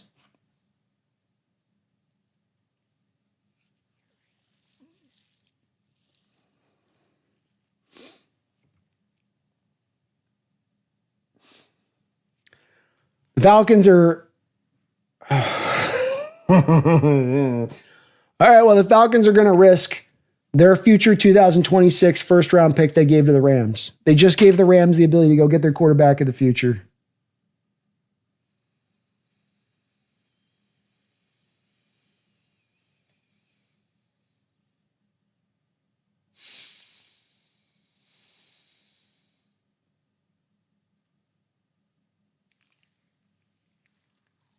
Why can't we find dumb organizations to do stupid stuff? Why can't we find one just dumbass? Or we did it with Denver. Dog. Son of a bitch. Falcons, you need to get your head out of your ass, okay?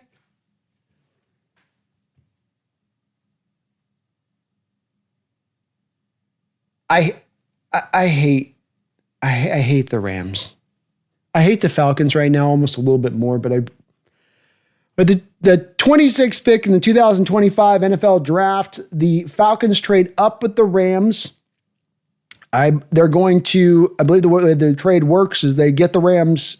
I believe the way it worked is that they get the Rams second. They give the Rams their thirds. The Rams, I believe, now have 2 third-round picks, but the Rams get a future first-round pick from the Atlanta Falcons.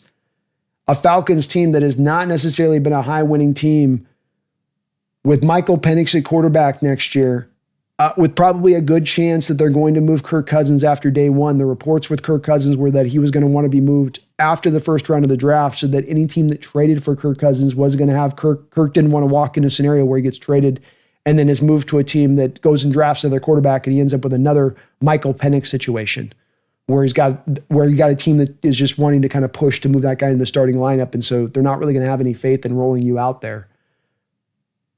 So now Michael Penix's health is all that stands really when that trade consummates, right? Michael Penix's health is all that stands between the Rams potentially getting a top 5 pick in a draft, where there's probably going to be 4 quarterbacks that are all more talented than Cam Ward was in this draft. Golly! Oh. I need a moment.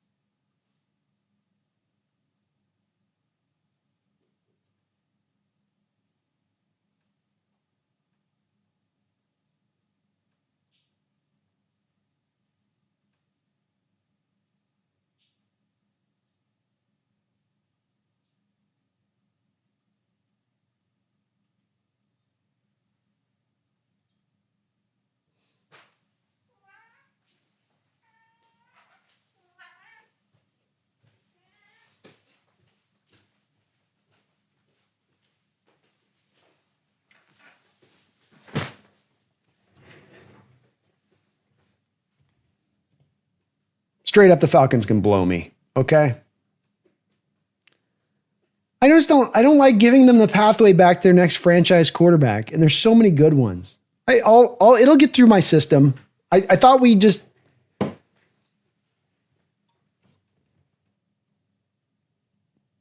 I don't even know.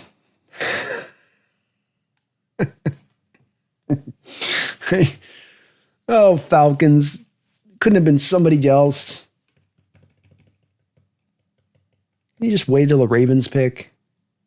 They were going to take a quarterback. We knew they were. We had to do it. They said they were going to pick our guy if we didn't do it.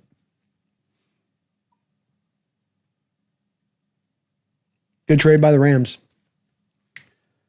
NFC West teams doing, outside of the Cardinals, doing smart things in this draft. Yeah. Don't like to see it, but it's the truth. Jordan, thank you for the $5 donation. He says, in no universe is that a good trade. I don't know what the Falcons are thinking. Maybe they don't want to win a Super Bowl. Yeah, I don't know. Maybe not, right? The thing I always point to with the Jordan is I always say that the big problem that teams make, the mistake that we've made in Seattle here in recent years, and what has caused us to be ceaselessly stuck in a bit of mediocre state, is that the main issue teams make as far as problems, like the common connection you can make between teams on this, is that they misidentify how good a team they actually are. And it tends to be in a direction of you think you're better than you actually are. And the Falcons are absolutely a representation of this as a team. They've got no business thinking that they're good enough to go risk a first-round pick in next year's draft for where they stand. Absolutely no business whatsoever doing that. They're not a pass rusher away. And you've just handed this bet to the Rams that has a very high probability of a bet of paying off for the Rams in a major way. And say nothing of if the Rams are, let's say, getting their native pick and it's the 6th overall pick in the first round, the Rams have another first round pick they can package together to go get who? Arch. So when you wonder why I'm mad about this, when they end up landing Arch, I think you're going to be pretty mad about it too. Oh, they get to go from Stafford to Arch. They don't even have to wait a year for it. They don't even have to go through a period of mourning, you know? We don't have a Stafford farewell tour where he's that lesser shell of a version of himself who everybody's out there great career, man. Every stadium kind of celebrates him in their own way at that point, right? We're not getting that. It's just going to be a seamless transition. Meanwhile, we might at the very same time be sort of stuck in quarterback purgatory. I hope not. I like to think not on this one. Let's just hope not.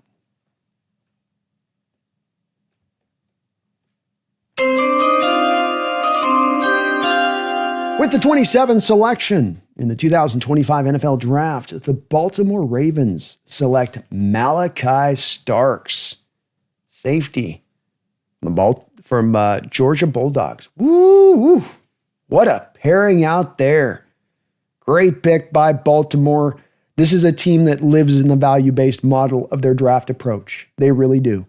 And you can find some exceptions to the rule with them, but by and large, when you look at their picks, you nod your head and you're like, yeah, that makes a lot of sense from a value-based standpoint. And Malachi Starks at 27, a guy that, what do I have him graded at as far as my board goes? I had him as the 16th best player in this draft, and you get him at 27. And that's just what the Ravens do. They find value all over the place. You put this guy with Hamilton, you pair this guy with Hamilton, look out. Bull says, sorry late to the show, but can someone explain how the Rams-Falcons deal affects Seahawks? The main affecting point here is just that it gives the Rams that future first-round pick to go get their quarterback of the future now. And that Falcons pick has a grade A chance of being a grade A pick. And that just annoys the hell out of me. Just annoys the hell out of me.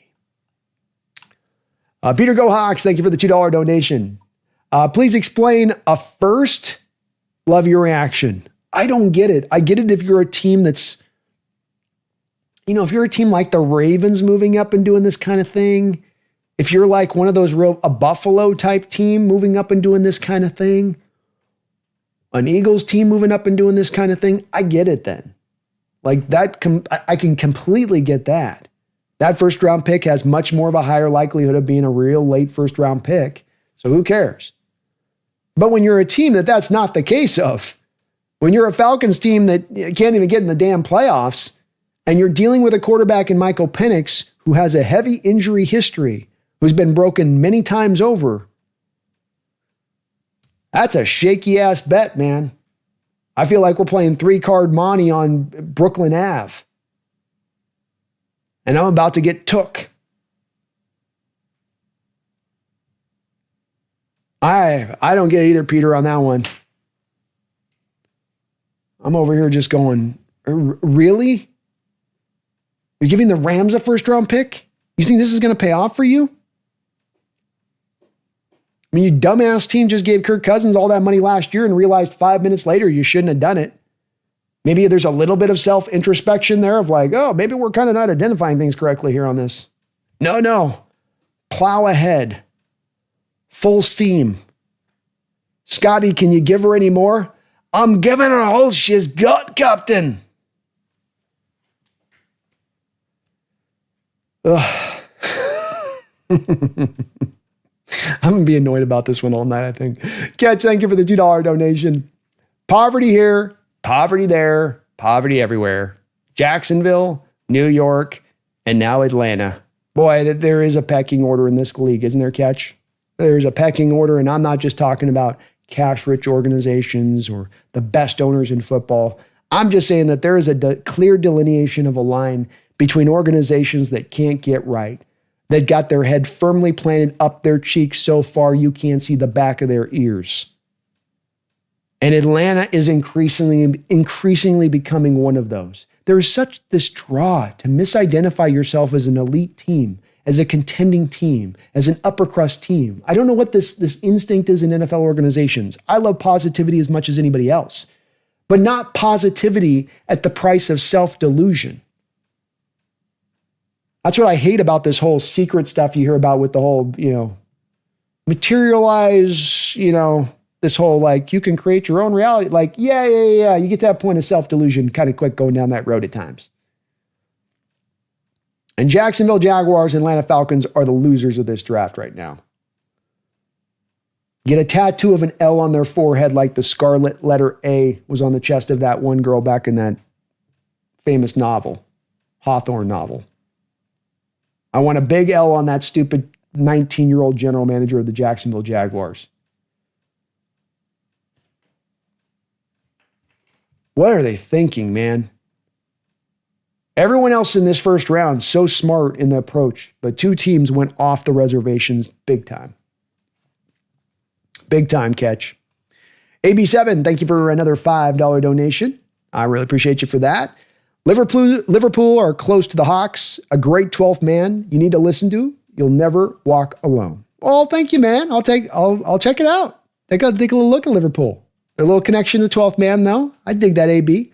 I'll tell you what, we've got a great connection out there with Britain and Hawk fans. I think to me with it, when I look at like kind of the three main countries abroad that you seem to hear a lot about from, it's Britain, Australia, it means Germany, a bit mixed in there too. We got a really heavy amount of watchers out of those locations, and it's really cool. And I'll tell you, someday, AB, I'm telling you guys, I promise you this. It might take me a few years to get enough money to make it go, but someday I'm going to do a Hawks Nest European tour, man. That's one of those bucket list items that you got to pull off at some point, right? But thank you, man. Never walking alone here on this channel, that's for sure. And whether you're 12th man in Britain, you're 12th man in Australia, you're 12th man out in freaking Russia, doesn't matter. We're all part of that community. All part of that community. That's what makes it so cool. It's worldwide. Worldwide. Ain't just a Pacific Northwest, ain't just a state, ain't just a city. It's worldwide, baby. I love that. All right.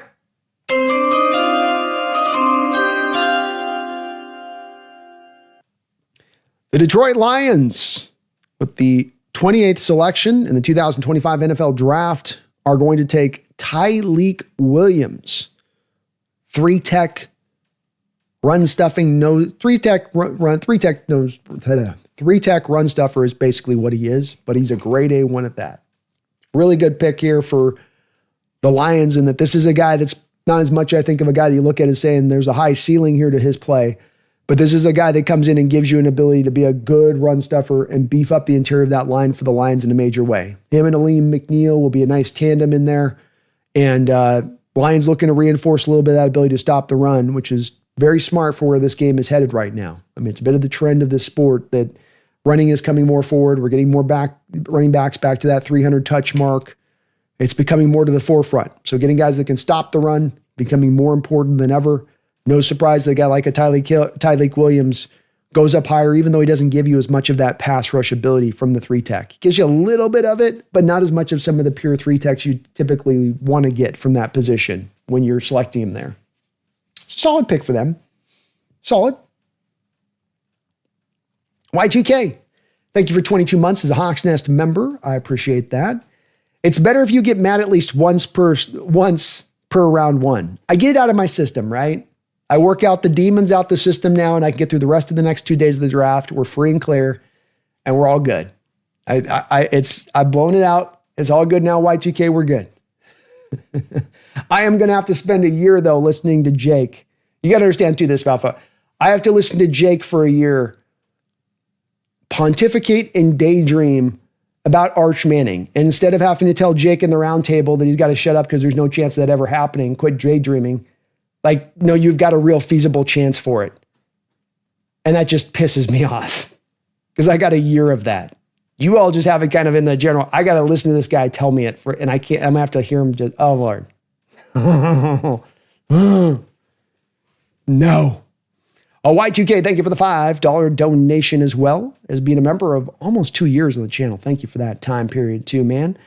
He says, what if the Rams end up with the 2 first overall picks, draft Archie, then trade next one for 3 first-round picks, then go on a dynasty run?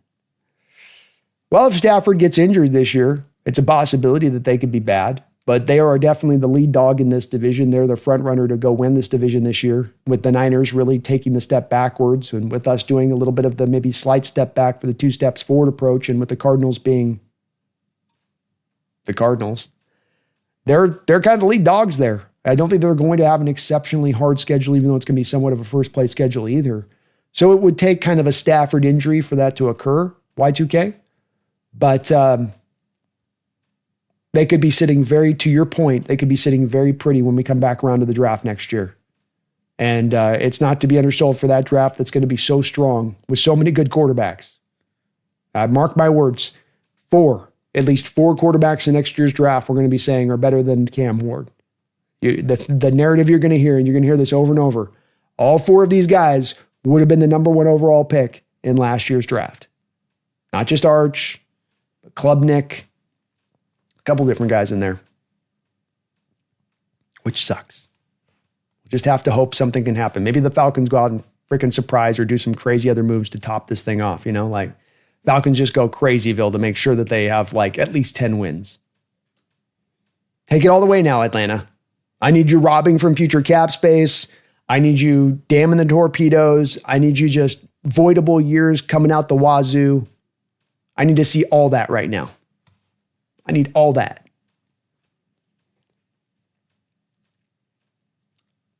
Hey, Joss. Thank you for the $5 donation. He says, remember when I told you nothing bad would happen? I lied, in the Arnold Schwarzenegger voice. So let me do this here. Remember when I told you nothing bad would happen? I lied. Well, now we got to get to the chopper. Hey, Joss. Now we got to get to the damn chopper. We're leaving back our guy with the machete to take on the Predator here, which is McVay and Schneider at this point. We're hearing him scream. I don't think he won that fight. Get on the chopper. We got to go. Who's staying back to fight the thing so we can get free and clear on this? You made me a promise, Joss. You made me a promise. And you broke my heart. You broke my heart.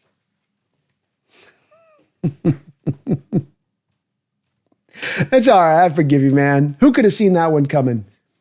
Who could have seen this level of stupidity and moronicship in the Atlanta Falcons organization. No one could see this. The Titanic could have seen icebergs clearer and easier than we could have seen this kind of trade ferment between the Rams and the Falcons. I tell you. Randall McDaniel, thank you for the $5 donation. Good to see you still in the house, brother. He says, proud dad moment. Randy Jr.'s first game starting pitcher struck out 5-3. Also missed clearing the fence by about 10 feet. Belted the ball. He's 9. Let's have it go. Well, I've seen that swing, man. I've seen the videos from him, Randall, and he's got that legit pure swing. He's got that legit pure kind of power, where you got it or you don't. You can't kind of teach that. It's going to probably be there with him with time as he gets older and goes through. And so he's going to come along, man. I'm stoked for his future as a baseball player, man. He looks like he's going to be a good one. And I love it, man. And a pitcher as well. Let's go, Randall. Let's go.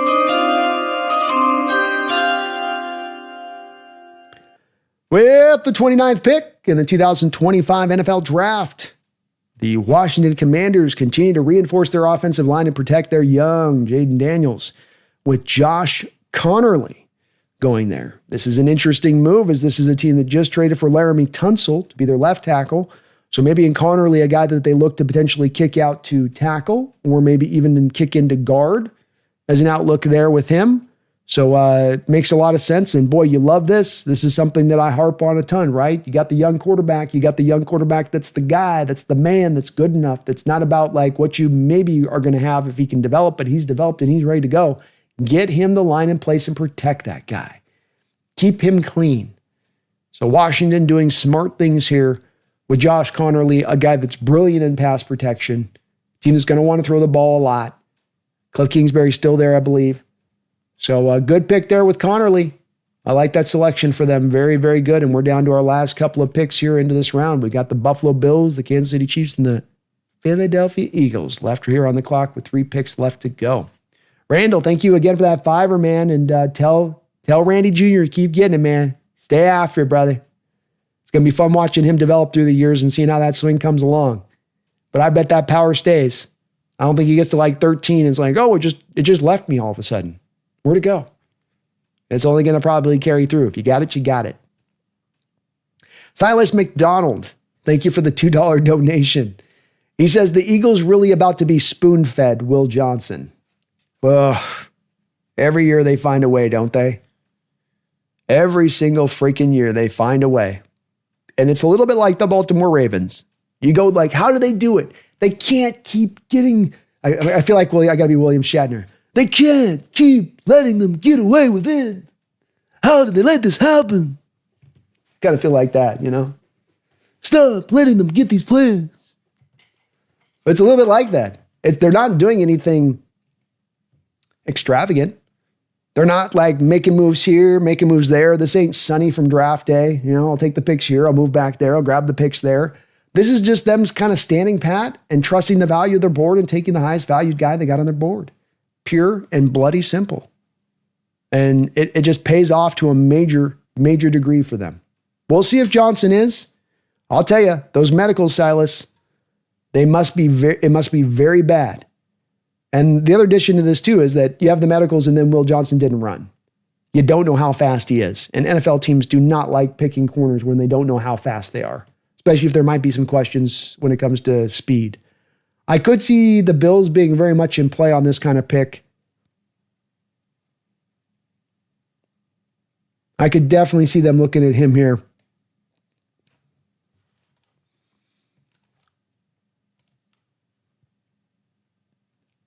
Boy, Jihad Campbell would make a lot of sense for them. It always seems like they have one of their linebackers injured every year. Be able to call upon him would be cool. Maybe running back, though. They've got to pay James Cook as well in addition to this, so maybe they get a little bit of James Cook insurance here. Travion Henderson type. Boy, Henderson paired with Allen would be pretty interesting, wouldn't it? Dogzilla says Mike Mack wants a big nose tackle in later rounds. 3 guys I'd look at here. Dogzilla would be Jordan Phillips, CJ West, and Nazir Stackhouse. kind of all the way through. Jamari Caldwell's in play there. Cameron Jackson's maybe a little bit in play there. But those would be the guys that I would probably gravitate towards saying would be the main dogs there. And yeah, Quinn, Jihad's still right there. And boy, that one would make a lot of sense here for the Bills to me.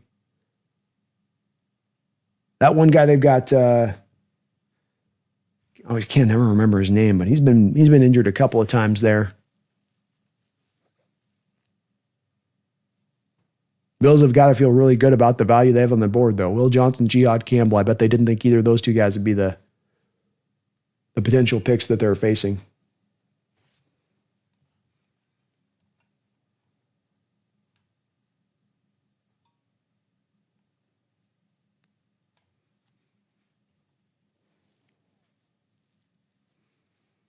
And the pick is in here for the Buffalo Bills.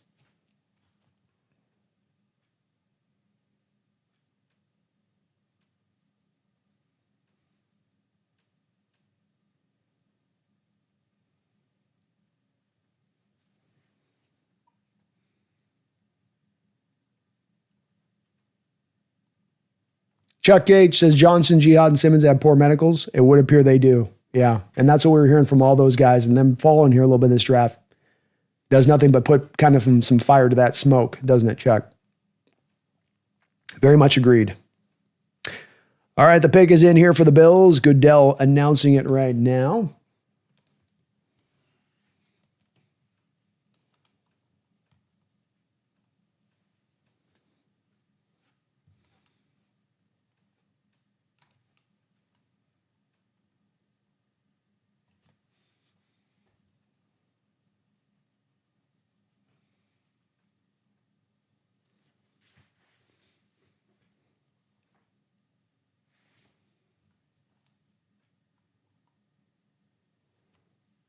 See, Lord, Campbell's shoulders must be in bad shape. Otherwise, no way he'd still be available.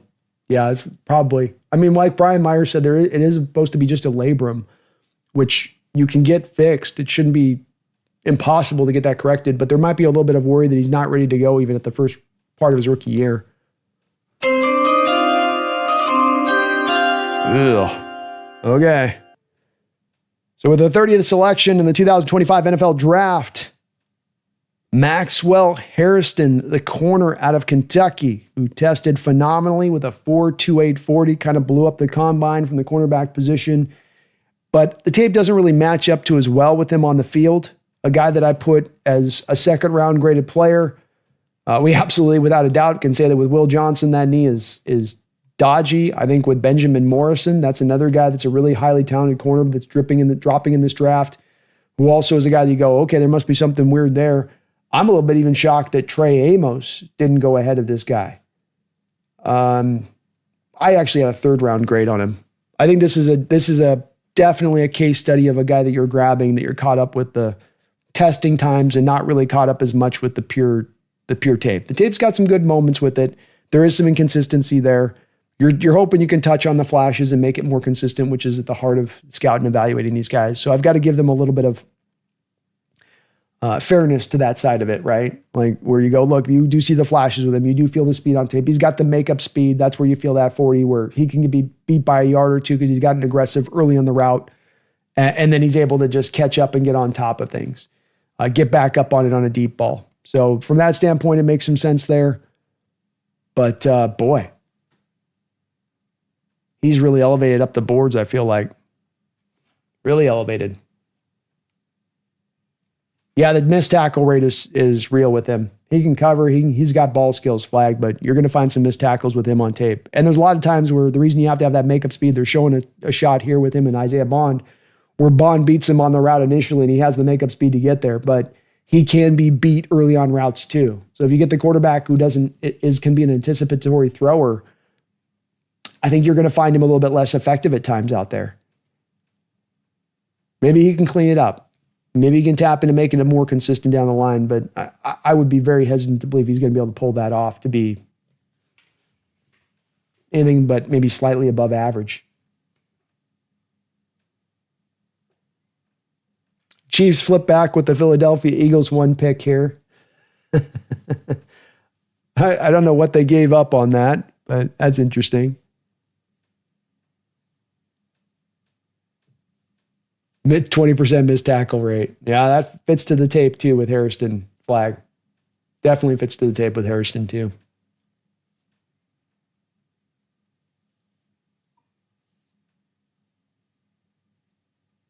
Don't know who they thought. I wonder who the Eagles thought the Chiefs were taking.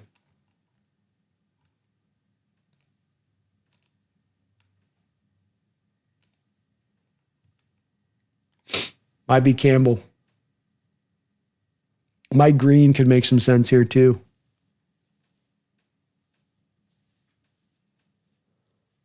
I'm going with either Campbell, Green, or Emawari.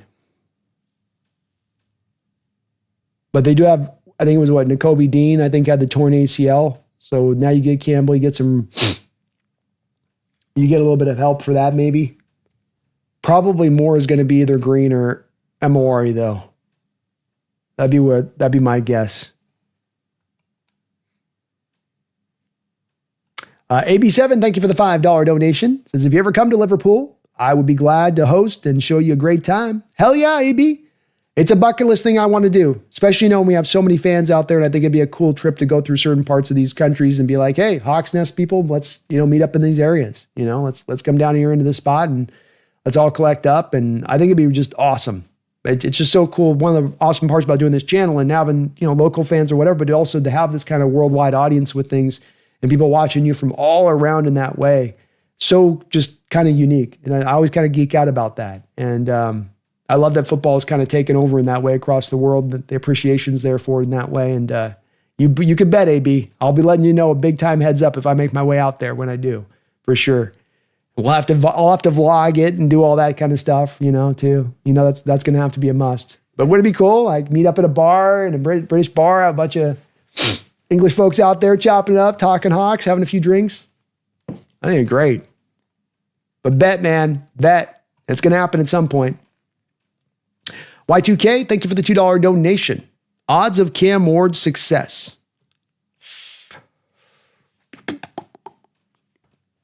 Well, I mean, the first round quarterbacks tend to be about a 30% success rate. First round, number one overall picks in the draft probably have a little bit better hit rate than the 30% of first round quarterbacks. He's probably,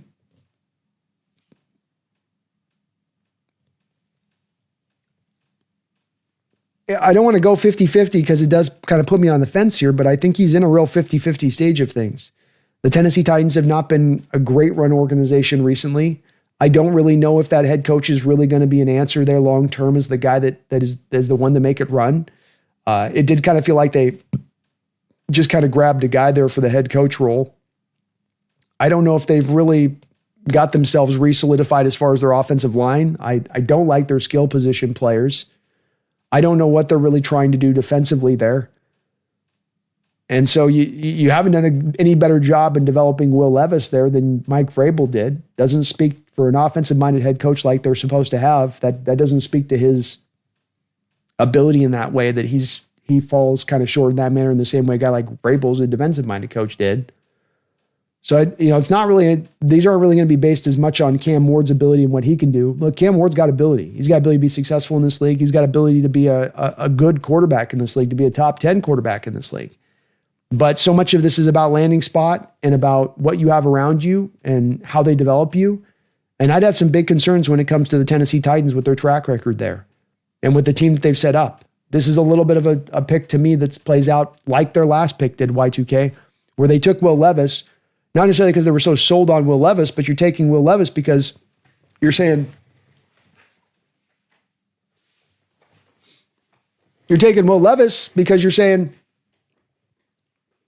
well, gosh, the guy fell to us in the second round. We have to jump at this point, don't we? We just have to bite at this point, right? You can't avoid not doing it here now, huh?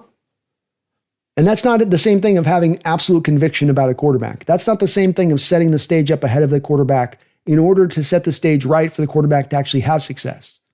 That's where we get back to that on it. And I'm a little bit on this one, a little bit going to be hard on the Tennessee's organization because you just made this mistake 2 years ago. You're making the same mistake again now. You're in this rush, and it's in the rush again for the quarterback to essentially solve all of your problems, to fix all of what ails you.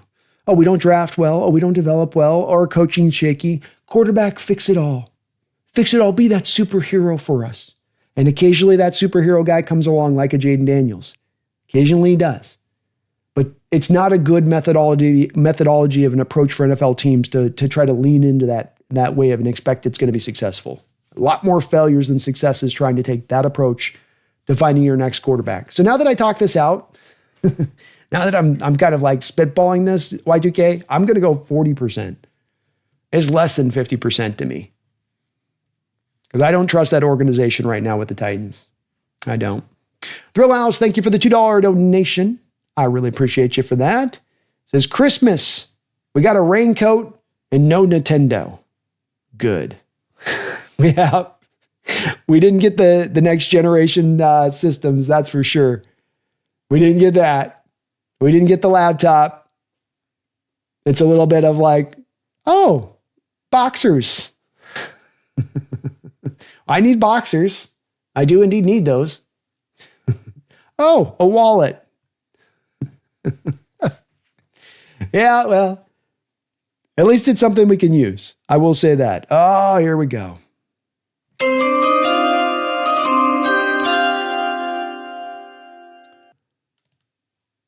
With the 30th selection in the 2025 NFL Draft, the Philadelphia Eagles, after trading up with the Kansas City Chiefs, have selected Jihad Campbell of the Alabama Crimson Tide. Roll Tide. Great pick for them. No shocker here. Completely just living in that value-based model of things is how they operate, is where they stay in that pocket. Does this Philadelphia team. Jihad Campbell, the best inside linebacker in this draft. Very similar to the kid that came out of Texas A&M last year. It's going to be a great fit in that defense. And a guy that's going to be a better player than Nakobe Dean. So whether Dean comes back or not, this kid's going to end up overtaking him for the job. And you love the pick for the Eagles. If I'm an Eagles fan, I love this selection. Don't know what the cost was to move up from 31 to 32. Can't think it was that insane. Also, don't know why the Eagles would do this necessarily outside of they just can't believe Jihad fell that far. Because I don't think that you really had a likelihood that the Chiefs were going to take Jihad there. Chiefs, to me, much more likely in this spot, probably coming back and addressing the offensive line. But grade A pick for the Eagles, man. Grade A pick for them. This is why they do it right. You look at this draft and you find who's your best value picks in this draft when you go team by team. You know, there's a lot of guys that go about the right spot that they should go. Whether guys picked at 5, whether guys are picked at 10, whether guys are picked at 15. But the two guys that stand out in this draft in this first round, Malachi Starks at 27, Jihad Campbell at 31. Those are two grade A value picks from two organizations that run that value-based model as well as any NFL organizations in the entire sport. A lot of organizations have a lot of big talk about operating from that model. Few organizations operate from it as purely as those two organizations. And these two picks absolutely represent that in a major way. Well done on their part. Thank you again, Thrill House, for the $2 donation. It's Pacific Northwest, man. It's going to rain a lot. We're going to need that raincoat. You know what I mean?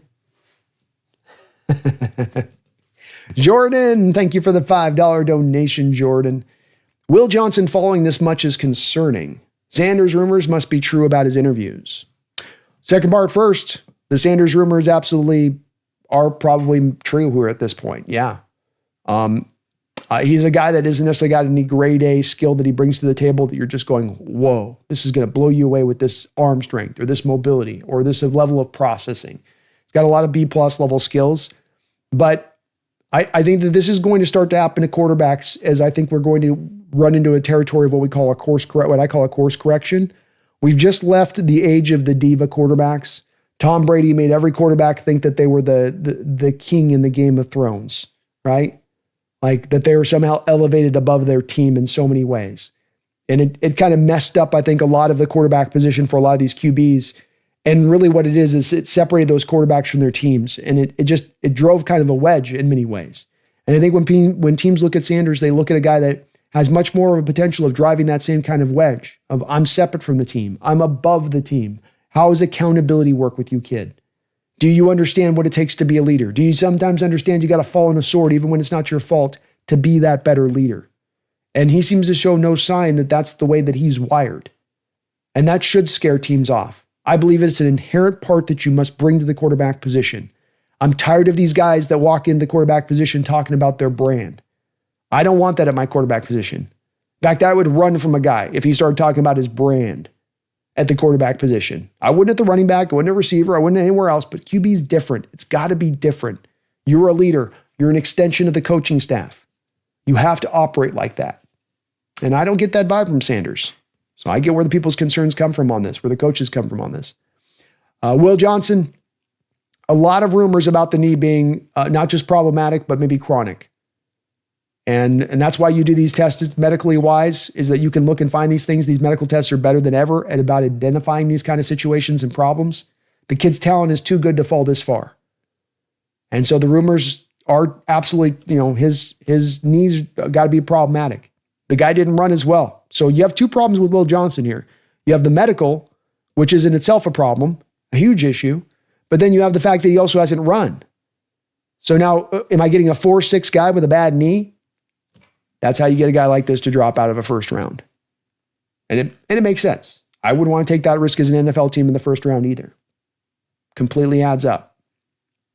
Thank you though, Jordan. I appreciate the $5, man. Will be interesting to see with both Benjamin Morrison and with Will Johnson how far they do exactly fall here. Where becomes the floor for those guys? Because you start to feel like, man, the talent's so good at this far into the draft. How do you say no? Kansas City Chiefs have made their selection. Goodell is coming out onto the floor.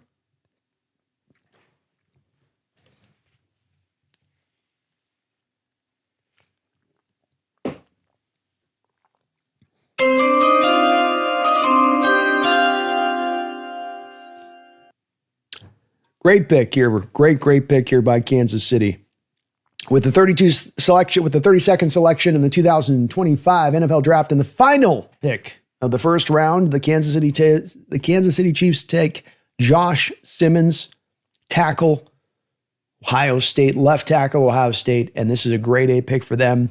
You do wonder a little bit about medicals, and that's the part that you're going to be, wanting to be sure of, but this guy's a grade A pass protector. He's going to keep Mahomes clean. They got to go still figure out their left guard situation at this point with Thuney gone. But you love this pick for them. They once again go back and work to rebuild this offensive line after they lost Orlando Brown there at the left tackle position a couple of years ago. It's been kind of you've been kind of looking for some answer there. Simmons provides you that. Don't know where the medicals are with him, but if they are clean with him, this is a great pick. This is a great guy with his skill set and that fit to that offense, pass protection, and what he brings. A lot of similarities to Trent Williams' tape in pass protection from Josh. He's not the run blocker Trent is, but a lot of similarities to how he pass protects, including even just taking the chair out from under the guy move that they do, where you get too amped up on trying to really rack them with your power, those tackles, and then they just sort of back you away and you fall on your face. He's got a lot of that on his tape too that he's able to pull off. So kind of technically very, very refined in what he brings from the position. But that wraps up your first round of this NFL draft. A draft that I think if we walk with a couple of narratives out of this first round that stand out to me when we walk through this. Number one, that teams picked to value. So what do I mean by that?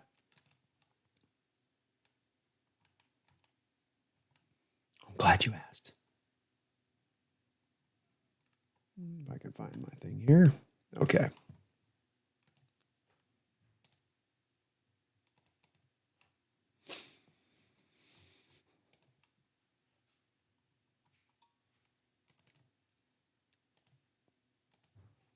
So I walked through yesterday and I did my first round mock.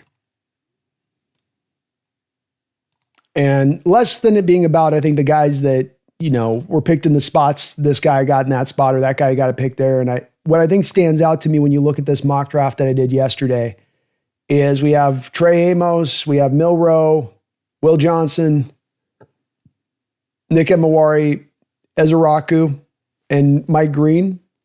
And Morrison. So my mock draft had we got about 26 of the first round players that went in this draft, which is really good from my perspective on this because this was a hard one to pin down who the first rounders were really going to be. But that does also tell me that more than this being about look at how right Brandon got this, it's more about because a lot of what's informing you to this is a little bit to where the consensus is at. It does speak to the teams picking to the right value in their spots in this draft. The teams weren't all over in this first round reaching for need. It really did stand out, I think, in a major way in this first day of this draft. And I think it prevented Seattle from really being able to have exactly that shining guy to land in their lap there where they picked at number 1. And so they had to go with the meat and potatoes pick. They had to go with kind of what would be, quote unquote, maybe the boring, safe selection kind of pick there. But I think that does really stand out. And the 2 trades that happened in this draft, God, it would be great to get in on that. You know, the Browns absolutely just saved themselves of the Deshaun Watson situation. That fan base now has some hope, legitimate hope. And then you've got the Rams setting the stage up for what looks to be very clearly now a real possibility of them being able to possibly land Arch Manning next year with that Atlanta Falcons first round pick. I have no idea what the Falcons are doing. And I'm pissed off at them in a major way. Yeah, go to hell, Atlanta. I hate you, Atlanta. You are a smelly pirate hooker. Smelly pirate hookers out there. That's what Atlanta is right now. I'm changing their logo to a smelly pirate hooker.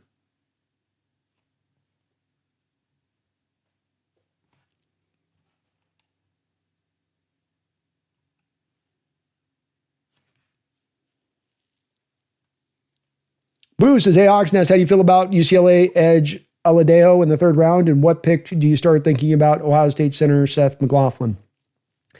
I'm not as big on Aladeo. I think he's a real, rough clump of clay he's a really talented lump of clay, but there's a long way to go to get that guy refined, and I don't want to be taking that in day 2 of the draft. I want more refinement from the player. I want a little more of the upside aspect to it too. He's got upside, but I don't think he's got some insane upside to him to be taken in 2nd round for as raw as he is as a player.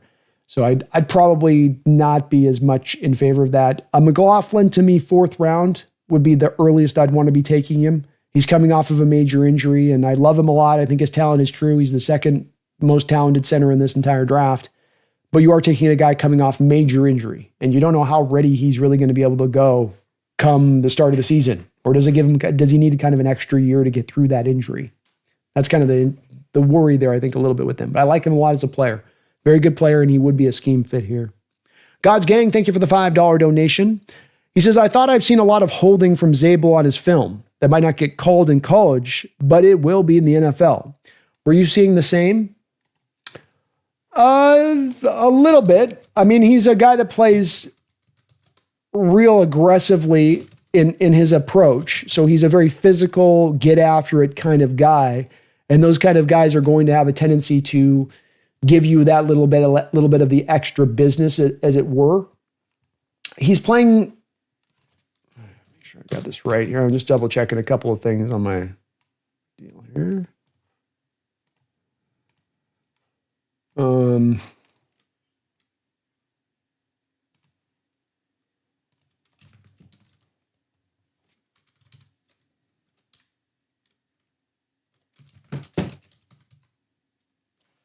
Maybe he was playing guard. I thought I'm playing a lot of tackle snaps in there too.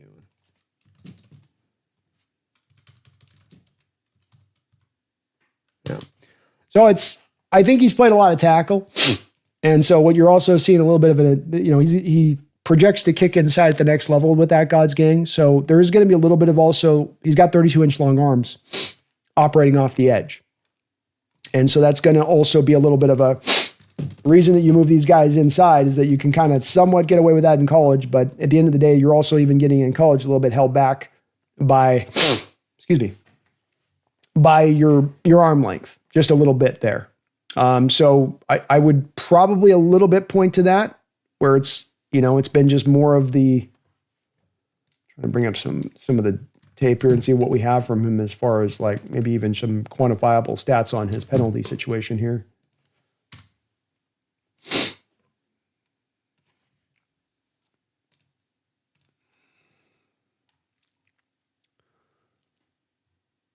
Yeah, they don't have very much at all on this. My gosh, come on. So to your point on this, by the way, looking at this, so he's got 15 penalties called over the past 2 years. So definitely some grabbiness to the nature of that, which is a valid concern to have, God's Gang, but playing left tackle. So when he projects to the next level, he's going to play guard, he's going to be playing center. And why that's important to this is because at tackle, part of the reason that you end up with guys oftentimes grabbing and doing that, it's not because you're having guys getting overpowered. It's because you have guys who get beat around an edge. And so they've got to go and grab because they're panicking because they've lost their block. It's a lot harder for that to happen when you kick them inside. There's less of that movement in there for a tackle to be able to get around you versus the guy off the edge that can run around you off that edge. So he was really kind of playing out of position and getting the job done and playing at a high level still with North Dakota State. But you're going to have to do some tricks of the trade to get by when you're playing out of position like he was. This is a little bit like God's game. When you watch Joe Thuney kick out to tackle in the Super Bowl, Joe Thuney's a pure left guard. He can maybe kind of get by a little bit out there before you get left tackle in a pinch. You're going to go up against a primetime pass rushing unit like the Eagles. He's going to get exposed. But it's a bit like that. When you look at that guy at the guard, you're like, wow, what a guard. You put him out to tackle and you're like, avert your eyes a little bit. Now with Zable, it wasn't avert your eyes at tackle at North Dakota, but I think that that's a little bit of a rightful explanation when you pair a bit of those two things together a little bit in this. I would lean back to that as a bit of an explanation there, but you can't deny 15 penalties over the past 2 years is quite a bit. And I would probably reckon to guess that a lot of those penalties are probably holding penalties.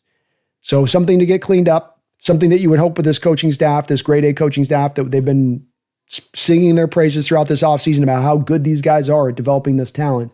So hopefully you can get them to clean that up, but the position change from tackle to guard is going to help out significantly in cleaning up at least a little bit of this. He won't have as many of those trepidatious moments like he had at times playing the tackle spot because, he's good mobility, good movement, but not the greatest of size. He is a pure guard or center. You are misplaying him at that point if you're kind of kicking him out there in there at tackle.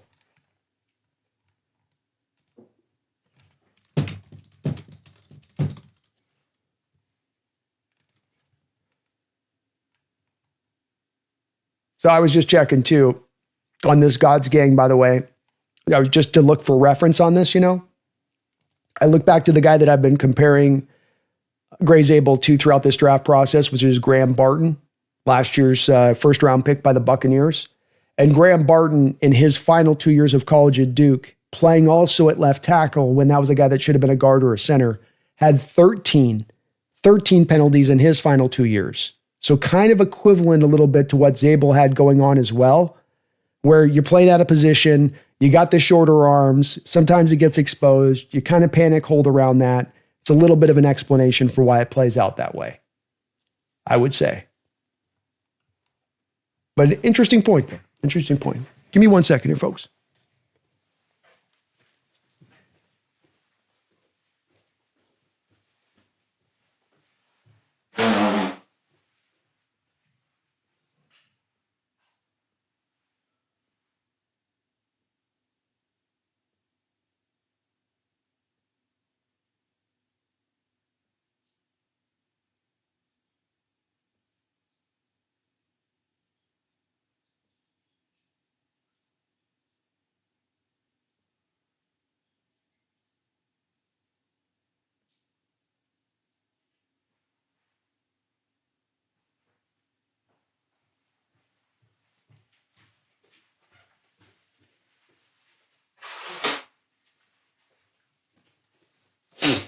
All right. Probably start to put a bit of a button on this, folks, as we're going to get rolling through here. All right. A.A. Joss, thank you for the $5 donation. When Donovan Jackson went 24, how big of a sigh of relief did you feel? I felt pretty good. I mean, that's where you go, well, man, if that guy's dropped in there in the second round and you can go pick that guy there. I think you'd made this point, or someone else had made the point on this with it, where you take Zable here because you look at the second round that there'll be this pretty big drop off for the potential players you'll have to select at that point. And you're not getting the same player you're going to get here. And if a guy like Jackson was there in the second round, that would have been a guy that was kind of equivalent. And you could have gotten the same over here and got a much talented player in the first round, but we did see with Jackson going so quickly that when you do look at the rest of the guys that are going to be available there in the second round and still even really talented players, Joss, Tate Ratledge, very talented. Injury concerns. Jonas Avania. Is that a guy that's going to have enough finish to get it done at the NFL level? He's also got to change position. Wyatt Milliam. His tape can be a little bit hot and cold. All the potential in the world with that guy, but a huge bust rate to go along with him as well. So you go through the list of guys, the litany of names that are there, especially in that second round that you could have been picking through. Really only Jared Wilson might be the one guy you could say that's on an equivalent talent point. But maybe Wilson goes by the time you pick tomorrow too, Joss, right? He is by far the best center in this draft. And usually the best centers in the draft, if they don't go at the end of the first round, tend to go at the top of the second round. If not, Zable's technically, I guess, maybe the best center when you really want to break it down on that. Or guard, whatever. But I feel relieved on it. I'm okay with the Zable pick, though, too, when it comes down to regardless of the Jackson situation, because of the fact that my big worry with taking Zable was that you're going to take him with a Kenneth Grant on the board. You were going to take him with a Mykel Williams on the board. You were going to take him with the grade A talent, and you're going to go for more of the B+ talent. And I didn't like that approach to it. But when you saw the teams draft so well up ahead of us and pick so smartly up ahead of us, you went, okay, you got to go now for more of the kind of, for lack of a better term, kind of the boring pick. That starts to add up a little bit more as to why that makes a lot more sense. So it was a little bit of more relief. It makes more sense. It adds up to why John did Zable there, where there is a real potential tomorrow early on that we see a very heavy run on those interior offensive linemen, especially by the time we pick. And we might come up to pick in the second round tomorrow and Ratch is off the board and Savigny is off the board. And, you got like Milliam and Luke Condra is what you're picking from. We might very well find that to be the case. Certainly today, you saw this being a draft where we had a guard taken higher than any recent drafts. When was the last draft that we had a guard taken as high as where Booker went in this draft? This shows you that teams are recognizing that this is becoming more and more of a position of importance. And it's starting to rise up. So very much relieved, Joss. And I thank you, man, for all of your donations today. Very, very kind of you for that. God's Gang with another dono as well. Appreciate all of your donos too, brother. How much do you see this freeing us up tomorrow? Well, I think that you would have been caught in very much a pickle that would have been very uncomfortable place to be landing in tomorrow if you had not taken your lineman here. Because if the run of those linemen did occur, now you could be reaching for a major need into the second round tomorrow. Because you were going to, in all of my scenarios on this, if you went for value at the first round, you had to come back for need on the interior of the offensive line in the second round because there was not going to be those good linemen available into the third. You were going to be picking behind, kind of through secondhand parts because you're picking late into the third round. So you free yourself up tomorrow to be able to pick more from a pure value-based standpoint into the second round. And I think I was trying to make this kind of comparison to it. It's a bit convoluted, but when you look at Zable to the other players that are available on your board at that spot and where the value was between those players, very closely aligned. I think when you're picking at both of those 2 second-round picks, what you're going to come to find is a player that's dropped down that you really highly value, much more than you highly value the second-rated player that you have on your board. Or that you have 2 guys that are 1, 2 really high up, and then 3 and 4, and the rest of the group are a little bit more further down beyond that. So I think that substantial difference of value that existed into the second round versus what was in actuality existing in the first round for when Zable came up and the other names that were there and were available, this makes it make much more sense why you went this direction. And yes, God's Gang, this then frees you up tomorrow to be able to pick more for, to me, more pure value. There's still some needs coming out of this draft. There's no doubt about that, but you can really state a value here now as we go into tomorrow. I really believe that. Edmund says, would you take Will Johnson if he falls to us? I mean, it kind of depends on that medical, right, Edmund? As much as I love his talent, if I'm hearing from my doctors that there is a chronic knee issue going on with Will Johnson and that this thing is likely to only be degenerative and get worse, I don't know if I want to be taking that in day 1, 2, or 2 at that point. I think if you're looking at a guy with heavy, and I'm talking minor medicals, I'm talking with heavy medical concerns, where the doctor's like, well, he might play 4 games or he might play 10 years. I can get out my quarter for you, GM, John. I can flip this quarter for you, but that's going to have about the same amount of certainty on this answer for you as anything else. Some guys who have this kind of medical grade knee issue fight through and have great careers. Some never can quite get right. And the other part with having that chronic knee injury, that's the big part people don't often talk about, is whether or not you could actually get to game day. It really doesn't as much impact the game day. That it impacts it to a degree there, but the big impact comes in on the training. You can't train as hard. You can't get your body as prepared. Big thing that held back Todd Gurley at the end of his career. He talked about, I can get out there on game days. I just can't train as hard as I once could on my knee. And so with Will, If he's there in the second round and they feel good about the medicals enough to be able to be like, hey, the risk is right here. It wasn't good in the first round, but we're willing to roll the dice here, then I'm okay with it. But in general terms, Edmund, I would say I would probably try to steer away from making those kind of risks if it's as bad as what we're hearing that it is.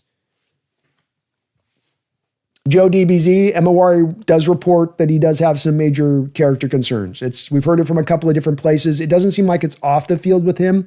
It's more about coachability. He sounds like a very strong-minded individual, which isn't necessarily a bad thing. It just sounds like if you can get him to buy in for you, he'll go save the world. This was the quote I heard, Joe, is that if you can get Emawari to buy in for you, he'll go save the world for you. If he doesn't like you and he doesn't think you're right, he'll go burn the world down. And so those are kind of tough personality types. Those can be prickly personality types to kind of navigate through. But be interesting to see where his fall sees him land tomorrow. Board Skyler, thank you for the $5 donation, Board. I'm curious if Zable and Sundell will have complementary continuity with them having played side by side. Also, I wonder what Olu's thinking. It's probably not feeling great. And that's a great point of something that we didn't talk about when it comes to Gray Zable, is that him and Sundell have played together in college. And so you do get a little bit of what I've been looking for in a few of my draft scenarios, be it taking Jared Wilson and Ratledge, or what we saw the Minnesota Vikings do this past offseason with Ryan Clark and Will Freeze. You get two guys that have played together, bam, you put them together in a new spot, and maybe now you can help to jumpstart some of that chemistry and continuity just a little bit faster. That they have the chemistry and they have the communication down a little bit more pat, so that we get down to where we want to have Zable hit here, which is we want him to hit the ground running, right, Skylar? So that's your great point on your part. This is a way to open that up in order to make that maybe guide along a little bit faster. And I don't know if Sundell is the leader in the clubhouse to be that starting center, but he's in the mix. He's in the mix. And Olu right now is probably cursing a little bit, like, Zable, effing North Dakota State. Come on. Mark Sanchez, thank you for another $20 donation. Mark, you've dropped some monster donos today and on this channel many times over in recent memory. I really thank you for that, brother. You're very, very kind for all of that support to the channel here. Really do appreciate it. B, Darnold should be extremely happy today. Also, I just remembered that the late John Clayton loved Darnold, but he thought Sam needed to sit for at least 2 years.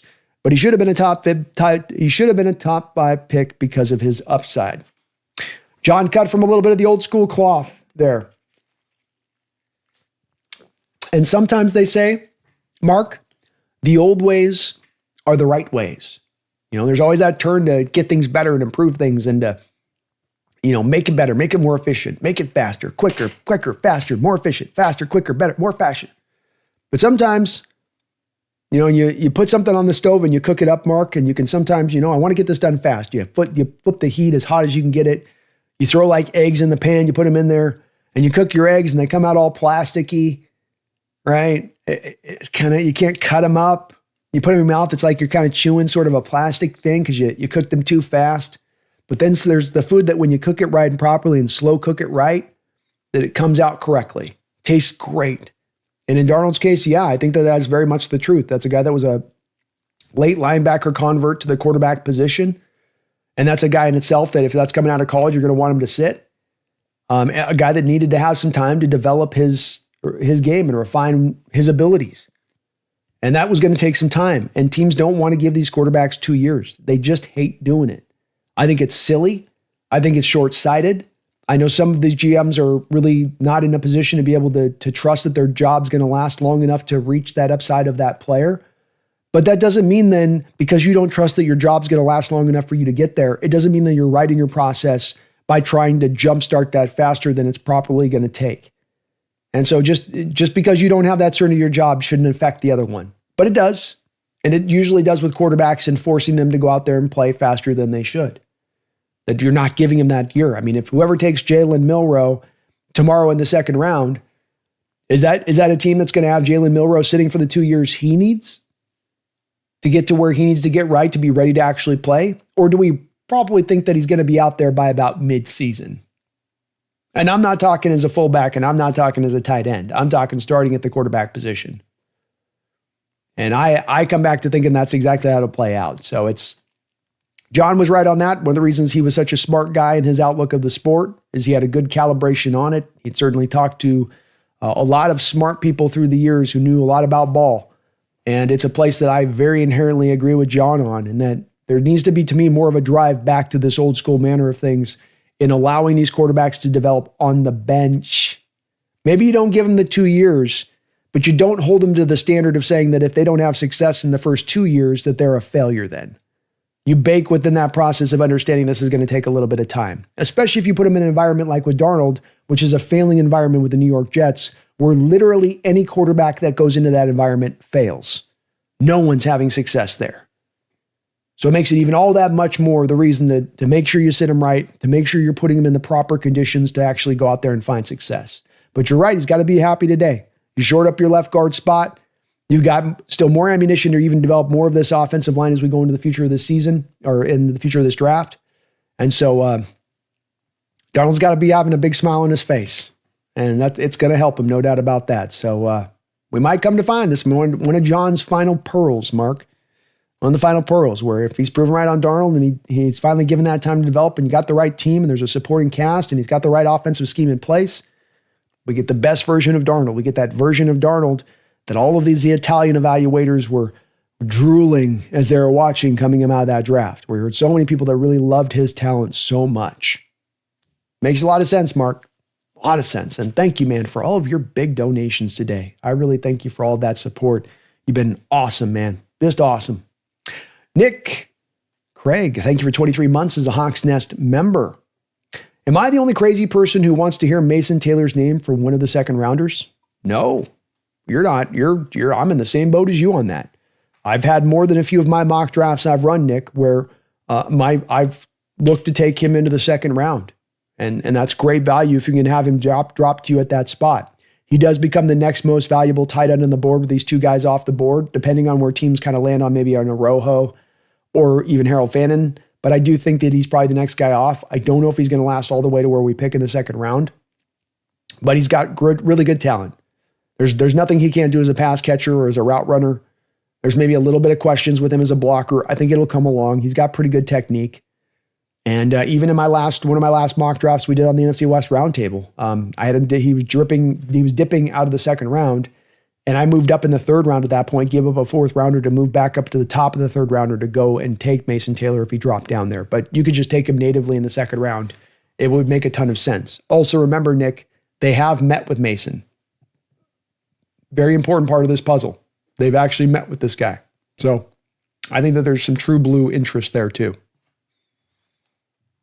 Absolutely do think there's some true blue interest there too. Shanur, yeah, I'm going live with Brendan. So we're going to be, I'm going to be wrapping this up here shortly now and bouncing over with Brendan. We're going to be doing a quick show of just a recap of this first round over there. So we'll be kind of putting a button on this as we're going to be doing 2 more days of some heavy coverage here on the stream. So probably not going too much longer today. Just want to catch up on some of the donations here in the channel. Make sure I'm not missing anybody.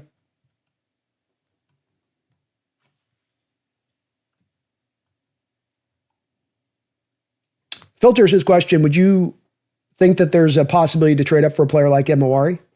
Yeah, I think it's possible. He doesn't have the character concerns of, I think, like Walter Nolan. Does he have the work ethic there with the Nolan? It's not the character concerns with the Ted McMillan. Does the work ethic there with him? With this guy, it's a little bit more about, I get more of the feeling of, is he a little bit hard-headed? And that's something that I think most coaches that are ultimately very confident can say, I can work around that, versus those players who might be a little bit obstinate and hard to deal with, and you can never get them quite on board with, towing the line, I guess. Towing the line. Kirk says Brendan didn't like the pick. Had to give it a minute. Ha ha. Interesting to see where Brendan's coming from. I can get it on that. No worries, Shanur. I understand, man. We'll get it going there. Definitely we'll be getting it figured out here.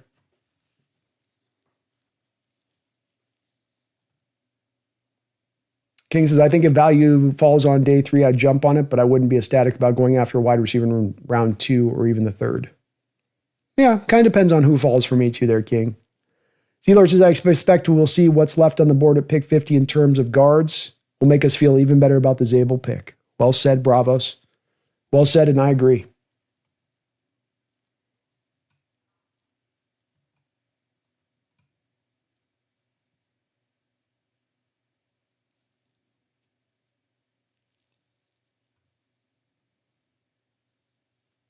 Thrill House says Johnson's doctor says he has 5 years to live optimistically.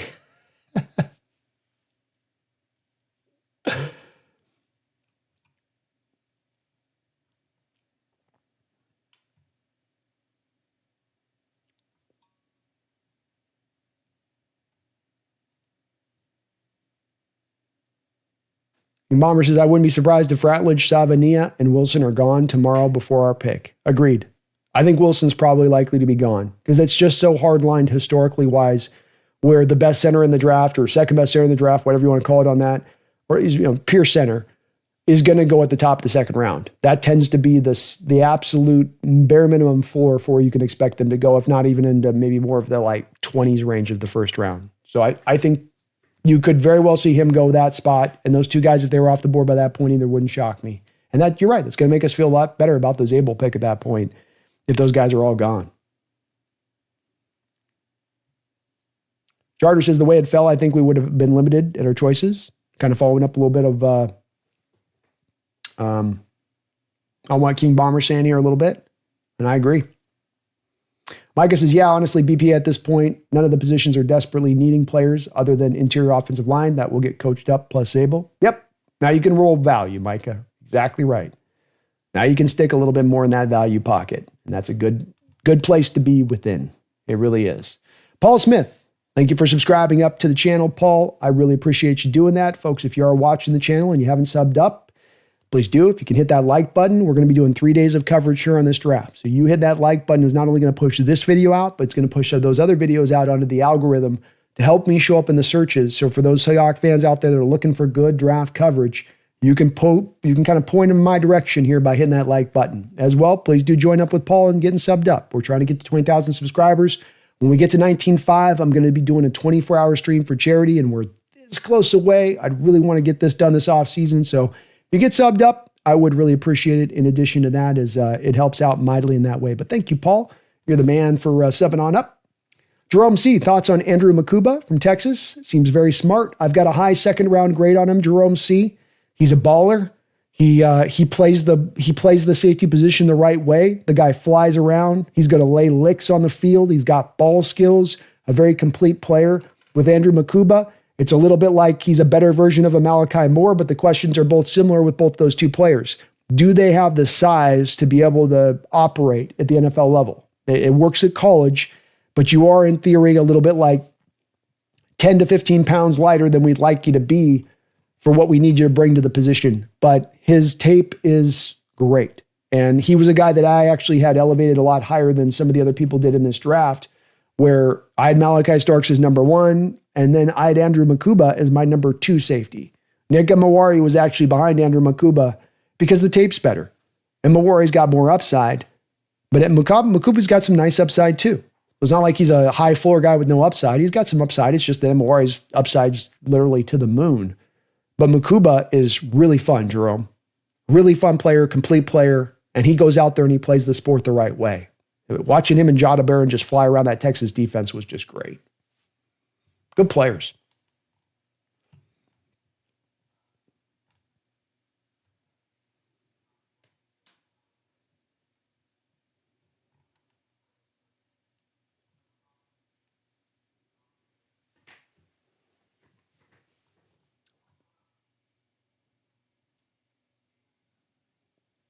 Kyle from South Park, thoughts on Will Howard in the second or third round? He almost has exactly the same physical attributes as Josh Allen, and we all know JS loved Allen.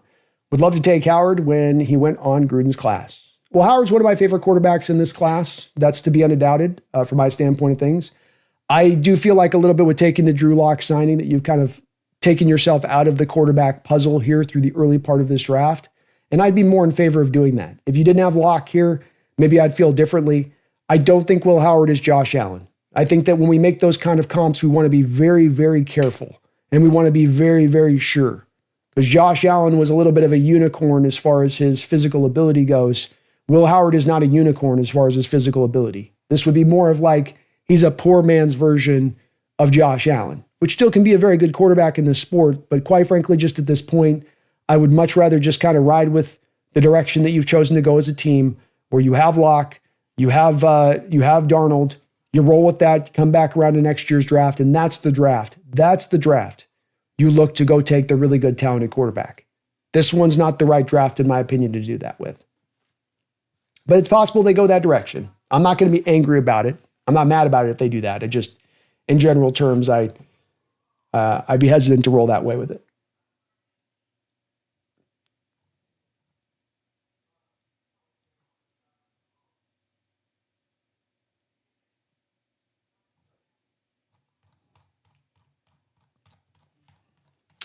All right. Well, let's go ahead and we'll wrap up this. Any last quick questions? Go ahead and get them on into the chat here, but we're going to go ahead and put a bit of a button on this one. HHG, thoughts on what we do in round 2? I think we stay value, HHG. So I think the guy you're going to look at the board when we pick is going to be a real value-based kind of pick. Does an Emowari slip down the board? Does a Will Johnson slip down the board? Does a Benjamin Morrison slip down the board? And they're okay with the medicals enough at that point in the second round to take them. I think those guys could be very interesting in that spot of the draft as guys that you could look to kind of target there, because corner is going to be a little bit of a need here. Wide receivers, one you can come back around to, I think, as well here. Jack Besh, Jaden Higgins, Alec Ionamore. Are any of these guys maybe in play? Savion Williams. Mason Taylor in the second round is another guy that does stand out to me as being a real possibility for your Seahawks here. Those would be the main guys I'll probably kind of target in on. Let's see what happens with Jared Wilson from the center position too. And we can kind of roll with that on it. But it's a little bit hard to quite pinpoint being so far out on this, you know.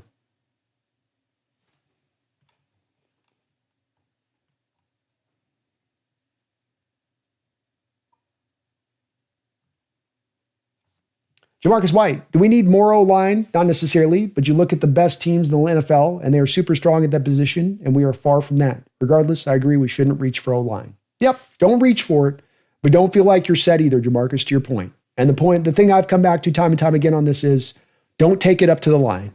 You know, you get the chore list from the mom before she goes off to work. She makes sure these chores are done in the morning and in the afternoon. Do you get them barely minimum done? Do you leave a little bit of dirt on the counter? Do you not get the garbage taken out?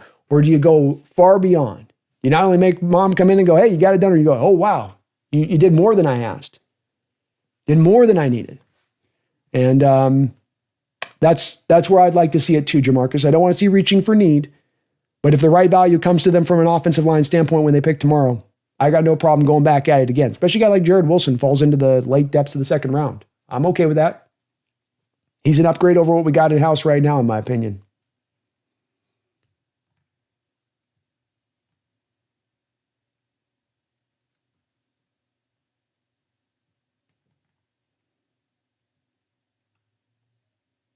TheSeahawksNest, Rainier Beach party tonight. Redskins did smart for Jaden. Yes, they did. Great pick by the Skins. And a lot of teams are Commanders. You know, a lot of teams get this wrong. These young quarterbacks, they start getting greedy and thinking they can go other ways. Pass rusher was in dire need there for Washington. But who runs your team? What's the captain of the ship right now? Jaden Daniels. How do you better get more out of him? How do you better protect him? And with that kid, I don't want him taking too many hits. I want to remove as many natural hits as I can from that kid's body because he's a little slight. So a smart way to go. Schneider, love if we trade up for Will Johnson or Mecca Mawari. Stay at 52, I think we'll book on. So we take Jaden Higgins. All those guys are possibilities, Schneider. For sure. For sure. Marcus says, amazing analogy. Thank you for Marcus. That's what I want. Just don't go up to that line. We sometimes do the bare minimum stuff when it comes to certain positional groups. Take it past. Take it past. AB, Higgins, Ionamore, Noel, Horton, Williams, next tier, Savion, and Test. Some good receivers there, Nate. And definitely, I think, in play for us tomorrow. God's Gang, thank you for the $2 donation, finishing us up right. Multiple donations for God's Gang. I really appreciate you. Says, don't we need a wide receiver in here in the next couple of rounds? And that's why I say you guys are smart and you're on it. I can literally say a comment and bam, you come right in behind it with, kind of supporting right into what I was kind of speaking to on that. And there is a bit of more of a need for a receiver here. I think the team was looking at Tep McMillan as being a guy who could have dropped to them there at 18 and they would have jumped on him there, but it speaks to that. We know we need a receiver. We know we need to get another body in here. And I think that does make receiver very much in play. very, very much in play. So yeah, it's smartly locate on that one. And there's going to be good value there, especially as we go through this second round. If we see some runs on other positions, a couple more quarterbacks suddenly go, Shedeur goes, Will Howard goes, right? We get some running backs starting to pop off the board, Trayvon Henderson, Quinshon Junkins, right? Now you can get to a spot where it makes sense where the value on the board is going to be receiver when you come up and you pick. So I'd like to see it. I'd love to see it, man. Would love it. All right, well, we're going to wrap this up on that note. I'm going to be getting the B&B stream set up here shortly, so we'll be back with Brendan here in about 20 minutes or so as I get connected with him on that side of it. I will be streaming all 3 days of the draft here. So today, tomorrow, and on Saturday, end to end. Please do make this your stop for draft coverage, as I will be going deep all the way along, and we'll be covering this in depth as we possibly can. I want to put a big thank you and a lot of love out to the chat today. I mean, it understates it. It's not enough of a stamp to put this on this, and that we set a record today with more donations than we've ever had on this stream. And it's absolutely overwhelming. We had like 5 $200 donations or something like that, $100 donations, $20. And well, it's just amazing the amount of support you guys provide to this channel to allow me to do what I do. And the thank you never seems enough, but it's not a flippant thing for me. It's not just a small little thing with what you guys do and the support you bring to this channel. It's really, really appreciated. It allows me to really chase what is my dream and what I love to do. I love this, talking about this with you guys in the draft and covering this. The good, the bad times, the ups, the downs. It's all a lot of fun for me to do this. And I get to do it because of your guys' support and how much love you show this channel in so many different ways. And so what a show today. What a show as far as the support goes from you guys on that side of it. I'm blown away, absolutely blown away. And I'm really very thankful for all of you and all you guys do for the channel. First day of the draft is in the books. Seahawks took a meat and potatoes pick, but they didn't fail. They didn't reach for a quantifiable need through the roof. You got 4 picks tomorrow in what is, in my opinion, the true meat of this draft, where you can really make the hay while the sun is shining. So let's see what they can do tomorrow. Let's see if we can bring this together. You're sitting in a position that's very pretty in order to be able to pick from a real value-based model here now. Let's just follow it up, follow it through, finish this draft off right, and set the stage for what hopefully will be a beautiful, wonderful 2025 season. Back in about 20 minutes with Brendan. But until that time, please don't you ever forget, do me this one favor before that, hit that like button. Don't forget to do that. It helps out this channel hugely. I really appreciate it. Sub on up if you get a chance to. But beyond all that, don't you ever forget. Don't you do it, damn it. Never forget. Go Hawks.